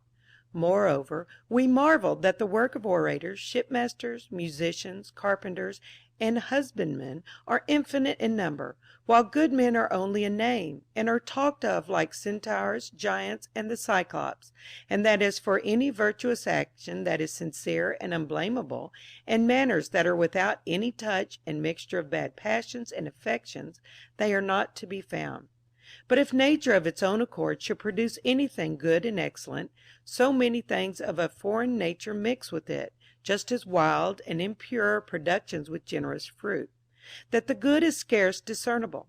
Men learn to sing, dance, and read, and to be skillful in husbandry and good horsemanship. They learn how to put on their shoes and their garments. They have those that teach them how to fill wine, and to dress and cook their meat. And none of these things can be done as they ought, unless they be instructed how to do them. And will ye say, O foolish men, that the school of ordering one's life well, for the sake of which are all the rest, is not to be taught, but to come of its own accord, without reasons and without art? 2. Why do we, by asserting that virtue is not to be taught, make it a thing that does not at all exist? For if by its being learned it is produced, he that hinders its being learned destroys it. And now, as Plato says, we never heard that because of a blunder in metre in a lyric song, therefore one brother made war against another, nor that it put friends at variance, nor that cities hereupon were at such enmity that they did to one another and suffered one from another the extremest injuries. Nor can any one tell us of a sedition raised in a city about the right accenting or pronouncing of a word, as whether we are to say tulya or tulya, nor that a difference arose in a family betwixt man and wife about the woof and the warp in cloth. Yet none will go about to weave in a loom or to handle a book or a harp, unless he has first been taught, though no great harm would follow if he did, but only the fear of making himself ridiculous. For as Heraclitus says, it is a piece of discretion to conceal one's ignorance, and yet a man without instruction presumes himself able to order a family, a wife, or a commonwealth, and to govern very well. Diogenes, seeing a youth devouring his victuals too greedily, gave his tutor a box on the ear, and that deservedly, as judging it the fault of him that he had not taught, not of him that had not learned better manners. And what? Is it necessary to begin to learn from a boy how to eat and drink handsomely in company, as Aristophanes expresses it? Not to devour their meat in haste, nor giggle, nor awkwardly their feet across to wiggle. And yet are men fit to enter into the fellowship of a family, city, married estate, private conversation, or a public office, and to manage it without blame, without any previous instruction concerning good behaviour in conversation? When one asked Aristippus this question, "What, are you everywhere?" he laughed and said, "I throw away the fare of the waterman, if I am everywhere. And why canst not thou also answer, that the salary given to its tutors is thrown away and lost, if none are better for their discipline and instruction? But as nurses shape and form the body of a child with their hands, so these masters, when the nurses have done with them, first receive them into their charge, in order to the forming of their manners and directing their steps into the first tracks of virtue. To which purpose the Lacedaemonian that was asked what good he did to the child of whom he had the charge, answered well, I make good and honest things pleasant to children. These masters also teach them to bend down their heads as they go along, to touch salt fish with one finger only, but fresh fish, bread, and flesh with two, thus to scratch themselves, and thus to tuck up their garment. 3. Now he says that the art of physic may be proper for a tetter or a whitlow, but not to be made use of for pleurisy, a fever, or a frenzy. In what does he differ from him that should say that it is fit there should be schools, and discourses, and precepts, to teach trifling and childish things, but that all skill in greater and more manly things comes from use without art and from accidental opportunity? For as he would be ridiculous who should say that one who never learned to row ought not to lay hand on the oar, but that he might guide the helm who was never taught it, so is he that gives leave for men to be instructed in other arts, but not in virtue. He seems to be quite contrary to the practice of the Scythians, who, as Herodotus tells us, put out their servants' eyes, to prevent them from running away. But he puts the eye of reason into these base and slavish arts, and plucks it from virtue. But the general Iphicrates, when Callias, the son of Chabrus, asked him, What art thou? Art thou an archer or a targeteer, a trooper or a foot soldier? Answered well, I am none of all these, but one that commands them all. He therefore would be ridiculous that should say that the skill of drawing a bow, of handling arms, of throwing with a sling, and of good horsemanship might indeed be taught, but the skill of commanding and leading an army came as it happened, one knew not how. And would not he be still more ridiculous who should say that prudence only could not be taught, without which all those arts are useless and unprofitable? When she is the governess, ranking all things in due place and order, everything is assigned to become useful. For instance, how ungraceful would a feast be, though all concerned were skilful and enough practised in cookery, in dressing and serving up the meat, and in filling the wine as they ought, if all things were not well disposed and ordered among those that waited at the table. End of Section 8. Recording by Ginger Kukalo.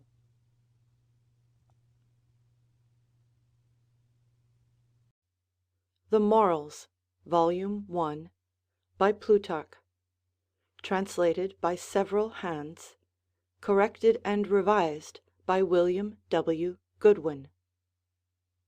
The account of the laws and customs of the Lacedaemonians. It was a singular instance of the wisdom of this nation, in that they took the greatest care they could, by an early sober education, to instil into their youth the principles of virtue and good manners, that so, by a constant succession of prudent and valiant men, they might the better provide for the honor and security of their state, and lay in the minds of every one a solid and good foundation of love and friendship, of prudence and knowledge, of temperance and frugality, of courage and resolution.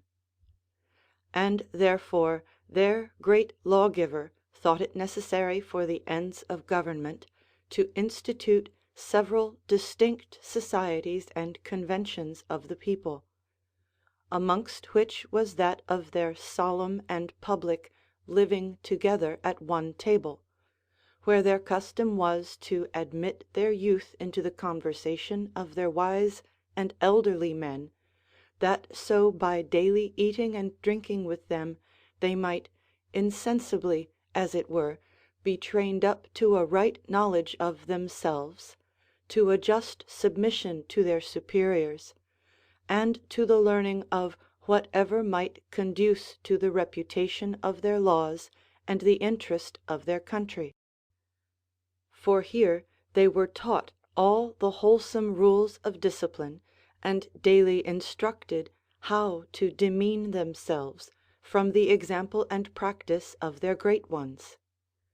And though they did not at this public meeting confine themselves to set and grave discourses concerning the civil government, but allowed themselves a larger freedom, by mingling sometimes with their politics the easy and familiar entertainments of mirth and satire, yet this was ever done with the greatest modesty and discretion, not so much to expose the person of any one, as to reprove the fault he had committed.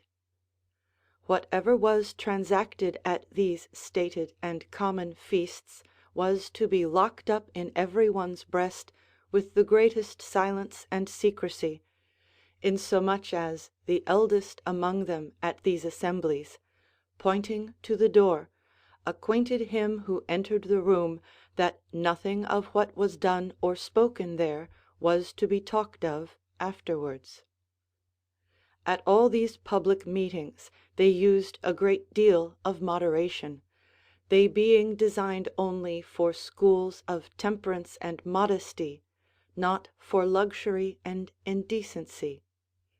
Their chief dish and only delicacy being a sort of pottage, called by them their black broth, and made of some little pieces of flesh with a small quantity of blood, salt and vinegar, and this the more ancient among them generally preferred to any sort of meat whatsoever, as the more pleasing entertainment and of a more substantial nourishment. The younger sort contented themselves with flesh and other ordinary provisions, without tasting of this dish, which was reserved only for the old men. It is reported of Dionysius, the Sicilian tyrant, that having heard of the great fame and commendation of this broth, he hired a certain cook of Lacedaemon, who was thoroughly skilled in the make and composition of it, to furnish his table every day with so great and curious a dainty, and that he might have it in the greatest perfection, enjoined him to spare no cost in the making it agreeable and pleasant to his palate.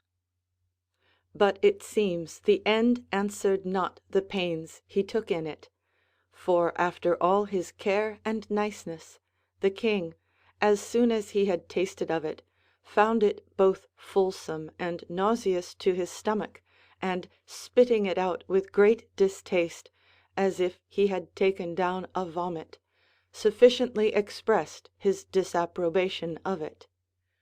But the cook, not discouraged at this dislike of his master, told the tyrant that he humbly conceived the reason of this disagreeableness to him was not in the pottage, but rather in himself, who had not prepared his body for such food according to the Laconic mode and custom.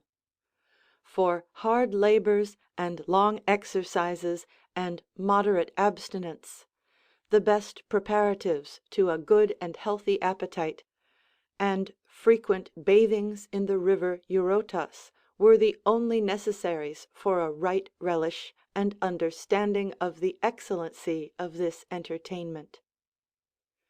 'Tis true, their constant diet was very mean and sparing, not what might pamper their bodies or make their minds soft and delicate, but such only as would barely serve to supply the common necessities of nature. This they accustomed themselves to, that so they might become sober and governable, active and bold in the defence of their country, they accounting only such men serviceable to the state who could best endure the extremes of hunger and cold, and with cheerfulness and vigour run through the fatigues of labour and the difficulties of hardship. Those who could fast longest after a slender meal, and with the least provision satisfy their appetites, were esteemed the most frugal and temperate, and most sprightly and healthful, the most comely and well proportioned. Nature, through such a temperance and moderation of diet, not suffering the constitution to run out into an unwieldy bulk or greatness of body, the usual consequence of full tables and too much ease, but rather rendering it thereby nervous and sinewy, of a just and equal growth, and consolidating and knitting together all the several parts and members of it. A very little drink did serve their turn, who never drank but when an extreme thirst provoked them to it. For at all their common entertainments they studied the greatest measures of sobriety, and took care they should be deprived of all kinds of compotations whatsoever. And at night, when they returned home, they went cheerfully to their sleep, without the assistance of any light to direct them to their lodging, that being prohibited them as an indecent thing, the better to accustom them to travel in the dark, without any sense of fear or apprehensions of danger. They never applied their minds to any kind of learning further than what was necessary for use and service. Nature indeed having made them more fit for the purposes of war than for the improvements of knowledge. And therefore for speculative sciences and philosophic studies they looked upon them as foreign to their business and unserviceable to their ends of living, and for this reason they would not tolerate them amongst them, nor suffer the professors of them to live within their government. They banished them their cities, as they did all sorts of strangers, esteeming them as things that did debase the true worth and excellency of virtue, which they made to consist only in manly actions and generous exercises, and not in vain disputations and empty notions. So that the whole of what their youth was instructed in was to learn obedience to the laws and injunctions of their governors, to endure with patience the greatest labours, and where they could not conquer, to die valiantly in the field. For this reason likewise it was that all mechanic arts and trades, all vain and insignificant employments, such as regarded only curiosity or pleasure, were strictly prohibited them, as things that would make them degenerate into idleness and covetousness, would render them vain and effeminate, useless to themselves, and unserviceable to the state. And on this account it was that they would never suffer any scenes or interludes, whether of comedy or tragedy, to be set up among them, lest there should be any encouragement given to speak or act anything that might savor of contempt or contumely against their laws and government, it being customary for the stage to assume an indecent liberty of taxing the one with faults and the other with imperfections. As to their apparel, they were as thinly clad as they were dieted, never exceeding one garment, which they wore for the space of a whole year. And this they did the better to inure them to hardship and to bear up against all the injuries of the weather, that so the extremities of heat and cold should have no influence at all upon their constitution. They were as regardless of their selves as they were negligent of their clothes, denying themselves, unless it were at some stated time of the year, the use of ointments and bathings to keep them clean and sweet, as too expensive and signs of a too soft and delicate temper of body. Their youth, as they were instructed and ate in public together, so at night slept in distinct companies in one common chamber, and on no other beds than what were made of reeds, which they had gathered out of the river Eurotas, near the banks of which they grew. This was the only accommodation they had in the summer, but in winter they mingled with the reeds a certain soft and downy thistle, having much more of heat and warmth in it than the other. It was freely allowed them to place an ardent affection upon those whose excellent endowments recommended them to the love and consideration of any one.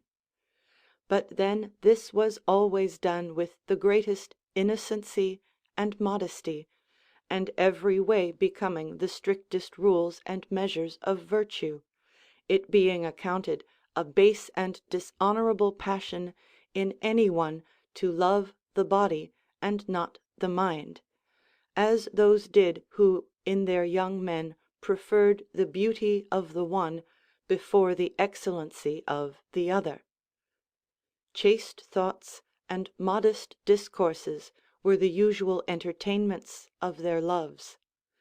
And if any one was accused at any time either of wanton actions or impure discourse, it was esteemed by all so infamous a thing that the stains it left upon his reputation could never be wiped out during his whole life.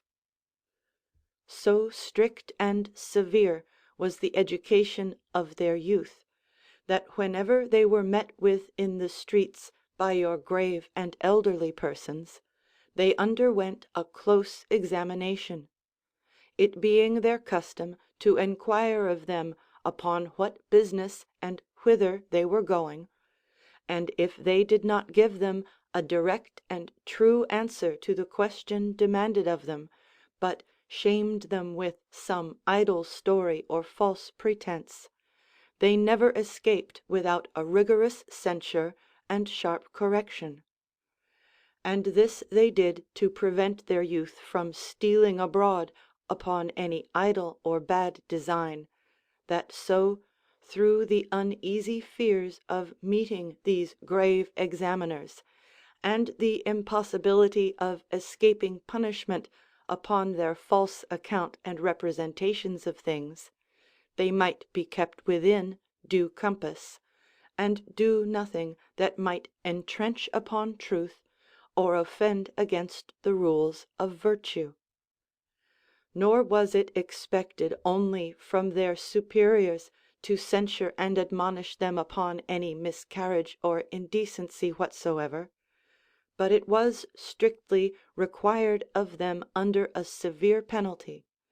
For he who did not reprove a fault that was committed in his presence, and showed not his just resentments of it by a verbal correction, was adjudged equally culpable with the guilty, and obnoxious to the same punishment.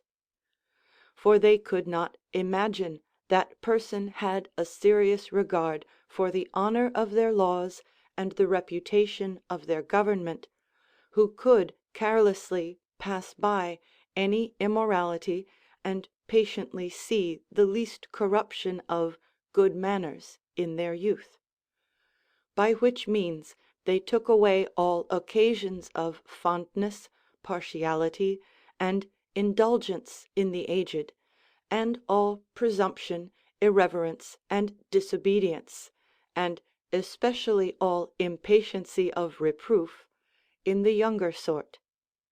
For not to endure the reprehension of their superiors in such cases was highly disgraceful to them, and ever interpreted as an open renunciation of their authority, and a downright opposing of the justice of their proceedings.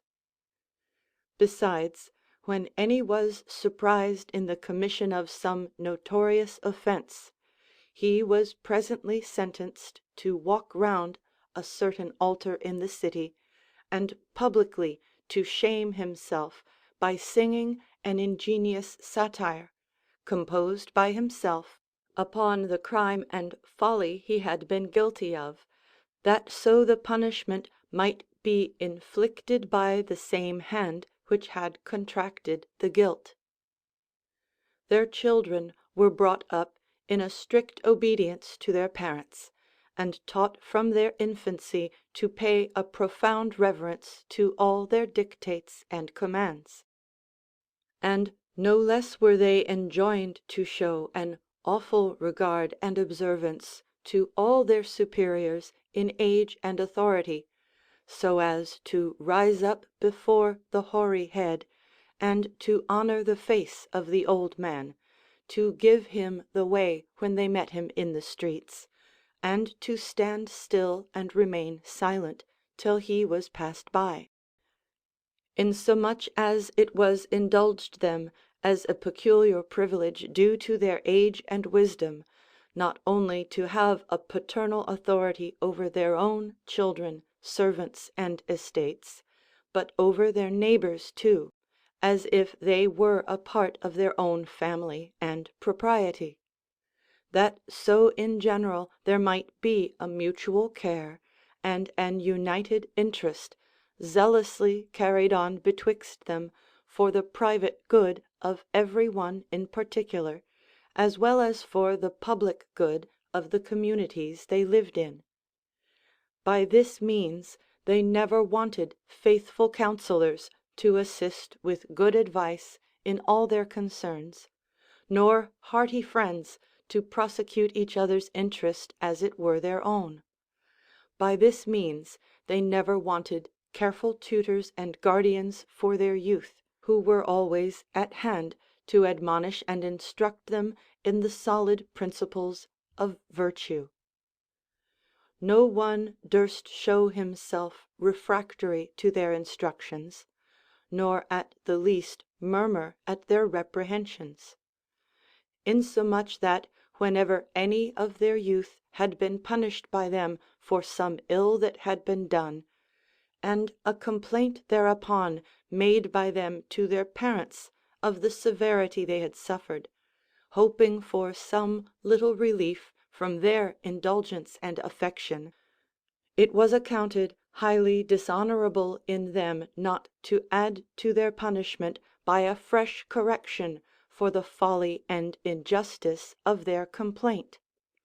For by the common interest of discipline, and that great care that every one was obliged to take in the education of their youth, they had a firm trust and assurance in one another, that they never would enjoin their children the performance of anything that was in the least unnecessary or unbecoming them. Though it might seem very strange and unaccountable in this wise nation that anything which had the least semblance of baseness or dishonesty should be universally approved, commended, and encouraged by their laws, yet so it was in the case of theft, whereby their young children were allowed to steal certain things, as particularly the fruit of their orchards or their messes at their feasts. But then this was not done to encourage them to the desires of avarice and injustice, but to sharpen their wits, and to make them crafty and subtle, and to train them up in all sorts of wiles and cunning, watchfulness and circumspection, whereby they were rendered more apt to serve them in their wars, which was upon the matter the whole profession of this commonwealth. And if at any time they were taken in the act of stealing, they were most certainly punished with rods and the penance of fasting; not because they esteemed the stealth criminal, but because they wanted skill and cunning in the management and concealing of it. They spent a great part of their studies in poetry and music, which raised their minds above the ordinary level, and by a kind of artificial enthusiasm inspired them with generous heats and resolutions for action. Their compositions, consisting only of very grave and moral subjects, were easy and natural, in a plain dress, and without any paint or ornament, containing nothing else but the just commendations of those great personages whose singular wisdom and virtue had made their lives famous and exemplary, and whose courage in defence of their country had made their deaths honorable and happy. Nor were the valiant and virtuous only the subject of these songs, but the better to make men sensible of what rewards and honors are due to the memory of such, they made invectives in them upon those who were signally vicious and cowards, as men who died with as much contempt as they had lived with infamy. They generally concluded their poem with a solemn profession of what they would be, boasting of their progress in virtue, agreeable to the abilities of their nature and the expectations of their age. At all their public festivals these songs were a great part of their entertainment, where there were 3 companies of singers, representing the 3 several ages of nature. The old men made up the first chorus, whose business was to present what they had been, after this manner: "That active courage youthful blood contains, did once with equal vigor warm our veins." To which the chorus, consisting of young men only, thus answers: "Valiant and bold we are, let who will try; who dare accept our challenge soon shall die." The third, which were of young children, replied to them in this manner: "Those seeds which nature in our breast did sow shall soon to generous fruits of virtue grow. Then all those valiant deeds which you relate, we will excel and scorn to imitate." They made use of a peculiar measure in their songs when their armies were in their march towards an enemy, which being sung in a full choir to their flutes, seemed proper to excite in them a generous courage and contempt of death. Lycurgus was the first who brought this warlike music into the field, that so he might moderate and soften the rage and fury of their minds in an engagement by solemn musical measures; and that their valor, which should be no boisterous and unruly thing, might always be under the government of their reason, and not of passion. To this end it was always their custom before the fight to sacrifice to the Muses, that they might behave themselves with as much good conduct as with courage, and do such actions as were worthy of memory, and which might challenge the applauses and commendations of every one.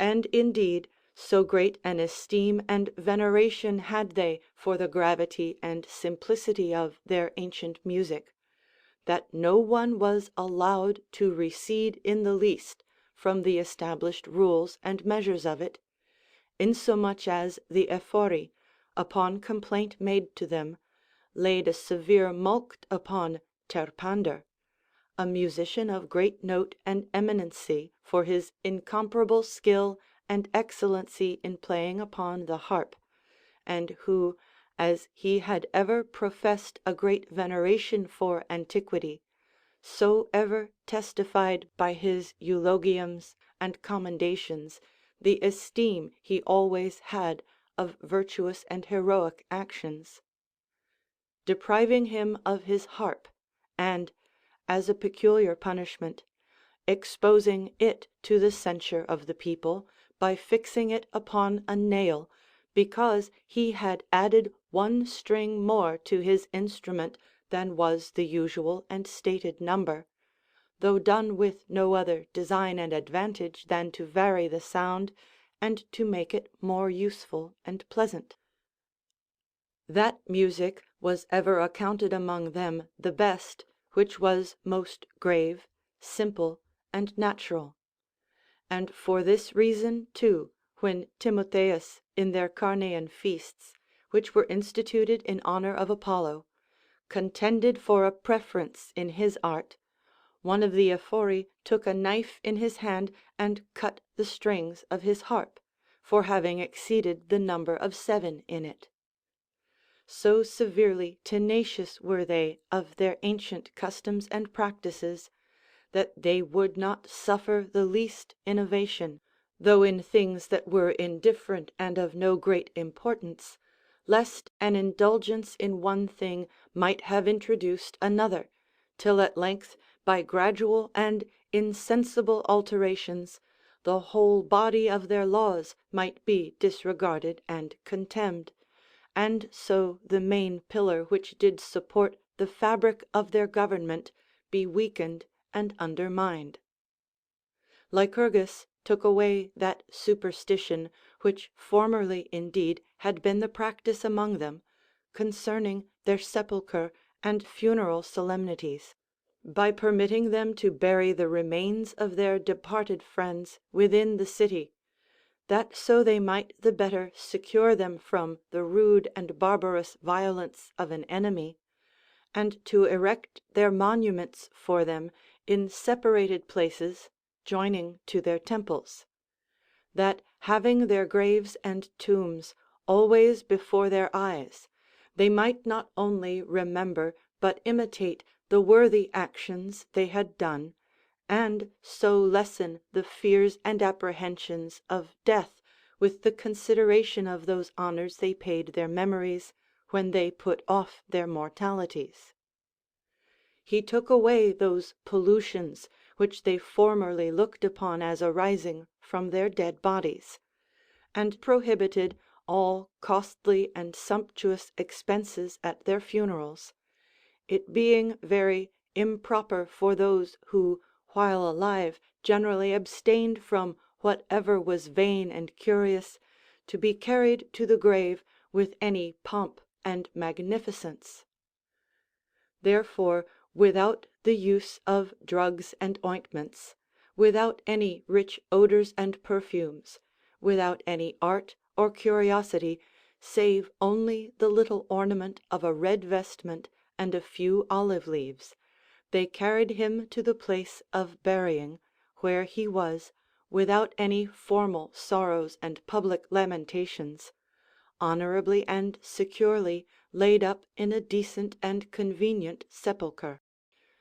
And here it was lawful for any one who would be at the trouble to erect a monument for the person deceased, but not to engrave the least inscription on it, this being the peculiar reward of such only who had signalized themselves in war, and died gallantly in defence of their country. It was not allowed any of them to travel into foreign countries, lest their conversation should be tinctured with the customs of those places, and they at their return introduce amongst them new modes and incorrect ways of living, to the corruption of good manners and the prejudice of their own laws and usage.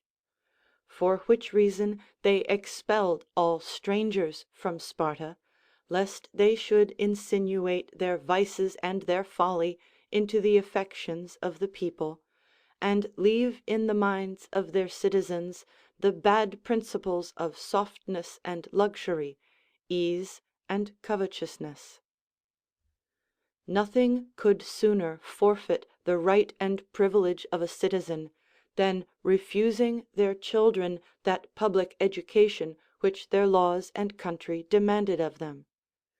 For as none of them were on any account exempt from obedience to their laws, so, if any one out of an extraordinary tenderness and indulgence would not suffer his sons to be brought up according to their strict discipline and institutions, he was straightways disfranchised.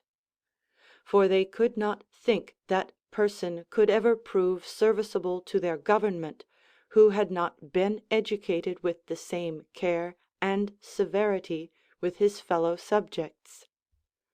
And it was no less a shame and reproach to the parents themselves, who could be of such mean and abject spirits as to prefer the love of their children to the love of their country, and the satisfaction of a fond and imprudent passion to the honor and security of their state. Nay, further, as there was a community of children, so there was of their goods and estates, it being free for them in case of necessity to make use of their neighbors' servants as if they were their own. And not only so, but of their horses and dogs too, unless the owners stood in need of them themselves, whenever they designed the diversion of hunting, an exercise peculiar to this nation, and to which they were accustomed from their youth. And if upon any extraordinary occasion any one was pressed with the want of what his neighbors were possessed of, he went freely to them and borrowed, as though he had been the right proprietary of their storehouses, and being supplied answerably to his necessities, he carefully sealed them up again and left them secure. In all their warlike expeditions, they generally clothed themselves with a garment of a purple color, as best becoming the profession of soldiers, and carrying in them a signification of that blood they were resolved to shed in the service of their country. It was of use likewise, not only to cast a greater terror into their adversaries, and to secure from their discovery the wounds they should receive, but likewise for distinction's sake, that in the heat and fury of the battle they might discriminate each other from the enemy. They always fought with consideration and cunning, craft being many times of more advantage to them than downright blows. For it is not the multitude of men, nor the strongest arm and the sharpest sword, that make men masters of the field. Whenever a victory was gained through a well-contrived stratagem, and thereby with little loss of men and blood, they always sacrificed an ox to Mars. But when the success was purely owing to their valor and prowess, they only offered up a cock to him, it being in their estimation more honorable for their generals and commanders to overcome their enemies by policy and subtlety than by mere strength and courage. one great part of their religion lay in their solemn prayers and devotion, which they daily offered up to their gods, heartily requesting of them to enable them to bear all kinds of injuries with a generous and unshaken mind, and to reward them with honor and prosperity, according to their performances of piety and virtue. Besides, it was a great part of that honor they paid their gods, of whatever sex they were, to adorn them with military weapons and armor, partly out of superstition and an extraordinary reverence they had for the virtue of fortitude, which they preferred to all others, and which they looked upon as an immediate gift of the gods, as being the greatest lovers and patrons of those who were endued with it, and partly to encourage every one to address his devotions to them for it; insomuch as Venus herself, who in other nations was generally represented naked, had her armor too, as well as her particular altars and worshippers. Whenever they take any business of moment in hand, they generally pray to Fortune in a set form of words for their success in it, it being no better in their esteem than profaneness and irreverence to their gods to invoke them upon slight and trivial emergencies. No discovery of what is bad and vicious comes with greater evidence to the spirits and apprehensions of children who are unable to bear the force of reason, than that which is offered to them by way of example. Therefore the Spartan discipline did endeavor to preserve their youth, on whom philosophical discourses would have made but small impression, from all kinds of intemperance and excess of wine, by presenting before them all the indecencies of their drunken helots, persons indeed who were their slaves, and employed not only in all kinds of servile offices, but especially in tilling of their fields and manuring of their ground, which was let out to them at reasonable rates, they paying in every year their returns of rent, according to what was anciently established and ordained amongst them at the first general division of their lands. And if any did exact greater payments from them, it was esteemed an execrable thing amongst them, they being desirous that the helots might reap gain and profit from their labors, and thereupon be obliged faithfully to serve their masters as well as their own interest with greater cheerfulness and industry. And therefore their lords never required more of them than what bare custom and contracts exacted of them. They adjudged it necessary for the preservation of that gravity and seriousness of manners which was required of their youth for the attainments of wisdom and virtue, never to admit of any light and wanton, any ludicrous or effeminate poetry, which made them allow of no poets among them but such only who for their grave and virtuous compositions were approved by the public magistrate; that being hereby under some restraint, they might neither act nor write any thing to the prejudice of good manners, or to the dishonor of their laws and government. And therefore it was that when they heard of Archilochus's arrival at Sparta, though a Lacedaemonian and of an excellent wit, yet they presently commanded him to depart the city, having understood how that in a poem of his he had affirmed it was greater wisdom for a man to throw his arms away and secure himself by flight, than to stand to his own defence with the hazard of his life, or therein to die valiantly in the field. His words were after this manner: Let who will boast their courage in the field, I find but little safety from my shield. Nature's, not honor's laws, we must obey.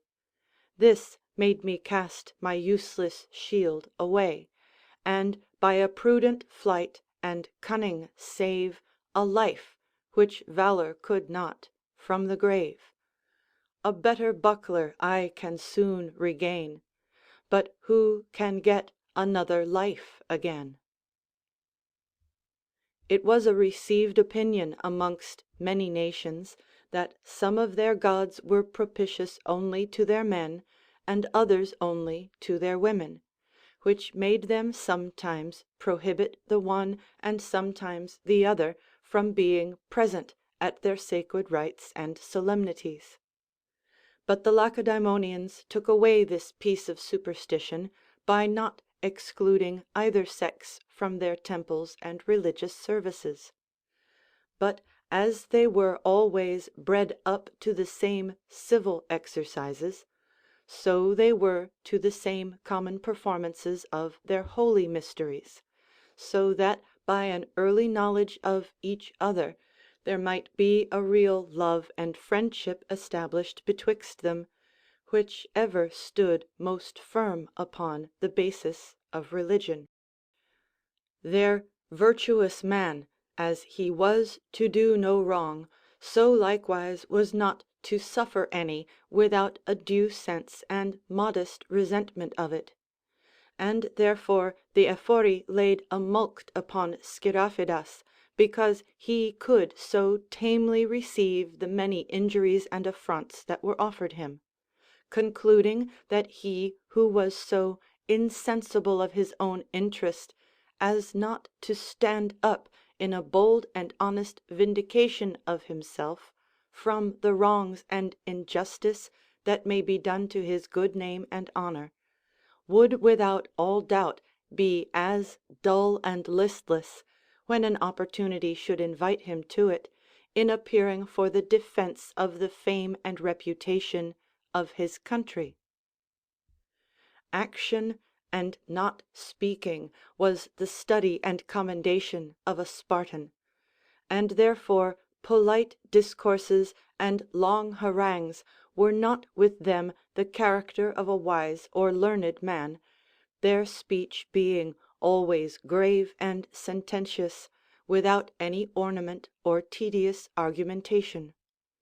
They accustomed themselves to brevity, and upon every subject to express themselves in the finest words, with as much satire and smartness as possible; insomuch as they had a law among them for the instruction of their youth, by which they were enjoined to practice a close and compendious style in all their orations, which made them banish one Cephisophon, a talkative rhetorician, for boasting publicly that he could upon any subject whatsoever entertain his auditory for a whole day together; alleging this as a sufficient reason for their justification, that it was the part of a good orator to adjust his discourse according to the weight and dignity of the matter he was to treat of. There was indeed a strange and unnatural custom amongst them, annually observed at the celebration of the bloody rites of Diana or Thea, where there was a certain number of children, not only of the vulgar sort, but of the gentry and nobility, who were whipped almost to death with rods before the altar of the goddess, their parents and relations standing by, and all the while exhorting them to patience and constancy in suffering. Although this ceremony lasted for the space of a whole day, yet they underwent this barbarous rite with such a prodigious cheerfulness and resolution of mind as never could be expected from the softness and tenderness of their age. They did not so much as express one little sigh or groan during the whole solemnity, but out of a certain emulation and desire of glory there was a great contention among them who should excel his companions in the constancy of enduring the length and sharpness of their pains. And he who held out the longest was ever the most esteemed and valued person amongst them, and the glory and reputation wherewith they rewarded his sufferings rendered his after life much more eminent and illustrious. They had a very slight regard to maritime affairs, on the account of an ancient law amongst them, whereby they were prohibited from applying of themselves to the becoming of good seamen, or engaging themselves in any sea fight. Afterwards, indeed, through the necessity of affairs and the security of their country, they judged it convenient, when they were invaded by the Athenians and other nations, to furnish themselves with a navy. By which it was that Lysander, who was then the general in that expedition, obtained a great victory over the Athenians, and thereby for a considerable time secured the sovereignty of the seas to themselves. But finding afterwards this grievance arising from it, that there was a very sensible corruption of good manners and decay of discipline amongst them from the conversation of their rude and debauched mariners, they were obliged to lay this profession wholly aside, and by a revival of this law endeavor to retrieve their ancient sobriety, and, by turning the bent and inclinations of the people into their old channel again, to make them tractable and obedient, modest and virtuous. Though indeed they did not long hold to their resolution herein, any more than they were wont to do in other matters of moment, which could not but be variable, according to the circumstances of affairs and the necessities of their government. For though great riches and large possessions were things they hated to death, it being a capital crime and punishment to have any gold or silver in their houses, or to amass up together heaps of money, which was generally made with them of iron or leather, for which reason several had been put to death, according to that law which banished covetousness out of the city, on the account of an answer of their oracle to Alcamenes and Theopompus, two of their Spartan kings, that the love of money should be the ruin of Sparta. Yet notwithstanding the severe penalty annexed to the heaping up much wealth, and the example of those who had suffered for it, Lysander was highly honored and rewarded for bringing in a great quantity of gold and silver to Lacedaemon, after the victory he had gained over the Athenians and the taking of the city of Athens itself, wherein an inestimable treasure was found. So that what had been a capital crime in others was a meritorious act in him. It is true, indeed, that as long as the Spartans did adhere closely to the observation of the laws and rules of Lycurgus, and keep their oath religiously to be true to their own government, they outstripped all the other cities of Greece for prudence and valor, and for the space of 500 years became famous everywhere for the excellency of their laws and the wisdom of their policy.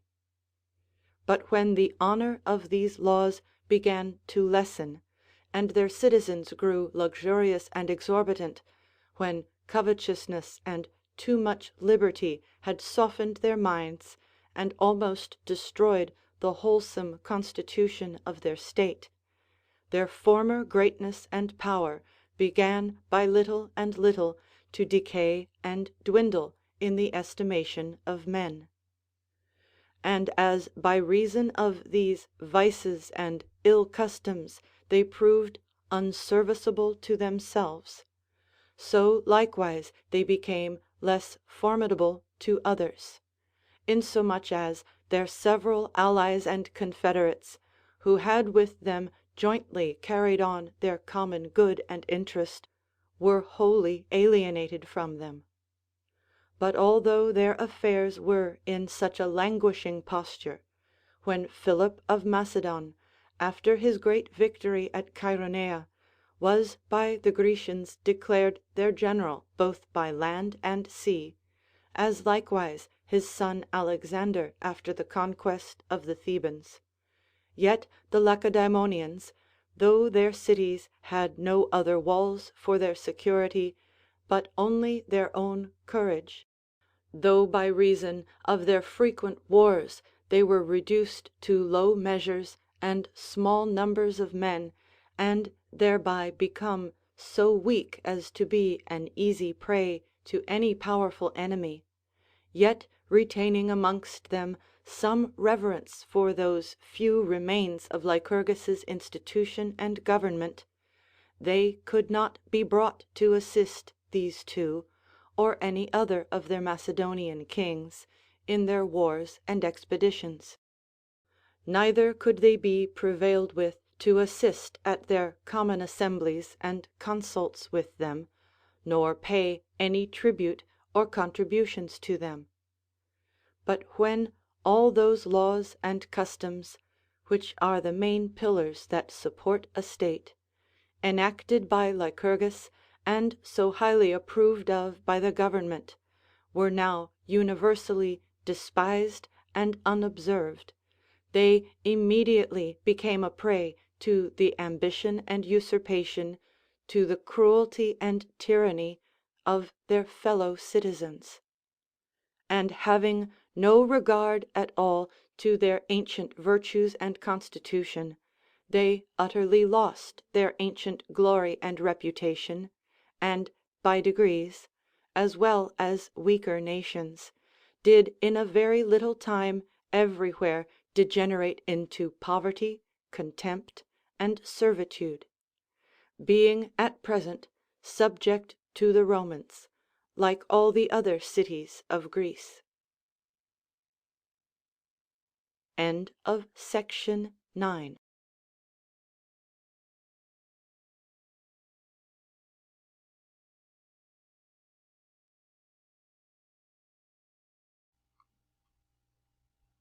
The Morals, Volume 1, by Plutarch, translated by several hands, corrected and revised by William W. Goodwin. Concerning Music. Onesicrates, Sotericus, Lysias. The wife of Phocion the Just was always wont to maintain that her chiefest glory consisted in the warlike achievements of her husband.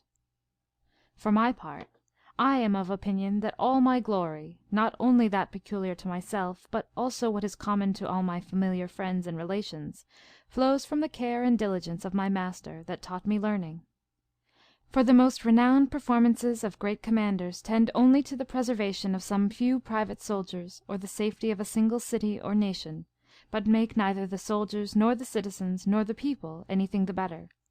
But true learning, being the essence and body of felicity and the source of prudence, we find to be profitable and beneficial, not only to one house or city or nation, but to all the race of men. Therefore, by how much the more the benefit and advantage of learning transcends the profits of military performances, by so much the more is it to be remembered and mentioned as most worthy your study and esteem. For this reason, upon the second day of the Saturnalian festival, the famous Onesicrates invited certain persons, the best skilled in music, to a banquet, by name Sotericus of Alexandria, and Lysias, one of those to whom he gave a yearly pension. And all had done, and the table was cleared. To dive, said he, most worthy friends, into the nature and reason of the human voice is not an argument proper for this merry meeting, as being a subject that requires a more sober scrutiny.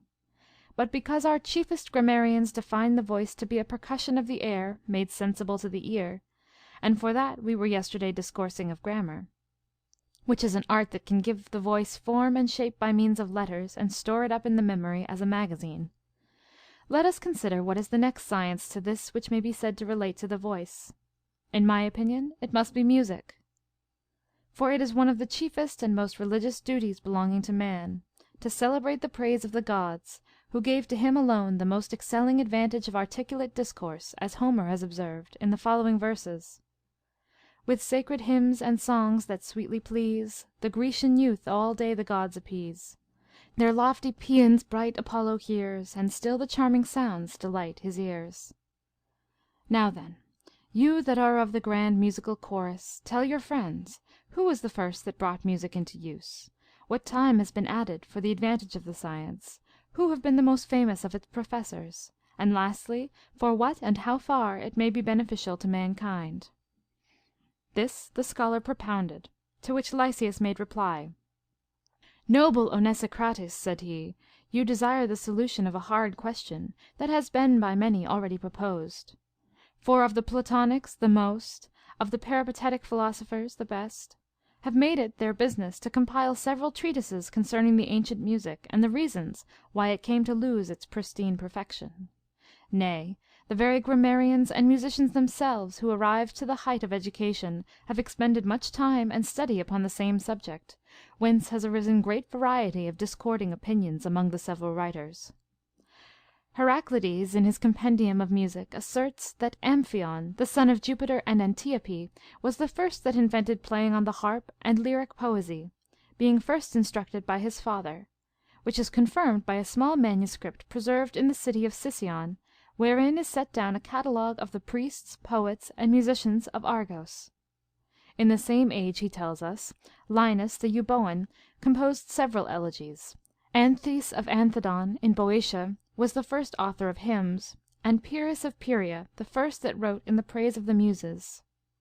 Philemon also, the Delphian, set forth in verse a poem in honor of the nativity of Latona, Diana, and Apollo, and was the first that instituted dancing about the temple of Delphi. Thamyris, of Thracian extraction, had the best voice and the neatest manner of singing of any of his time, so that the poets feigned him to be a contender with the Muses. He is said to have described in a poem the Titans' war against the gods. There was also Demodocus the Corcyraean, who is said to have written the destruction of Troy and the nuptials of Vulcan and Venus. And then Phemius of Ithaca composed a poem entitled The Return of Those Who Came Back with Agamemnon from Troy.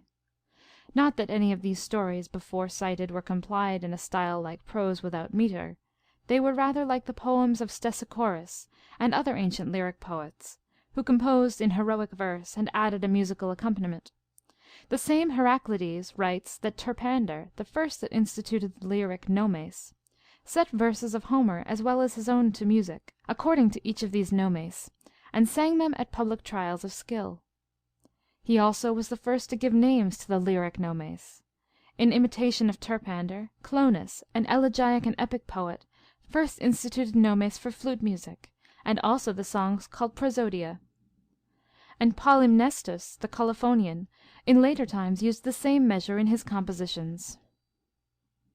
Now the measures appointed by these persons, noble Onesicrates, in reference to such songs as are to be sung to the flutes or pipes, were distinguished by these names: Apothetus, Elegiac, Camarchius, Schoenian, Seppian, Tenadius, and Trimelis, or of 3 parts. To these succeeding ages added another sort, which were called polymnastia. But the measures set down for those that played and sung to the harp, being the invention of Terpander, were much more ancient than the former. To these he gave the several appellations of Boeotian, Aeolian, Trochaian, the acute, Seppian, Terpandrian, and Tetraidian. And Terpander made preludes to be sung to the lyre in heroic verse. Besides, Timotheus testifies how that the lyric nomes were anciently appropriated to epic verses. For Timotheus merely intermixed the dithyrambic style with the ancient nomes in heroic measure, and thus sang them, that he might not seem to make too sudden an innovation upon the ancient music. But as for Terpander, he seems to have been the most excellent composer to the harp of his age, for he is recorded to have been 4 times in succession a victor at the Pythian games. And certainly he was one of the most ancient musicians in the world, for Glaucus the Italian, in his treatise of the ancient poets and musicians, asserts him to have lived before Archilochus, affirming him to be the second next to those that first invented wind music. Alexander, in his Collections of Phrygia, says that Olympus was the first that brought into Greece the manner of touching the strings with a quill, and next to him were the Idaean dactyli. Hyagnis was the first that sang to the pipe, after him his son Marsyas, then Olympus. That Terpander imitated Homer in his verses, and Orpheus in his musical compositions, but that Orpheus never imitated any one, since in his time there were none but such as composed to the pipe, which was a manner quite different from that of Orpheus. Clonus, a composer of nomes for flute music, and somewhat later than Terpander, as the Arcadians affirm, was born in Tegea, or, as the Boeotians allege, at Thebes. After Terpander and Clonus flourished Archilochus. Yet there are some writers who affirm that Ardalus the Trozenian taught the manner of composing to wind music before Clonus. There was also the poet Polymnestus, the son of Melis the Colophonian, who invented the Polymnestian measures. They farther wrote that Clonus invented the nomes apothetus and Schoenian. Of Polymnestus mention is made by Pindar and Alcman, both lyric poets. But of several of the lyric nomes said to be instituted by Terpander, they make Philemon, the ancient Delphian, author. Now the music appropriated to the harp, such as it was in the time of Terpander, continued in all its simplicity till Phrynis grew into esteem. For it was not the ancient custom to make lyric poems in the present style, or to intermix measures and rhythms.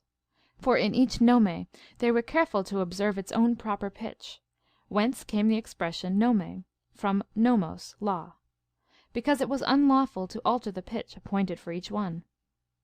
At length, falling from their devotion to the gods, they began to sing the verses of Homer and the other poets. This is manifest by the poems of Terpander. Then for the form of the harp it was such as Sepion, one of Terpander's scholars, first caused to be made, and it was called the Asian harp, because the Lesbian harpers bordering upon Asia always made use of it.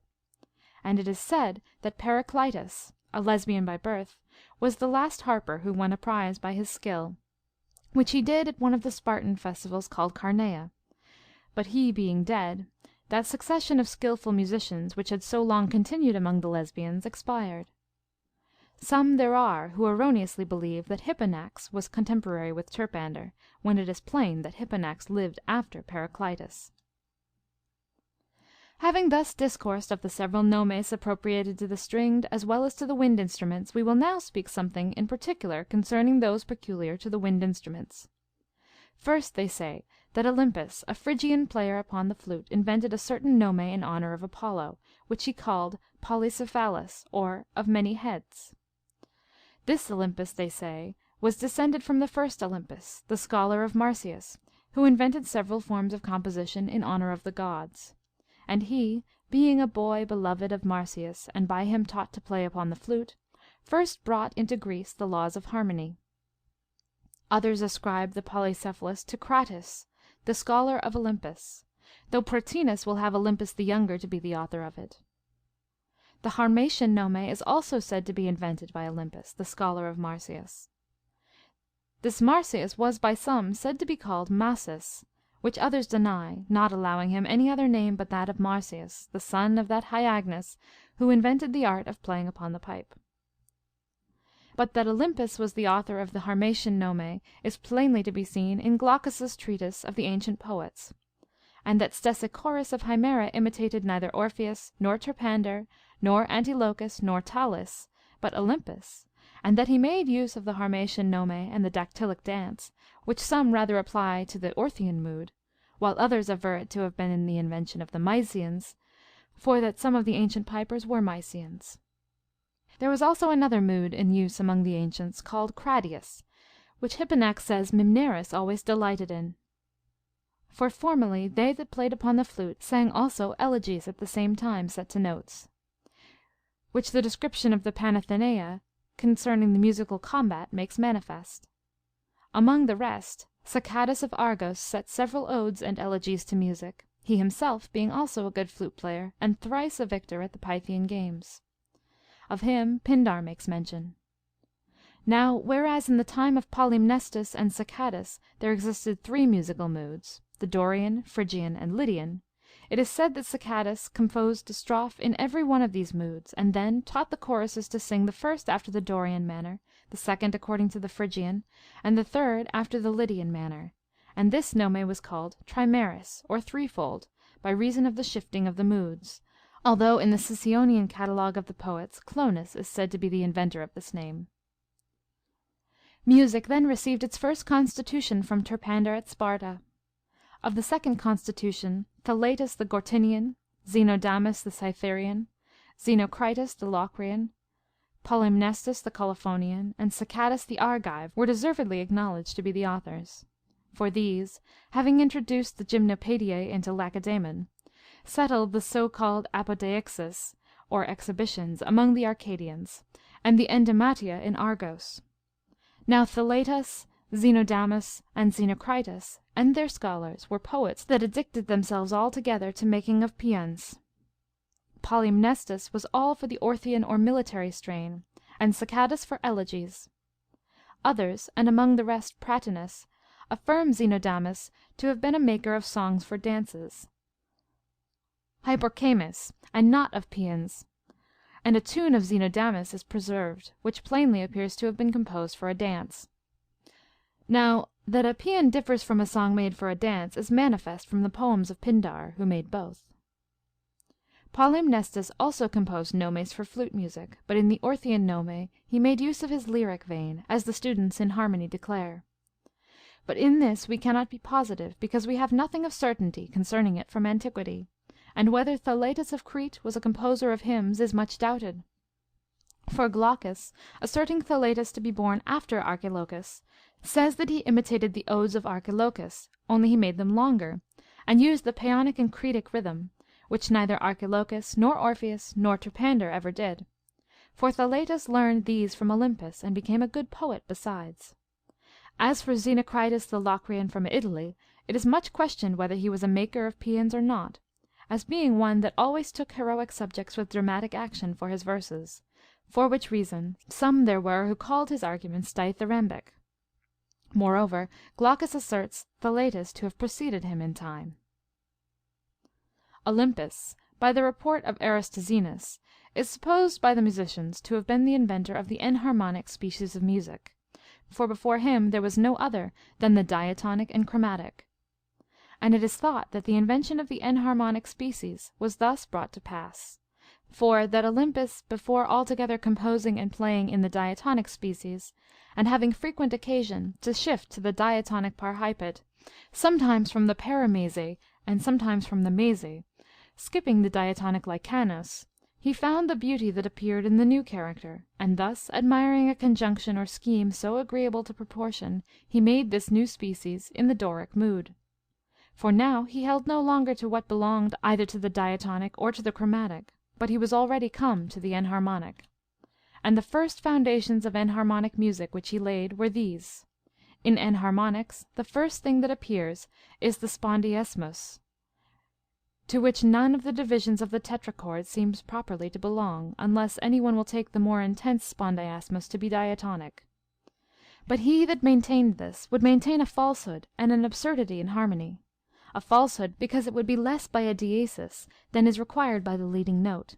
An absurdity in harmony, because, even if we should place the proper nature of the more intense spondiasmus in the simple chromatic, it would then come to pass that 2 double tones would follow in order, the one compounded, the other uncompounded. For the thick enharmonic now used in the middle notes does not seem to be the invention of the forementioned author. But this is more easily understood by hearing any musician play in the ancient style, for then you shall find the semitone in the middle parts to be uncompounded. These were the beginnings of enharmonic music. Afterwards the semitone was also divided, as well in the Phrygian as Lydian moods. But Olympus seems to have advanced music by producing something never known or heard of before, and to have gained to himself the honor of being the most excellent, not only in the Grecian, but in all other music. Let us now proceed to rhythms. for there were several varieties of these, as well in musical as in rhythmical composition. And here Terpander, among all those novelties with which he adorned music, introduced an elegant manner that gave it much life. After him, beside the Terpandrian, which he did not relinquish, Polymnestus brought in use another of his own, retaining, however, the former elegant manner, as did also Thaletus and Sacatus. Other innovations were made by Alcman and Stesichorus, who nevertheless receded not from the ancient forms. But Crexus, Timotheus, and Philoxenus, and those other poets of the same age, growing more arrogant and studious of novelty, affected those other manners now called philanthropic and thematic. For now the fewness of strings and the plainness and majesty of the old music are looked upon as absolutely out of date. And now, having discoursed to the best of my ability of the ancient music and the first inventors of it, and how succeeding ages brought it to more and more perfection, I shall make an end, and give way to my friend Soterichus, not only greatly skilled in music, but in all the rest of the sciences. For we have always labored rather on the practical than the contemplative part. Which when Lysias had said, he forbare speaking any farther.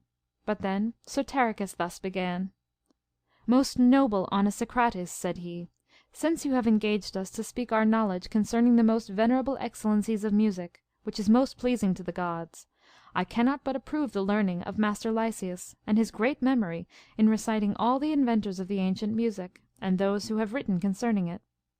But I must needs say that he has given us this account trusting only to what he has found recorded. We, on the other side, have not heard of any man that was the inventor of the benefits of music, but of the god Apollo adorned with all manner of virtue.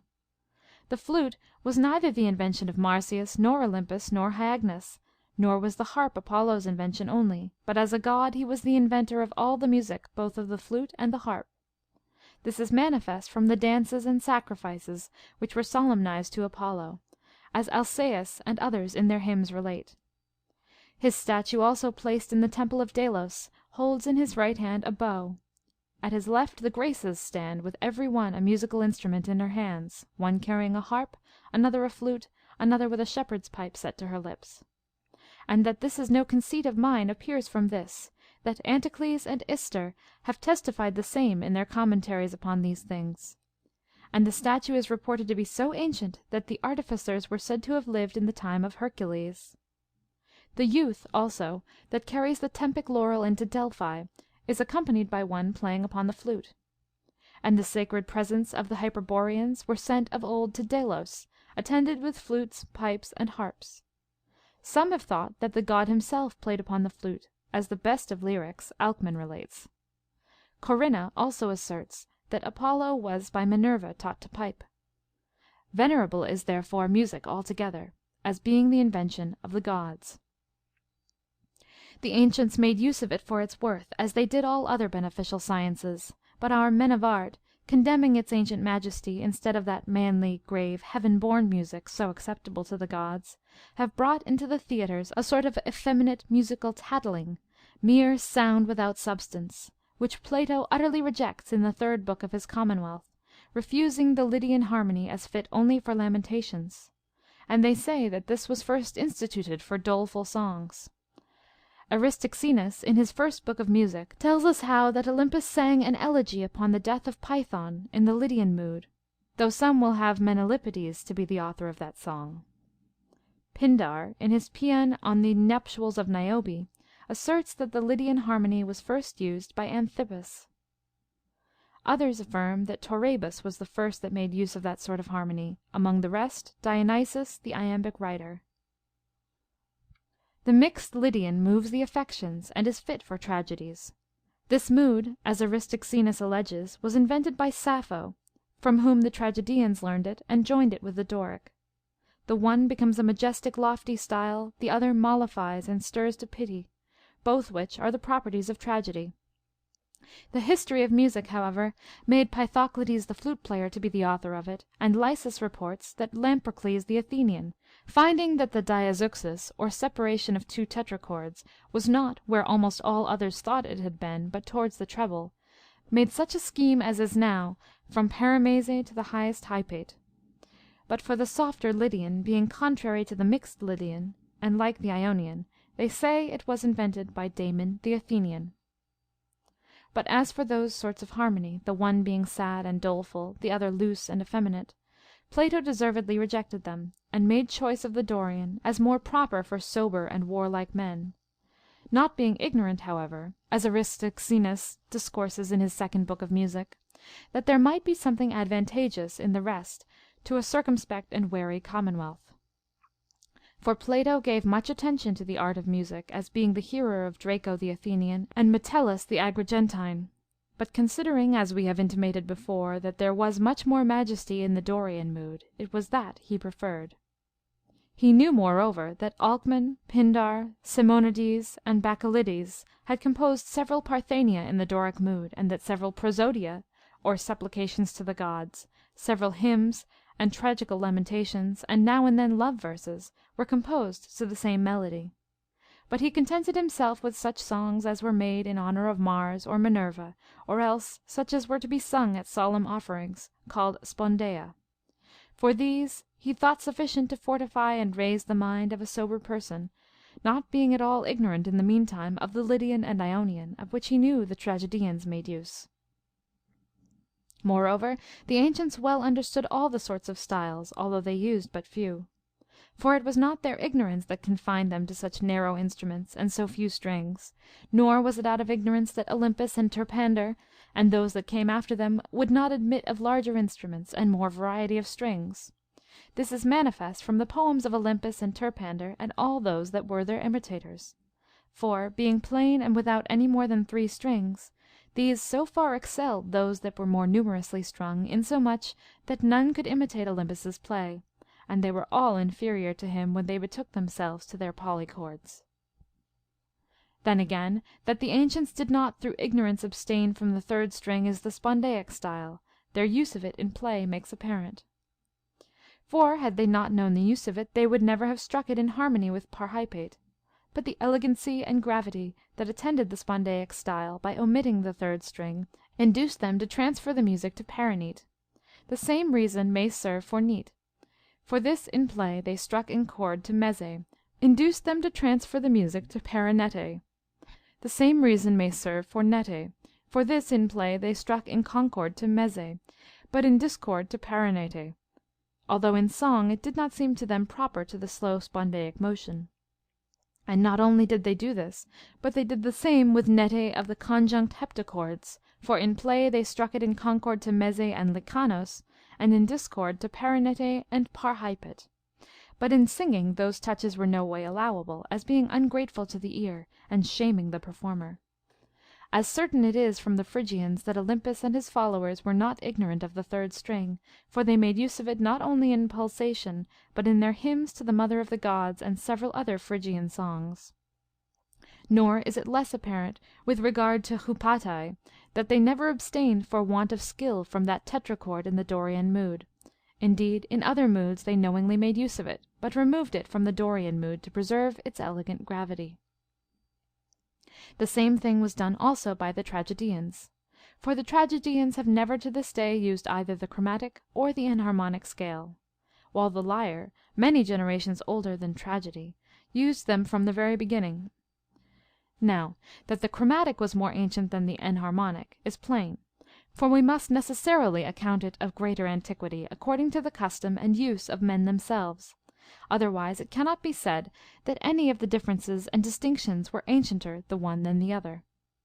Therefore, if any one should allege that Aeschylus or Phrynichus abstained from the chromatic out of ignorance, would he not be thought to maintain a very great absurdity?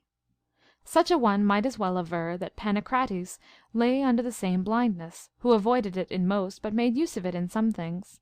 Therefore he forbore not out of ignorance, but judgment, imitating Pindar and Simonides, and that which is at present called the ancient manner.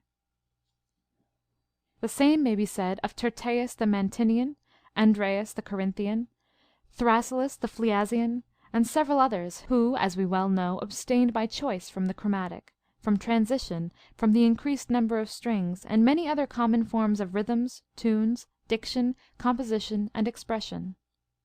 Telephanes of Megara was so great an enemy to the pipe made of reed, called syrinx, that he would not suffer the instrument maker to join it to the flute.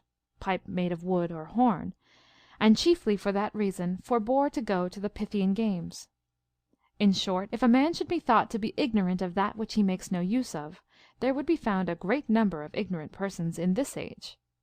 For we see that the admirers of the Dorian composition make no use of the Antigenedian, the followers of the Antigenedian reject the Dorian, and other musicians refuse to imitate Timotheus, being almost all bewitched with the trifles and the idle poems of Polyidus.